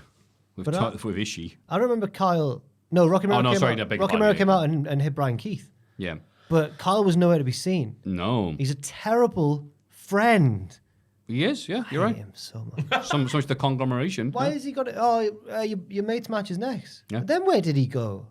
To fought off the United Kingdom, I was about to say. The Undisputed Kingdom. That's right. Brian Keith tries to interfere in the ladder match war between Mark Briscoe and Chris Jericho, but Rocky Romero, a true friend, fights them off. Mark has the match won, but Big Bill chokesams in through a pair of tables on the outside. He boosts Jericho up the ladder to win the Ring of Honor World Championship, like Rhino did with Edge and Christian at WrestleMania X7. The heels celebrate, but Rocky brings out Ishii to stare down Jericho. Nicely show of after the bloody match is finished, mate. Absolutely no pop for Ishii as well. I know. Oh, I'm not happy with this. I feel like Jericho's reaction when he's like, "Oh no, it's Ishii." I feel like he had in his mind, people are gonna love this. It's Ishii. Dream matchup. Yeah, the guy who's just kind of here. And I think people were more just deflated because Mark had won the feud and then it continued for no reason. Yeah. Jericho was now the champion and bollocks. It's really good that there's a large portion, I would say, of AEW watchers, viewers, who don't want to see Jericho on one show. But now we'll get him on two. Oh, the Ring of Honor champion doesn't turn up in Ring of Honor. Mark Briscoe never did. No, it's true. No, they never did. That's all like Athena's show. Oh, there we go then. Yeah. That's me. Shut up then. This guy's it's fine. I'm in I don't think it's fine. absolute disbelief. I don't understand it. I mean, I do understand it because obviously there's an issue with Tony Khan telling Jericho no, I think, which is being proven more and more week on week on week. The match started off well. It's what the Wrestle Dream match should have been, which was Briscoe beating the piss out of Jericho for saying what he was saying. Like there was a nice table bump from Jericho off the apron to the floor. The action was actually, yeah. The match itself was good. I just can't believe that Jericho's won. I know. But then again, I was watching. I found myself watching a clip of him talking about Terrifier, And it was with because he's in it, right? with Sam Roberts. Roberts brings up wrestling. He's like, there's all these people on Twitter saying I shouldn't be on TV. I'm going to be on TV more. Shut up, fools. Meh. No, see, it's funny. It's like the Young Bucks. He's playing the heel. He's the Yeah, I know. unlikable guy, and they want him to go, but he's doing it. So it's funny. But we're doing him a Laugh, Ross. We're doing him a service here, talking like this. This is what they want. Ha, you idiots. You don't like Jericho. He's like, that's what he wants you to do. Do you think Jericho? Do you think Tony Khan? You mentioned he's got an issue saying no to Jericho, and then there's all these reports that his contract's up next year. Do you think he'll bully Tony into re-signing? Yeah, for millions. Imagine if he does that. Millions. You can't imagine. You can't be the head of this business and then give millions more dollars to this man because you're scared of. Oh, not scared's the right word, but I don't know. That's what Kevin Nash said. We don't walk away from the ATM and spring out 20s. Well, no, I can't blame Jericho, but But how, from Tony's perspective as the booker, how is this a good thing? how is this good TV? Yeah. Yeah. He don't must get it. know that there's a growing portion of the viewership not liking what they're seeing. Yeah, it's still happening every week. It's got to be Chris or Tony not being able to say no to Chris. All I can think is that it's like loyalty because Jericho was such a key person in Yeah. the formation of AEW. He was a big deal for the first few years. He was the but first champion and all again, that. Jericho's best quality was always leaving when he was getting a bit stale. Yeah. Now he's really stale. It's got green bits coming off him. Yeah. But you're right, though the match itself was good, Yeah. but it almost didn't matter afterwards. No one was going, wow, it was a good match that. You're like, oh, fuck. Especially now, whoops, all heels, all the singles champions, all the world titles, all the stuff they got that they feature on AEW right now, all heels. Wow. What a 2025 we'll have though. Yeah. All babyface victories. Gotta be. You'd hope We so, bring right? the boom. We bring the doom. That's what we gloom. Think about the booms. No interest in seeing this. Oh God, this dull bloated carcass that should be having coats made out of him by Buffalo Bill rather than holding Ring of Honor World Champion. I was not happy when I wrote that. Matthew sent I'm me, really sorry. Matthew sent me a Buffalo Bill thing this week as From well. Silence of the Lambs, not the Have you Cowboy. recently watched it, isn't it? It was in my head because I showed you that. Oh, right. You know, because Yeah. somebody was telling me about this musical, the Warriors musical, and sent me the clip that's just Toxicity by System It's of a Down. literally just but Warriors Toxicity. lyrics. And I went, that's not a good musical. Here's a good one. It's the Sons of Lambs musical. And it was clever. It was good. That's a wow. But yeah, Fraser was showing me the bloke who did Hamilton. Who, me? Do you know the bloke who did Hamilton? No. You know Hamilton, the musical? What? You know the main one who plays Hamilton? Nah, I'm gonna. Oh, right. I Well, know he- it's. Of Oh, its I know. existence. Lin-Manuel Miranda. Yeah. He's the Warriors. Yeah, he's in Brooklyn Nine-Nine. He plays Amy's brother. All right. Yeah. I got you. Yeah. He can't dance. And he has done a musical on the Warriors, which is that. Have you seen The Warriors? old film? No, I've never seen Oh, it. okay. I wear that. I know I dressed Jack- as him yeah, as the yellow thing. the baseball man. Yeah, but he's not the main character. He's not in the Warriors. The Warriors have to fight from one end of New York to the other because they've been framed for it. It's all like a gang journey thing in one night, and it's action. And then he's written a musical of it, and there's the villain gets like a villain's song, and it's just Toxicity by System of a Down. But also Fraser was like, yeah, really good, and it's like a musical theatre kid's idea of rock music, but it's like, I'm evil. Hated it. Yeah, you see that? Give it a listen. The Peter Pan remake, the recent one. Is it Hugh Jackman plays Hook, and he starts singing Nirvana? Oh, Starts singing "Smells Like Teen Spirit." I'm sure. Oh, that makes sense if he's fighting the kids. Yeah, but it's just weird to hear in it, like just singing an orchestral. It smells like teen spirit around here. Sure it's Hugh Jackman. I Must think be it's Hugh Peter Jackman. Pan. The Shrek musical is the best musical, though. Oh, bollocks. I've just Right. realised that there's a lad in the Warriors musical Yeah. who was a wrestling fan who I've interacted with before, and he was lovely. Apart from him, the song's no good. there you if he's in that go. one, I don't know. Oh, Who's he play? I don't know. I don't know, but just that Fraser said that lad who I used to talk to is in it, and he's a lovely lad. So, damn He it. goes, can you dig it? Jack can. Yes. I I've seen Warriors in I ages, so doubt I he- assume now it's like Gash, but I enjoyed it when I watched it as a doubt kid. he listens, but if you're listening, I'm sorry. I'm sure. We're losing followers and losing viewers because we keep on crapping on it. People listen and enjoy the show. I'm so sorry. But where are we at? Yeah, we got a hype package for Chris Statlander versus Camille next week. Who is the scariest woman in AEW? It finishes off, which I quite liked. A nice throwback comment. Yeah. Who's the scariest? Yeah, this has Statlander's been- looking more and more jacked every week, or she's just wearing less clothes. She wasn't wearing much. Yeah, she was not wearing a lot. She wasn't even wearing a smile, which came out later. She was brave. Yes. Wearing that. You are brave. that bat top. Yeah, it That's was a it, bad yeah. thing. Yeah. It was like Batman's logo, but with none of the rest of the suit. Aye. Must Yeah. have been lots of double-sided tape on the go there. That's I learned that a few years ago. That's how they do it. These ladies. I'm still not thrilled with the lack of reason for a face then heel then face. But But the crowd are reacting. so I'll yeah, give and them Camille's a good matchup because they're building it as like Ross said, like the clash of these two titans. Who's the that. Good. Speaking of people who are just face for no reason. Okay, Adam Cole's here. He arrives for a promo, but he's interrupted by the United Kingdom. They talk about MJF manipulating Cole to earn the fans' favour, but their friendship is more important than all of that. They agreed to betray MJF, but it wasn't about him. It was more about their group. Somehow. Roddy says he's proud of Cole for his comeback from injury, but now Roddy wants the first shot at MJF. Cole says they're going to finish what they started and calls out MJF for a 4-on-1 beatdown. MJF obviously doesn't, but appears on the Tron getting a massage. Between Cole and Strong, whoever wins 3 matches in a row first can face him at Full Gear. He won't be on the show in person until then, though. Cole and Strong shake on it, and the group embrace in the ring. Kyle O'Reilly watches on from backstage, and hopefully he's done being a stupid idiot. It's he looks serious, Kyle. He looks zonked off his nut watching that TV. Yeah. He's just an like me in the bloody photo. I hated this segment, man. Did you? Yeah, I just didn't think much of it made sense. A lot of it was trying to over-explain stuff because obviously there was the criticism.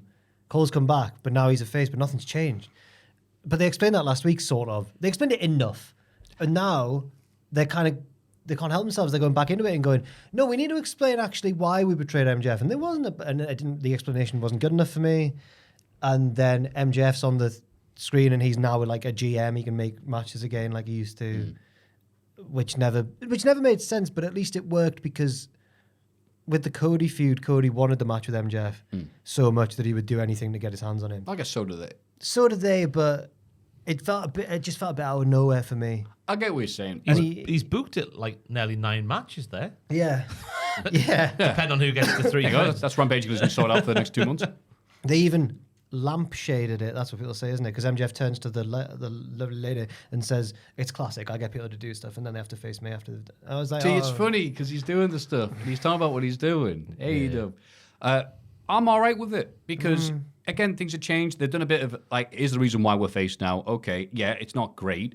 It's not Brooklyn Nine-Nine, but they might as well turn face around because they're doing nothing as heels, and there is a big gap on the face side right now. So if the ends justify the means, I'm all right with it.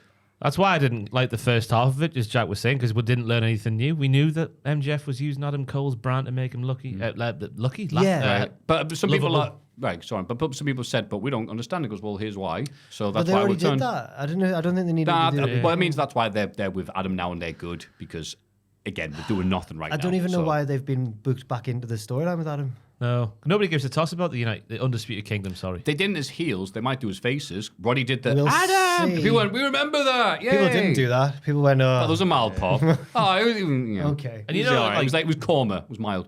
let's say Roddy gets there first. You know there's going to be a match with Adam Cole and MJF eventually. They can't not do it. Yeah, so Roddy just- will get there first. Yeah. It loses a bit of the I don't know why they're doing it. Just it feels like they're filling time. Maybe MJF needs more time off, or Cole, or some. Oh no, because he's got to try. Yeah, and there's win a 3 lot of matches. films to be deleted from the final cut, you know. What? Scenes. I should have said scenes. I messed it. Effed it. It's all right. I always get the stage and Well, I mess up thought at you meant least 3 something things. incriminating. No. I meant like it's just a joke. Haha. I'm going to be in another film soon. It's like, yeah, and it won't be featured. Oh, because the Iron Claw. And no, I ruined it. He My was fault. in it a little bit. Yeah, the back of his head was. Yeah. Good back there. Oh, we had a great happy ending. MJF after his massage. Oh dear, oh dear. I hope you get the happy ending you're looking for. I'm going to get mine. See, it's funny. Alicia Atoot must have been up in arms about this. This made me question whether they're still together. I know they're acting.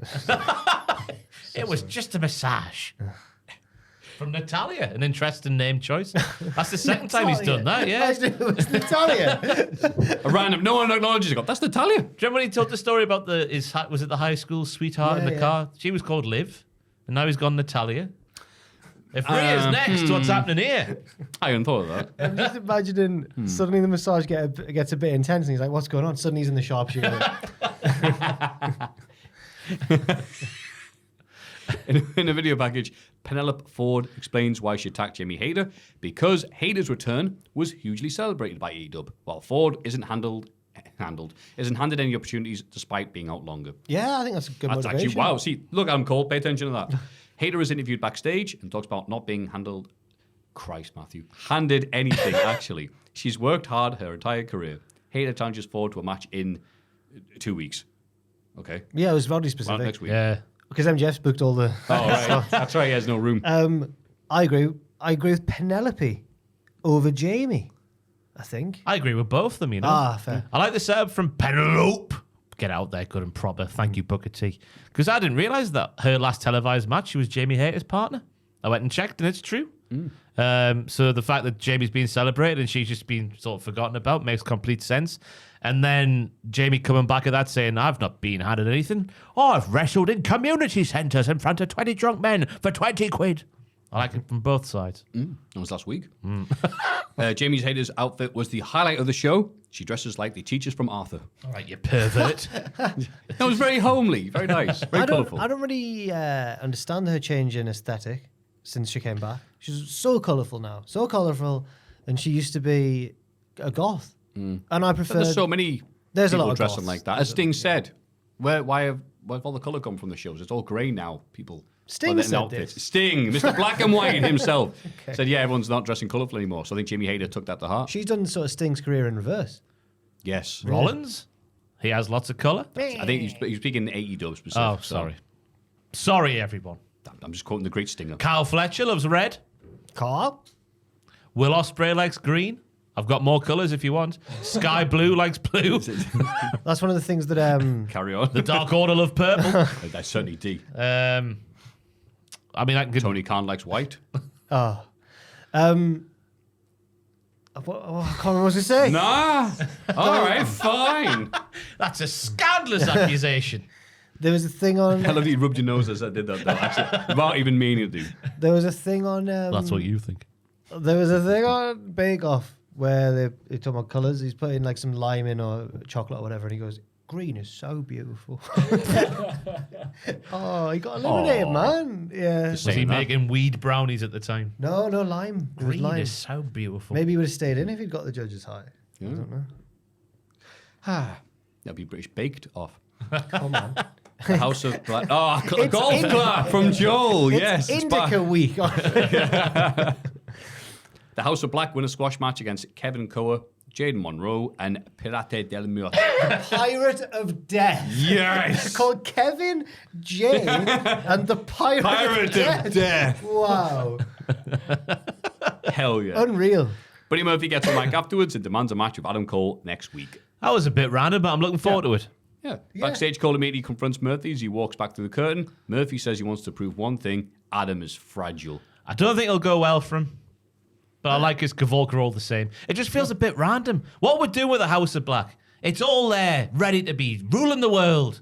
And they just go missing for ages. And then Brody King gets a random match against Darby Allin. And then Buddy Maffew, sorry, I've done it again. Did it so much on the tier list this Sorry, week. JR. I know, I've been a terrible boy. But he then randomly calls Adam Cole. What would do? Like, let's go. It's all there. But he's like, well, I don't win many matches. Adam Cole's just come back and talk about his leg needing more bone. He didn't have a man's bone to put in the bone. Great, I'll take him. Hell yeah, easy victory. I'm guessing that it'll be like the first of the 3 in a row that he's got to win. But, do you think the last one will be against each other? MJF's like, well, you both won 2. No. Oh, I hadn't thought about that. Maybe. Bit sore, isn't it? Bit jigsaw. Yeah, especially God after the Dalton Castle interview. You don't want to be putting Adam Cole against God. Roddy Strong. Well, I was about jock. I was just about to say. What happened? Dalton Castle did an interview where he said he's one of these things wrestlers do. That goes, I don't want to blame this wrestler or throw shade. Oh, is this about not But slow I'm down? going Yeah, to. no I breaks, remember you saying yeah. last week, yeah. He says, I didn't want to name the dude who was in the match with me. He said, I didn't call that guy Roddy Strong. But no, I was thinking like, Buddy Matthews, tune-up match for. Phew, thank God it's not just me. I've also been a terrible boy. Good tune-up match for Adam Cole. Then I thought, hang on, Buddy Matthews matches are like intense and fast. Is that a tune-up match, or is it just to see? It'll just be a good match, maybe. Accompanied by Mercedes Moné, Camille wins a singles match against Queen Aminata. Chris Statlander comes out for a stare down with Camille, looking jacked. Mercedes cheap shots her from behind, but she no-sells it and knocks Mercedes out of the ring. Statlander brawls with Camille, but Mercedes grabs her leg, which allows Camille to hit her finisher and Stanto. Boo. We bring the boo.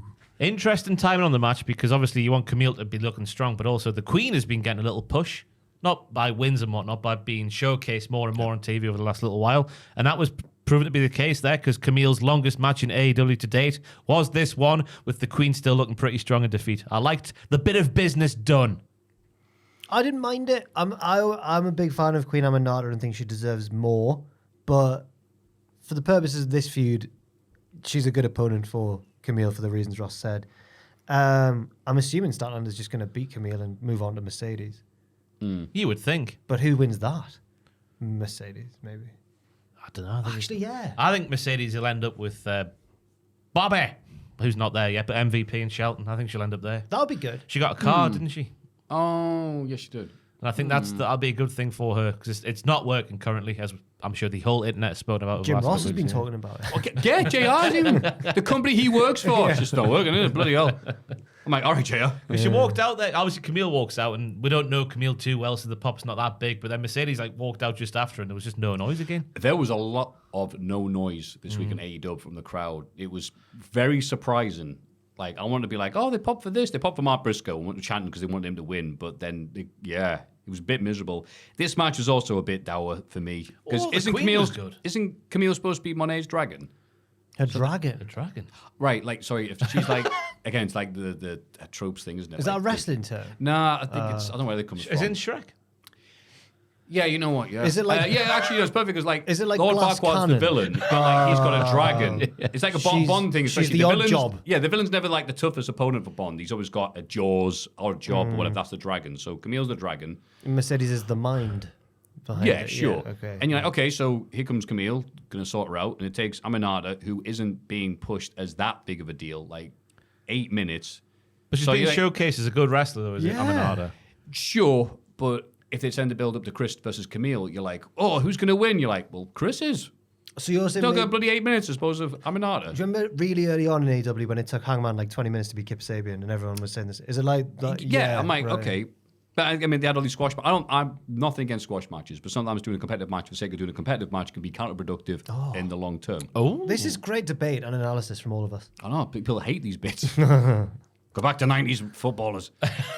But here we go. A car arrives outside the building, and the wrestlers are ready to fight. But it's just Christian Cage and the patriarchy. It's Christian. Yeah. Christian talks trash to the babyfaces in the group, but spots Kip Sabian hiding between two cars. Hide behind the cars, Kip. Hide behind the object. The way that cut was cut together, I thought was really fantastically awkward. Yeah. It's like a 70s action film, just the way it was like no noise and just hear. It was, yeah. And then there were no Hey, I tell you what, Mother Wayne, you sane. Mother, you say. You Wayne Bolt. Yeah. Fantastically quick. Christian talks trash. Oh, sorry, I said that. Patriarchy chase him all the way to the ring and get ready to beat him down, but Hook appears on the Tron. Renee asks Hook if he found out who attacked his dad, and he says he's on his way to kick their ass right now. Hook heads to the ring and takes out Nick Wayne. He corners Christian, but Kip Sabian low blows him from behind. Christian says he knows why Kip has been getting involved in his business recently, but he'll deal with it next week. The patriarchy beat Hook down, and Christian hits a kill switch on the title shot contract. He calls Hook by his shoot name and says this isn't what it looks like. So Christian didn't do it, but Hook thinks he No, did. Christian did do it. Christian did But do for a it, different reason. Because he Right. wants Hook to be his son. That's what I'm guessing. Yeah. Right, yes, okay. Collecting sons. He's the son collector. The Sun Collector. Kenny's the belt collector. Christian is the child catcher. Wrapped around him like Ultimo Dragon.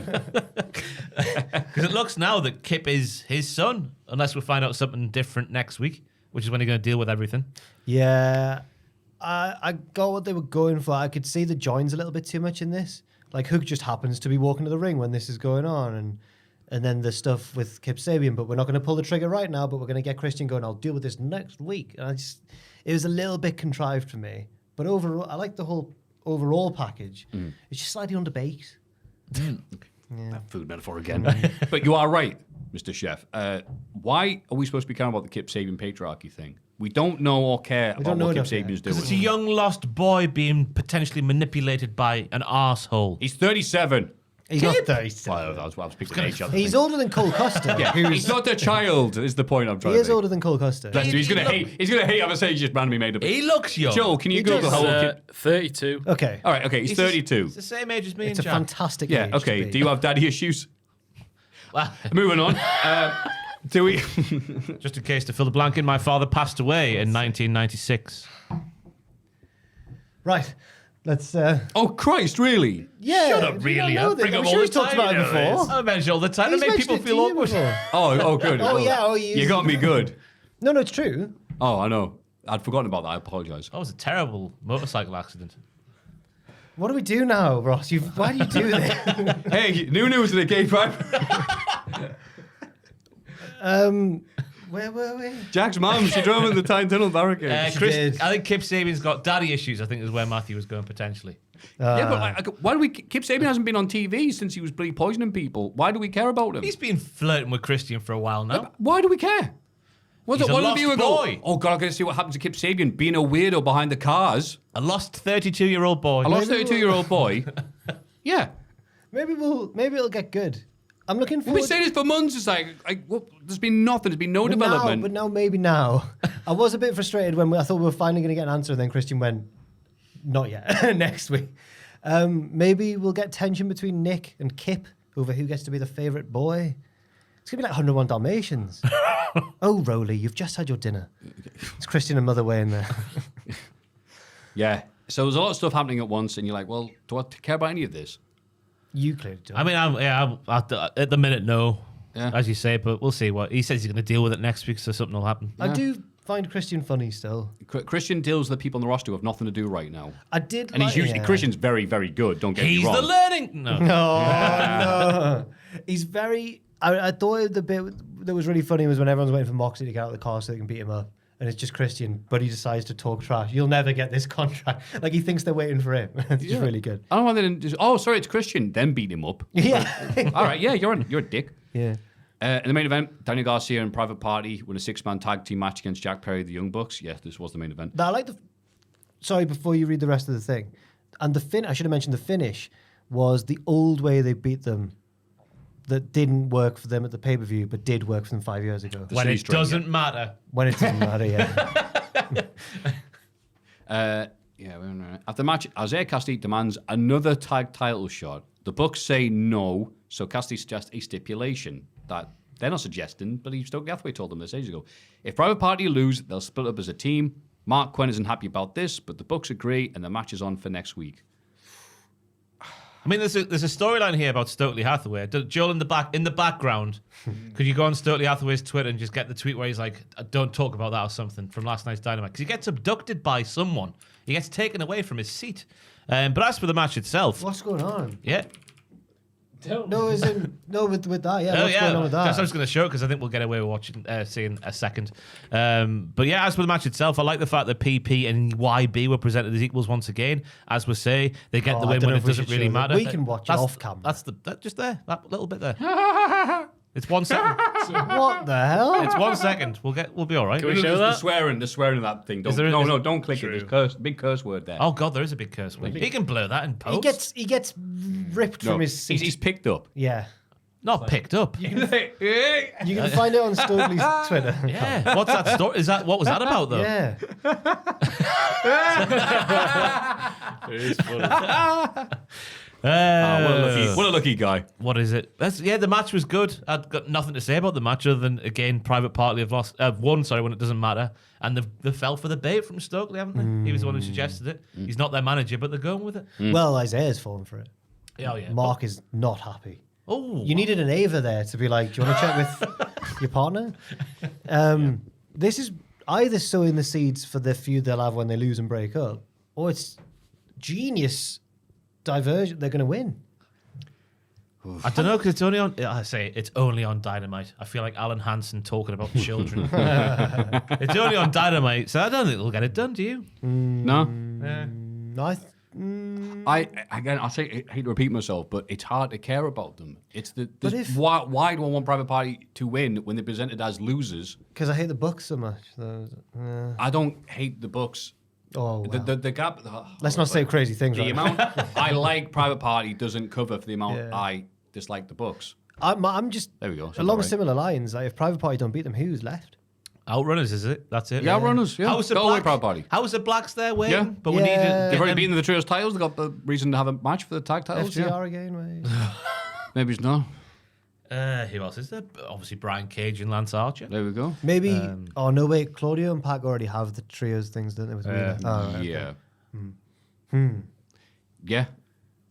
Hard to give a talk. However, the crowd did get into this. The crowd did, were loud for one of the few times tonight for this, so me just being negative.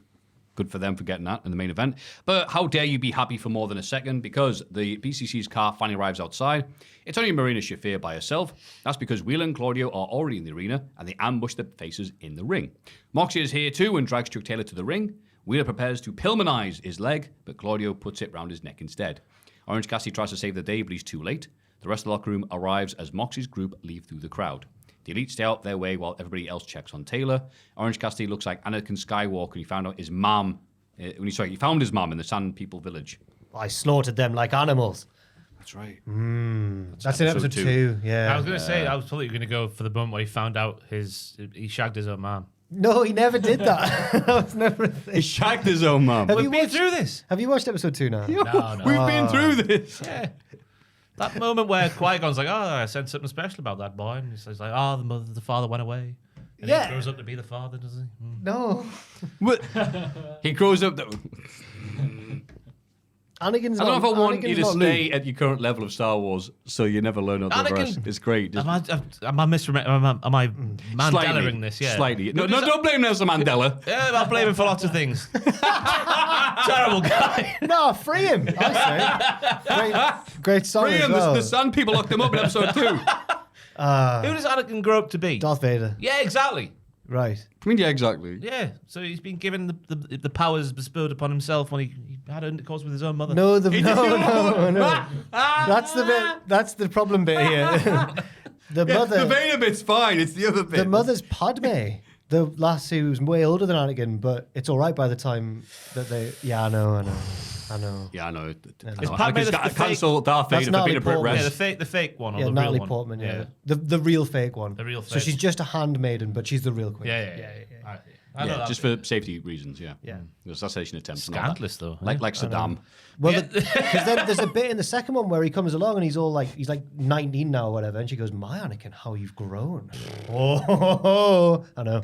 Cougar. I know. But that's the moment where Orange Cassidy's going to go serious, I think. He looked like Chuck had Well, after he actually... shags his own mum, he's going to do this. All right, okay. Please watch episode 2 because you know episode 1 quite well. You'll just No, stay where you're at. 'cause It's it'll all way get- funnier. It'll all get paid off. You'll be like, "Oh my god, these developments are I insane." don't know if I want to know, though. I know, yeah. It's going to be way better imagination than it is in reality. So what if it's not as good as episode 1? Oh, it's It better isn't. by leaps. No, and bounds. episode 2's... The 3, but 3's the best of the 3, so you need Yeah, to but get through it's- 2 to get to 3.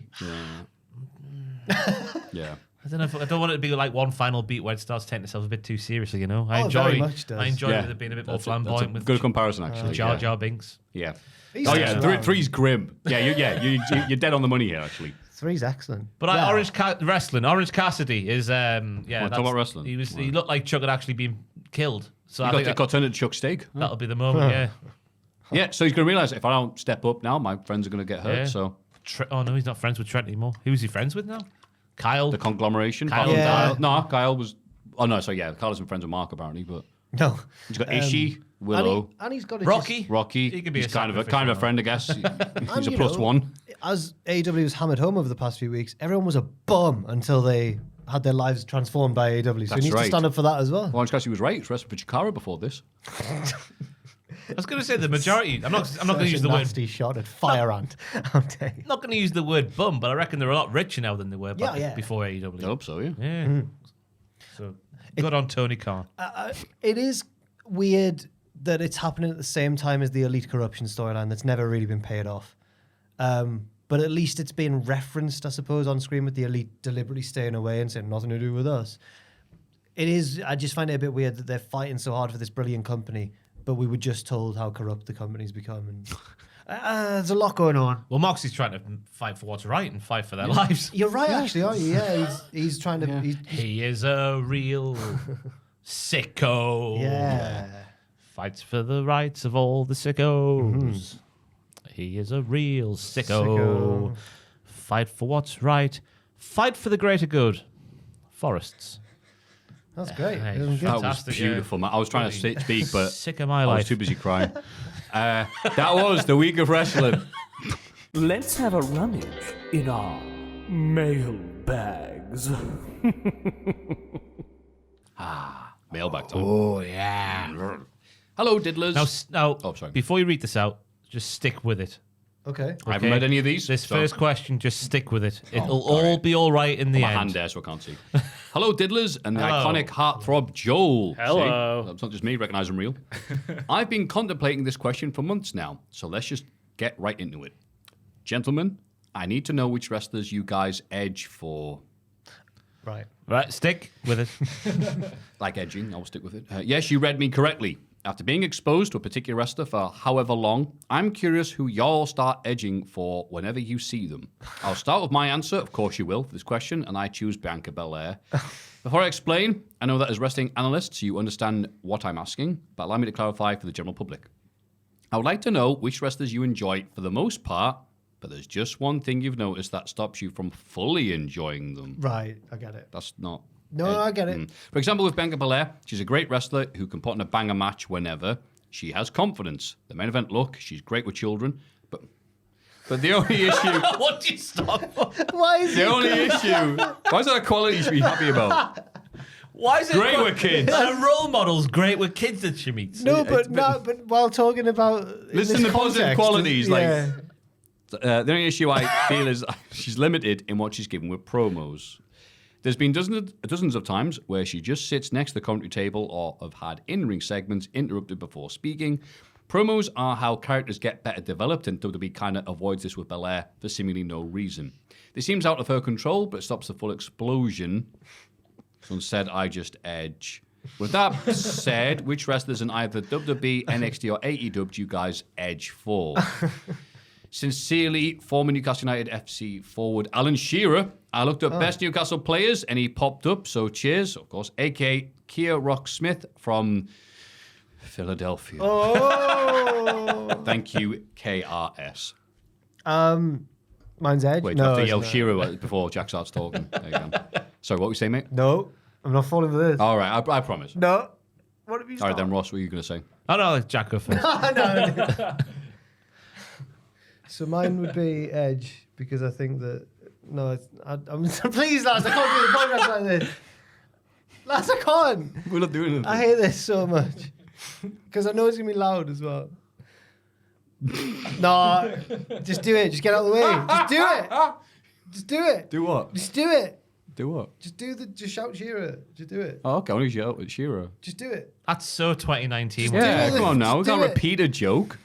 We can steal one, but we can't repeat it. Mine is probably Trick Williams. I think he's Okay. I can't. Jack, please, we've got stuff to be doing. Read. One of you go first. Oh, all right. I'd say Naomi's a good one for that because if you're talking about being the total package, not the bit of good with kids bit, I don't care, but she doesn't get that much time to say stuff on the mic or develop can't stuff. relax. Right? Shut up, ye! Rather than get a proper feud or personality. Especially the last few months she's come back on SmackDown. She's been what are you doing? Preparing. All right. So what's my point? She I'll say it, ye. The one bit you don't like about Naomi. Yeah, it's not her fault. Like Bianca Belair, she doesn't get the chance to develop anything. She's always amazing in ring, great entrance, love what she does, but she doesn't get much else to do, especially right now. Yeah. He's putting on more clothes. Mine would That's probably. one person. Missing that final bit. Have you got anybody off the top of your head? I don't know if it's missing the final bit. It's just the one bit that irks me is Jay currently. And this comment might age terribly in the coming weeks as he gets deeper in stuff with Roman and the Bloodline and whatnot ahead of Survivor Series. But the fact that just the yeet getting in the way of what would be a nuanced conversation on Raw this week. And the general yeetage of Jey Uso recently really irks me compared to what he used to be back in the day. I say back in the day, a year and a half, 2 years ago, not that long ago. So You and other people have said that, but I've always said, well, yeah, but the crowd are going nuts I know for that's the him. argument, yeah. So it's I mean, just it's hard. I mean, yeah, but I mean, again, it's you edging, it's not the crowd. I That'd know, be weird. Yeah. Oh, you can't edge in a crowd, can you? That's actually a really good way to edge. Take you forever. What? Anybody else? Jack, do you want to say anything? Trick Williams.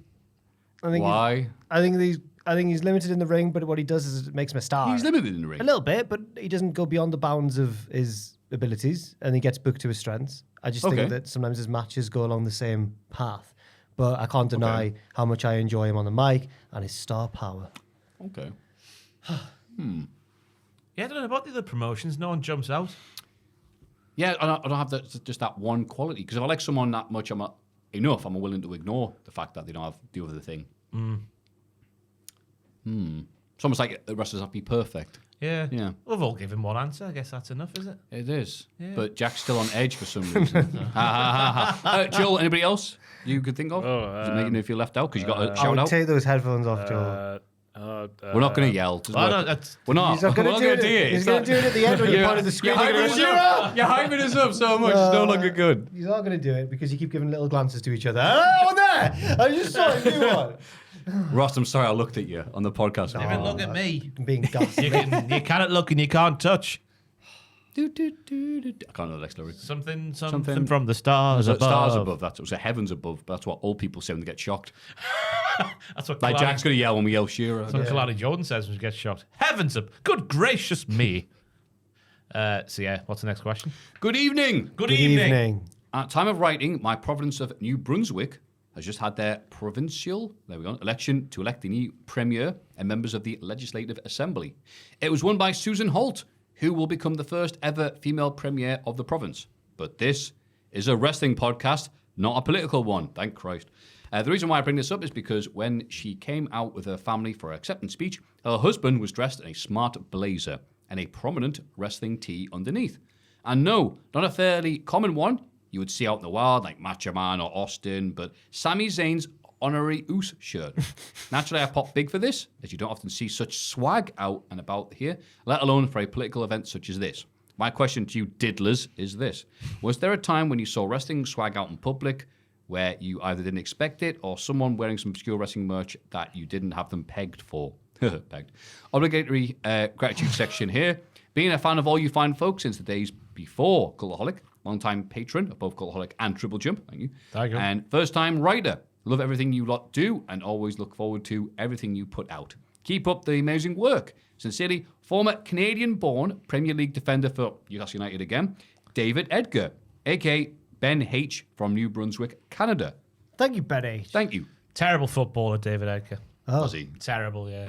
Came through the youth ranks at Newcastle, then went to Burnley, I believe, after we got relegated. Oh, well. Yeah, terrible guy. But appreciate it, Ben H. No hard feelings there. I went to the Noah show they did in Wolverhampton in, 08, I think. Don't quote me. Kabashi Masawa and stuff like that. Morishima, when his gear got lost in the airport, so he had to buy the biggest gear he could get. It was just big, generic shorts. Okay. Looking like a kid who lost his gear at PE. Anyway, there, and I saw a dude who was, I was like 3 rows from the front. Got crazy seats, I don't know why. There was a guy near me who had a Vince Loves Cock shirt from 06. And it's the only time I've ever seen someone wearing one in the wild. And it was at a Noah show. With the DX. Yeah, it's for people who want around this time, it's Vince Loves, and there's a picture of a cock. Cock the troll, animal. Yeah. There you go. Did a dramatic pause, pretty wore all this right. to Sorry. And then like a green DX thing, I think. It's such a, 06 was the time, all right? Yeah. So But they it was wore just to this to see the- that of all the Smarks and Puro lovers and stuff like that. Just the big, dirty Vince Loves Cock shirt.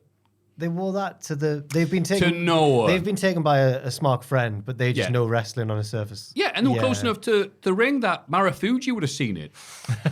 I thought, I see. That's a good one. Thank you. I'll try. I've told my story before, and I can't think of another one. Why do you remind us? I was in the Newcastle pub, the Chillingham Arms, Oh, lovely place. and there was a lad. I was quite drunk and in like a friendly drunk mood, like I was buzzing. I just wanted to make friends with strangers, you know. Oh. Walked past a lad at the bar. He had a Young Bucks Super Click shirt on, or like the Bullet Club one or something. And I was like, "Oh, too sweet," and he just blanked me. Like when I yeeted that guy the other week. Yes, and I remember thinking, I'm thankful they didn't email in. and because I had the confidence of alcohol, I was like, he'll probably recognise me. A wrestling fan in Newcastle. No, not only that, he just totally ignored me. Oh, there's a passion noise there. I'm sorry to hear that. I don't blame him. If some Why random not? lad had come up to me at the bar and gone, Maybe it's just a nerd thing, but that's how we'd meet friends. He goes, "Oh, I know that. Oh, sweet. Do you? What do you do with I that? feel Blah like he blah was blah." It's like normal people become wrestling Yeah, fans. They but ruin it. I feel like he was- normal people ruin everything. I feel like he was talking to a girl, and he probably thought, "Oh no, Oh, you know what? Not the Okay, wrestling, yeah. no. Like, not now, mate. Please. yeah." I guess Salou would be my answer. I was on holiday in Salou around the time of Extreme Rules 2022, and just a lad came down. He must be in his 20s or maybe 30s, just sitting there with his towel, watching Extreme Rules 2022 on his phone. Oh. The day after it happened, came down with his wrestling towel. Did you hide from him? Did you want to hide? I wasn't making small talk. Complete opposite to Jack's sort of.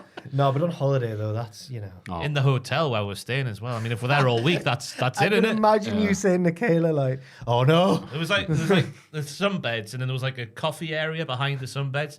I just remember going like, "Whoa!"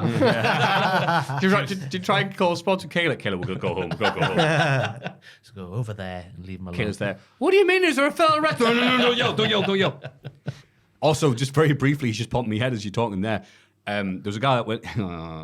There was a guy who used to go to Magfest that I recognised on site. Oh, music and gaming. That's right. This is years ago when Magfest was a thing. I used to think Magfest when you mentioned it was a Newcastle thing. Oh, bless. Mags. Yeah. Oh, I hadn't thought about that. God. And, yeah, God, this bloke got arrested for something that can't be said on the podcast. It was grim. And I went, all right. And it was on the r/Magfest, so I clicked it. And I went, hey, was it one of the, and I recognised him straight away, his face. I was like, oh, he's one of the wrestling cliques would all get together. Like, all the people go there and the Bullet Club shirts and whatever. And he, there was a picture of him, and he had his Bullet Club shirt on as he was being arrested. Okay. And it's listed the crimes underneath. You're just like, oh, jeez. Oh. It was grim. I remember I used to wear a Young Bucks Bullet Club shirt. Yeah. I remember I was one summer's day walking to Tesco along there. Yeah. And then I was walking past a certain bar along there as well, but the beer garden was full. Oh, yeah. I was walking along looking down. I was like, what must they be thinking about me? The full-on Young Bucks Bullet Club T-shirt with the machine guns on it and everything like that. If you wouldn't know about wrestling, what do you think? Was that the, did you stop wearing it? No, That was no, I wouldn't think that. If it's just something like, a massive skull and machine guns. And If it that was- just it could be a rock if it was shirt. the So like God loves guns or something like that. You'd If be it a bit was- crazy. I thought you were putting. I thought you were going to put yourself in the opposite part of the story to me. And this lad came over and went too sweet, and I was like, no. If it's the bar I'm thinking of, that's usually populated by quite cool people. Yeah. So I would have felt self-conscious. Yeah, I totally get what Ross means. No, I thought the Bullet Club shirt, the reason why it works and all the different designs is that it looks like it could be a band shirt. looks or cool just to a cool wrestling logo. fans, Yeah. but I not don't the know. norm- not the outside This one one. here. So yeah, two massive Ooh. machine guns, a skull with a bandana on. That's just a metal shirt from the 80s. These are that metal could be folks at that Skid bar. Row, Guns N' Roses. He's No, listening no. to what he bloody listens to over there. Yeah, they're listening to like Wet fun, fart. metal Yeah, but they know there's on the concept of these bands, surely. Although Or maybe not. It's become quite cool now to wear the Slipknot shirts and the Metallica shirts when you're not into. I see it advertised on like Boohoo and stuff. Like All right. normies are wearing them. Normies. My girlfriend's annoyed by it because she's like, I was Linkin Park from the start. I hate that comes up briefly when I see people and I'm like, there's no way you're that big of a fan of the Streets or whatever. I don't know. The Streets. Some pick a random band there. I love the Streets. Can you name you all the say two that, do you? songs? This Yeah, mug yeah. is a Streets mug. Oh, Is Oh, it? all right, you got me there. What does it say? Don't mug what? Don't mug don't like yourself. it. Dum dum Ah. dum dum dum dum dum. Oh, I know that one. Yeah. It's a brief second that happens, and then I go, what do I care? Have they got more than the other two songs on top of that? Yeah. They've got a few, yeah. Oh my God. Name 7 now, or you're not a fan. Yeah. You don't have to, Joel. don't Name worry. 7 streets. I can only think of do it. 4 other ones. I've only got 2. Dry Your Eyes. Yeah. Dry Your Fit, but Eyes. you know it. Yeah, there the you one go. you've just hummed. So, Yeah. Blinded by the lights. Yeah. Lights are blinding my eyes. I'm here by the door. I'm so drugged up. he does like spoken word. Anyway, Turn the page. Empty cans. is turn the page Too much brandy. turn the page on the day walk away. Yeah, Yeah, yeah. okay, yeah. I see you know your streets well. That came out weird. Have you seen the video where he's talking about Peter Mandelson before he does turn the page? He's being interviewed by some guy for like E4 or something. And the guy's I have like, seen this, yeah. you're going to go mental out there? And he's like, no, listen, right, Peter Mandelson went mad in the 80s. Crazy. Yeah. And then he just walks out and starts the song. And the bloke's there like, what just happened? Hello, you lovely bunch of lads. Hiya. Hello. Since I changed jobs about 2 years ago, my commute went from 2 hours per day down to 20 minutes. so my time to listen to this mammoth podcast has dramatically fallen. I'm around constantly 2 months behind, and I've recently noticed a strange trend. Occasionally when things are mentioned on the pod, they seem to have an impact on the real world. Having finished episode 341 at the start of the week, one of you mentioned One Direction. And a few days later, Liam Payne tragically passed away. A few days later, I'm on to episode 342. Jack mentioned what a lovely city Edinburgh is. Moments later, I check Instagram. You see he is in Edinburgh.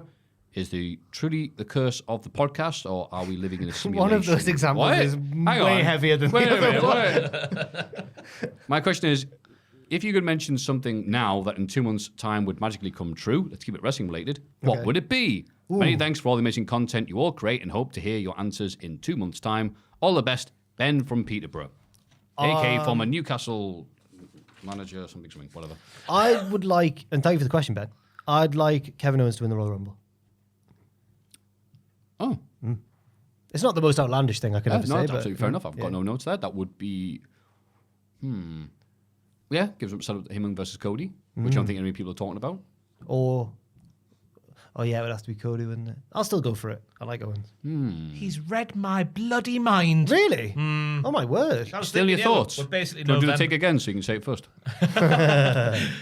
We're basically November, yes. I was thinking a Rumble-related thing, and it would be for Kevin Owens to be gone until then and then come back and win. But I guess Joe Hendry to finish second. Okay. Oh. Oh, I thought you meant Eurovision. All that. Second would be amazing. yeah, Bloody yeah. hell. Jericho to go, yeah, you know what, I think I gotta feed my cows. You know, the Terry Funk thing, I've just gotta leave for a bit. Jesus. I made a horrible mistake. Fair enough. God, that's how sad I am. Do a bit of now. Will Young I'm gonna leave right now. before he falls any deeper. But instead, he's making his career evergreen. Oh, because I mean, Will Young's gonna die next It's week. an all-time love affair with the wrestling business. Yeah, he can shut the Gareth Gate behind him as he leaves. Gareth Gates has got a concert in Newcastle soon where he sings movie love songs. I think you said that. Wow. Where's he playing? It's at the City Hall, I believe. Oh, do you want to go? Nope. Oh, okay. Fine. Since you started talking about Will Young and that, Joel stayed very quiet there, whereas the streets, he was straight in. Oh, yeah, I like the streets. He's not a fan of pop stars, though. I'd go if Gareth Gates was singing his own hits, but Gareth Gates singing the love songs Yeah, I don't from the wanna hear that. movies. He's only got 2 hits, 3 Oh. I'd dare him sing Goldfinger. love songs. He's got the only, Does that with his voice as well? the only Gareth Gates original I can think of was "It Could Happen to Any one of us, anyone you think of, anyone can fall. Hearts will break, cause I've made a stupid mistake. Stupid mistake." That's the only one I can think of, and obviously it's brilliant. What was his first song? Unchained Melody. Ah, oh, God, right. By No, he's Robson and Jerome That's it, wrote yes. that. He's done Spirits in the Sky as well. Ah, yeah. Not those Everly brothers, is it? I think it's them. Some brothers. The Creeds, I think. Yeah, there we go. That's how I remember it. Some lovely questions there. Some morbid, which sounds about right. If you have any of your own, please send them to mailbag@cultaholic.com.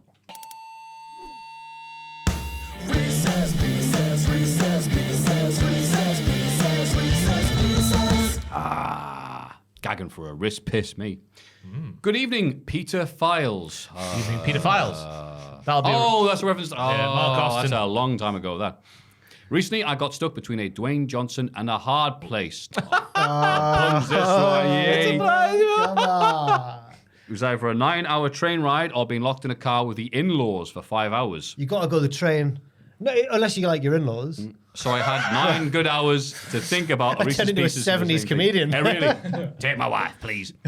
Below are 9 pairs of bad scenarios. Your task is to choose the one that would suck less. Thanks for all the great content. Former Liverpool striker Milan Baros. Man, Baros, what a shout. A.K. Attila from Hungary. Oh. Attila the Hun. Oh. Hang on. a Star Wars reference. I don't think this is a No, man. real historic figure. Sounds like it would be. Because Jabba the Hutt, you know? Yeah. Oh, Jabba from Hutt. Right, okay, I see. Attila the Hun could be his wife. Yeah. Hi, honey, I'm home. Okay. Effective immediately. Braun Breaker retires or Obafemi retires. Oh, it's a big what? one to start Sorry, off what with. would rather happen or less likely happen? Which one? Choose the one that would suck less. Suck Okay. less, right. Oh no. Come What are on, the options man. again? Braun Braun Breaker or retires or Obafemi retires. These are horrible. Braun Breaker, he has more to offer in real sports. I'll go for. Makes no sense. I'll go. I'll go for Oba because at the minute I just slightly prefer bronze matches, but that's really And hard. gentlemen prefer bronze. I'm more. Matthew had a good line and he stumbled and ruined it. I'll say Obafemi retires because he's a PR disaster waiting to happen if he keeps on battering women backstage. He didn't do that. It was Nikki You DeLone. don't know that he didn't. We don't know do yet. Yeah. WWE goes back to a 3-man commentary booth. JBL joins Raw, Pete Rosenberg joins SmackDown. Oh, I thought that the first line was just a three goes setup. to. Yeah. Okay, right. Okay. I'll choose JBL because even though I'm like, do we need JBL? At least I would prefer to listen to him on commentary than Rosenberg. I would have a miniature career resurgence, so I'll pick JBL coming back. You would? God, I don't know, but yeah, JBL for the podcast. Roman beats Cody at Mania and has another 3-year long reign, or Goldberg beats Cody at Mania and holds the title for a year. Roman would suck less. Goldberg would do better numbers for us if it happened. All right, Sam. Yeah, Is that what his answer is? Oh, because he wanted Goldberg to beat The yeah, 'cause Fiend. he's a chaos lover. He loves it Yeah. when things go like this. Space Marine. Uh, My real answer is Roman winning. yeah, Three? Roman. No, I can't even 3 jokingly say Goldberg. No, 3 years is too long. I'm going to stay with Goldberg. Nah, actually. Roman can pull it off. Nah, Goldberg. Goldberg can't pull it. A month-long reign he can't pull off. 3 more years of Triple H Roman Reigns fan fiction. I just Over Goldberg for a year? Yeah. was it a year? Yeah. I thought it was a month. Sorry. Yeah. What a terrifying prospect What a that month is. it would be. Yeah. Sorry, what a year it would be. Goldberg. From now on, TK only works on the business side of AEW and hands over bookings to Chris Jericho or Shane McMahon. Oh yeah. Shane McMahon. Jesus Christ. Jericho beat every champion. Yeah. Shane would be way funnier. I'm going to go for Jericho over Shane. Yeah, I am. That's right. Show you're working out. I just think that Shira! I just think that Jericho. I'd like to see a replay of that because I think I did really well. You were good. Damn it! We'll have to do it again. No, it's not fair. It caught me off guard. Yeah, you got your headphones on as well. nearly fell out. Me? No. Oh, Ross. Him doing the move. I didn't look. I didn't see what you did. Splendid. Got more energy to do it than Had a the little payoff. push off, you know. Whoa. Through the wording. Yeah, Jericho. Yeah. I've been waiting for that for half an hour. Well done. And it's disappointed. I feel like Like Shane McMahon's running AEW, I guess. I feel really proud of myself. I'm happy for you. Next 3 Manias are in Saudi. Or no shows outside the US for 3 years. Oh, okay. Now that's a pick. How long are the Manias in Saudi for? 3 Manias. So 3 3 years Manias, worth of Saudi or no shows outside the US for 3 years. I think the 3 years in Saudi. Yeah. Same. I think SummerSlam would just become the new Mania. Yeah. Yeah, I love these. I need these outside of the US. need them. I need them. Don't want it, need it. I'm addicted to them. New polls show that people want more celebrities. So the new main event of WrestleMania is The Rock versus Ice Show Speed or Bad Bunny versus Mr. Beast. The Rock versus Ice Show Speed would be generally a fantastic match. That Speed lad is actually quite athletic. from He's what a I've seen. wonderful He can do athlete. backflips and that. The Bad Bunny versus Mr. Beast. The heat alone for that. What's Mr. Beast going to bring to the table here in wrestling? Gadgets? Lunchables. No, right. Yeah. Challenges. Yeah. If they do it in Puerto Rico, you won't be. They can yell spots at each other. They won't be able to hear like the crowd. Yes. I'll go for the Rock and Speed. Beast. The Cena return tour is LOL Cena wins, he beats everyone, wins every single belt, and retires with them. Or Jericho does the same in AEW. Oh my goodness me, Cena, take all the belts. Cena, because I think that WWE could, because he's retiring after that, so you could restore some normality. Whereas I don't trust Jericho to do the same. Yeah. Yeah. Yeah, exactly. For cost-cutting measures, Raw is now in black and white, or SmackDown is at 0.75 speed. All black and white. Black and white, yeah. The mise en scène. Bless you. Bless thy. SmackDown's at 0.75 What? speed will not affect me. Really? That means it'll be 3 hours long. And then when it goes to 3 hours, it'll be like however long. If you do enough coffee. Math. Roman debuts a new look without hair, beard, and eyebrows. I want to guess see that. yeah. I guess he lost the punishment. Or Cody gets a new tattoo, this time on his forehead. What would suck less? Yeah. Reigns. Which one do you would want to see? Suck less. I think the Reigns one, as mad as Cody getting a tattoo on his forehead would be, the Reigns one is madder. And I would like to see that. So I'm going for Reigns. Nah, I want Cody the new tattoo. I want to look like Chakotay from Voyager. Big dirty tattoo covering his face. He's a Star Trek nerd, that man, Cody. Voyager. It's a TV show. Star Trek Voyager, is it? Yeah. Oh, right, okay. Oh, yeah, call it There's Voyager many- for short. Is it like a spin-off or an era? What are the different names of Star Trek? What do they mean? Original, well, just to differentiate between the shows. Right. And they're on different networks. Like Okay, how WWE has different shows on different networks. So Cool. when Star Trek, what's up? To news. Oh, Natalia's reveals she's legally blind. Oh, okay. Who? Natalia? Oh, that Natalia. Not Sorry. the masseuse. I was like, In her left eye, I believe. right? Oh, So is Anthony Ogogo's legally blind as well? dream. Yeah. Is that why I stopped boxing? Yeah. I imagine it'd be very hard to get a license Yeah. if you're legally blind. I think that Natalia, we need to stop being so harsh about her matches now. She's doing really well. Yeah, she's doing well. Yeah. Yeah. Fair play to Natalia. Yeah. Good for her. I was starting to come back around to Natalia. I don't think we anyway. ever criticise her wrestling, do we? Yeah. It's just personality. Just the yeah. way she's using it, yeah. Loving Brett's Sorry. theme. But yeah, those are some. I don't really like her discus clothesline sometimes. There's like a lax impact. Anyway, I don't know why I've decided now to. She's a great woman. I'm going to cut off Jap before he hurts himself some more. What a great woman. Thank you, Milan Barros, a.k.a. Attila from Hungary from the Star Wars. Appreciate your lovely Reese's Pieces. If you have any that you want to send to ourselves because you've got a long train ride, please send them to mailbag@cultaholic.com. It's Cultaholics.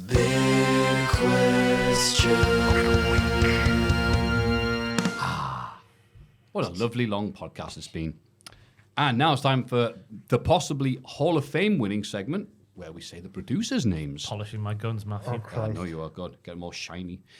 Reno 2200. He's from the future! Yeah! Noah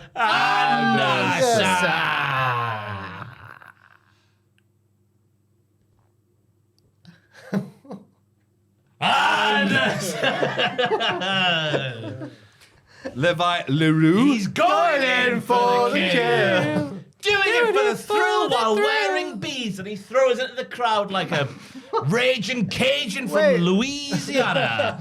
Oh, beads. I thought you said bees. I thought you said Wearing bees. and he's throwing it in the crowd. Necklaces. Ah, Bee necklaces. What a gimmick. Jesus. God. Levi, why would you do that? I'll book them.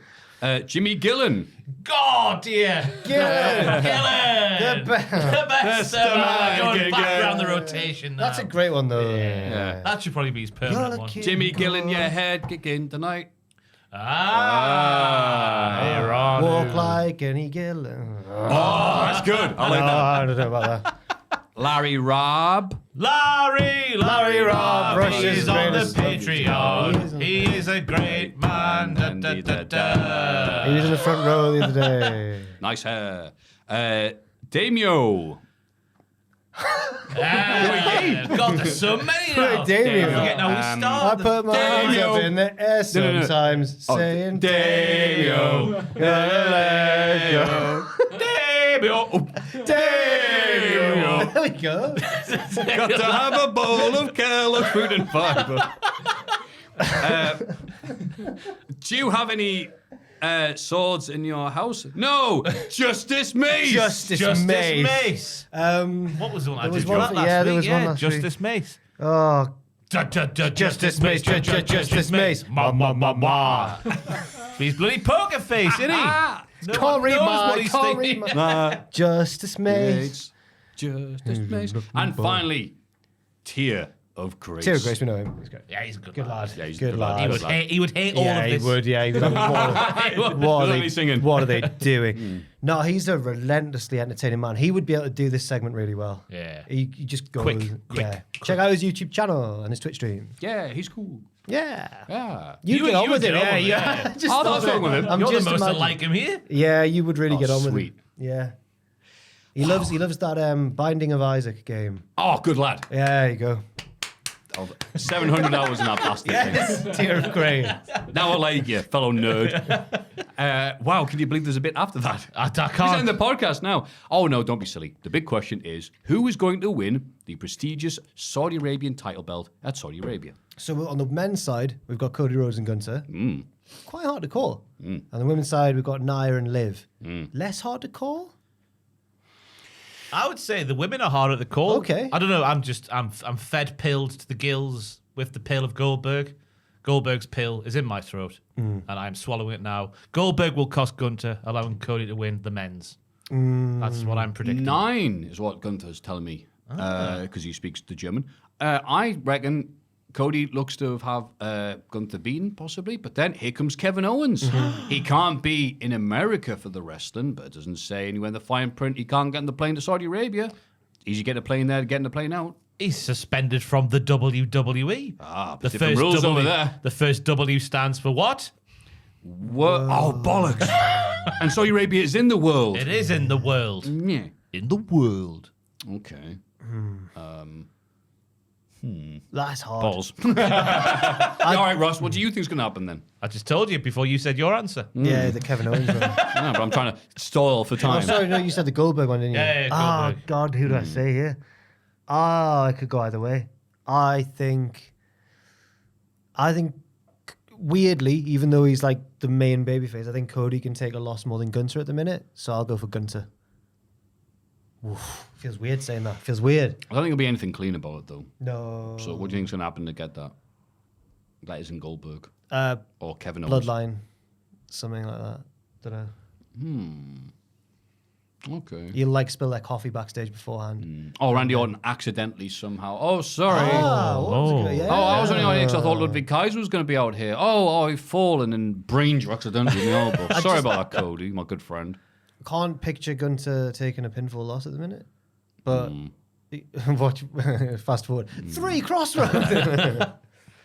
Now, the women's side. A woman. I think it's much We've got to stop doing that. we really do. much harder to predict, the lovely ladies. I think it's going to be...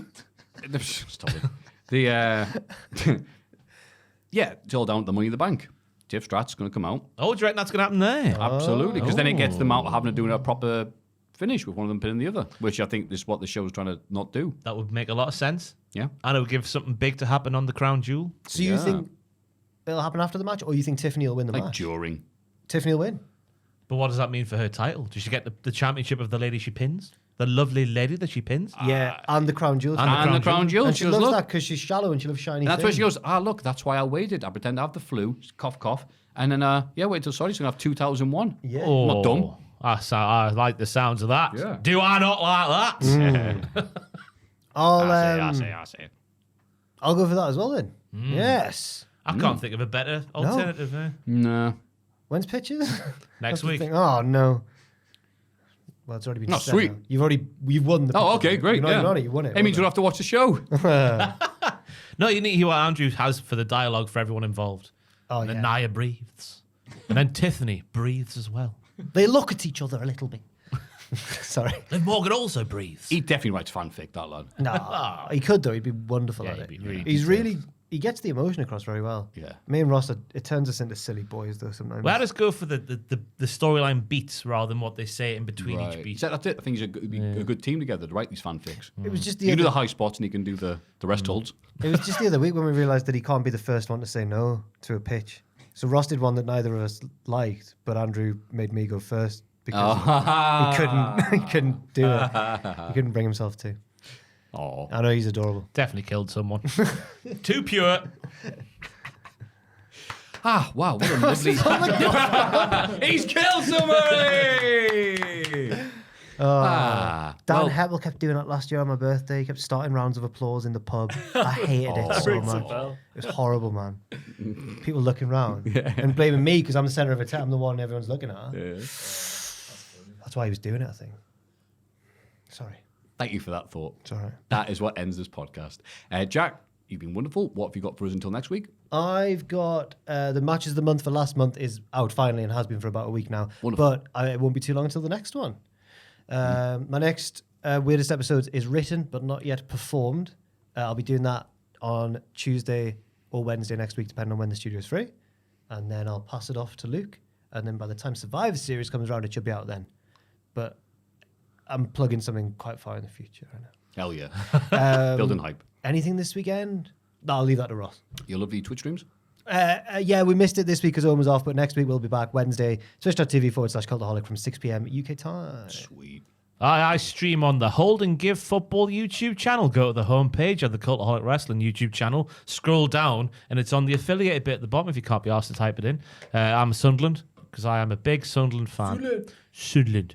Did they win last night? Sorry, carry on. Oh, they won in real life. They beat Luton. Yeah.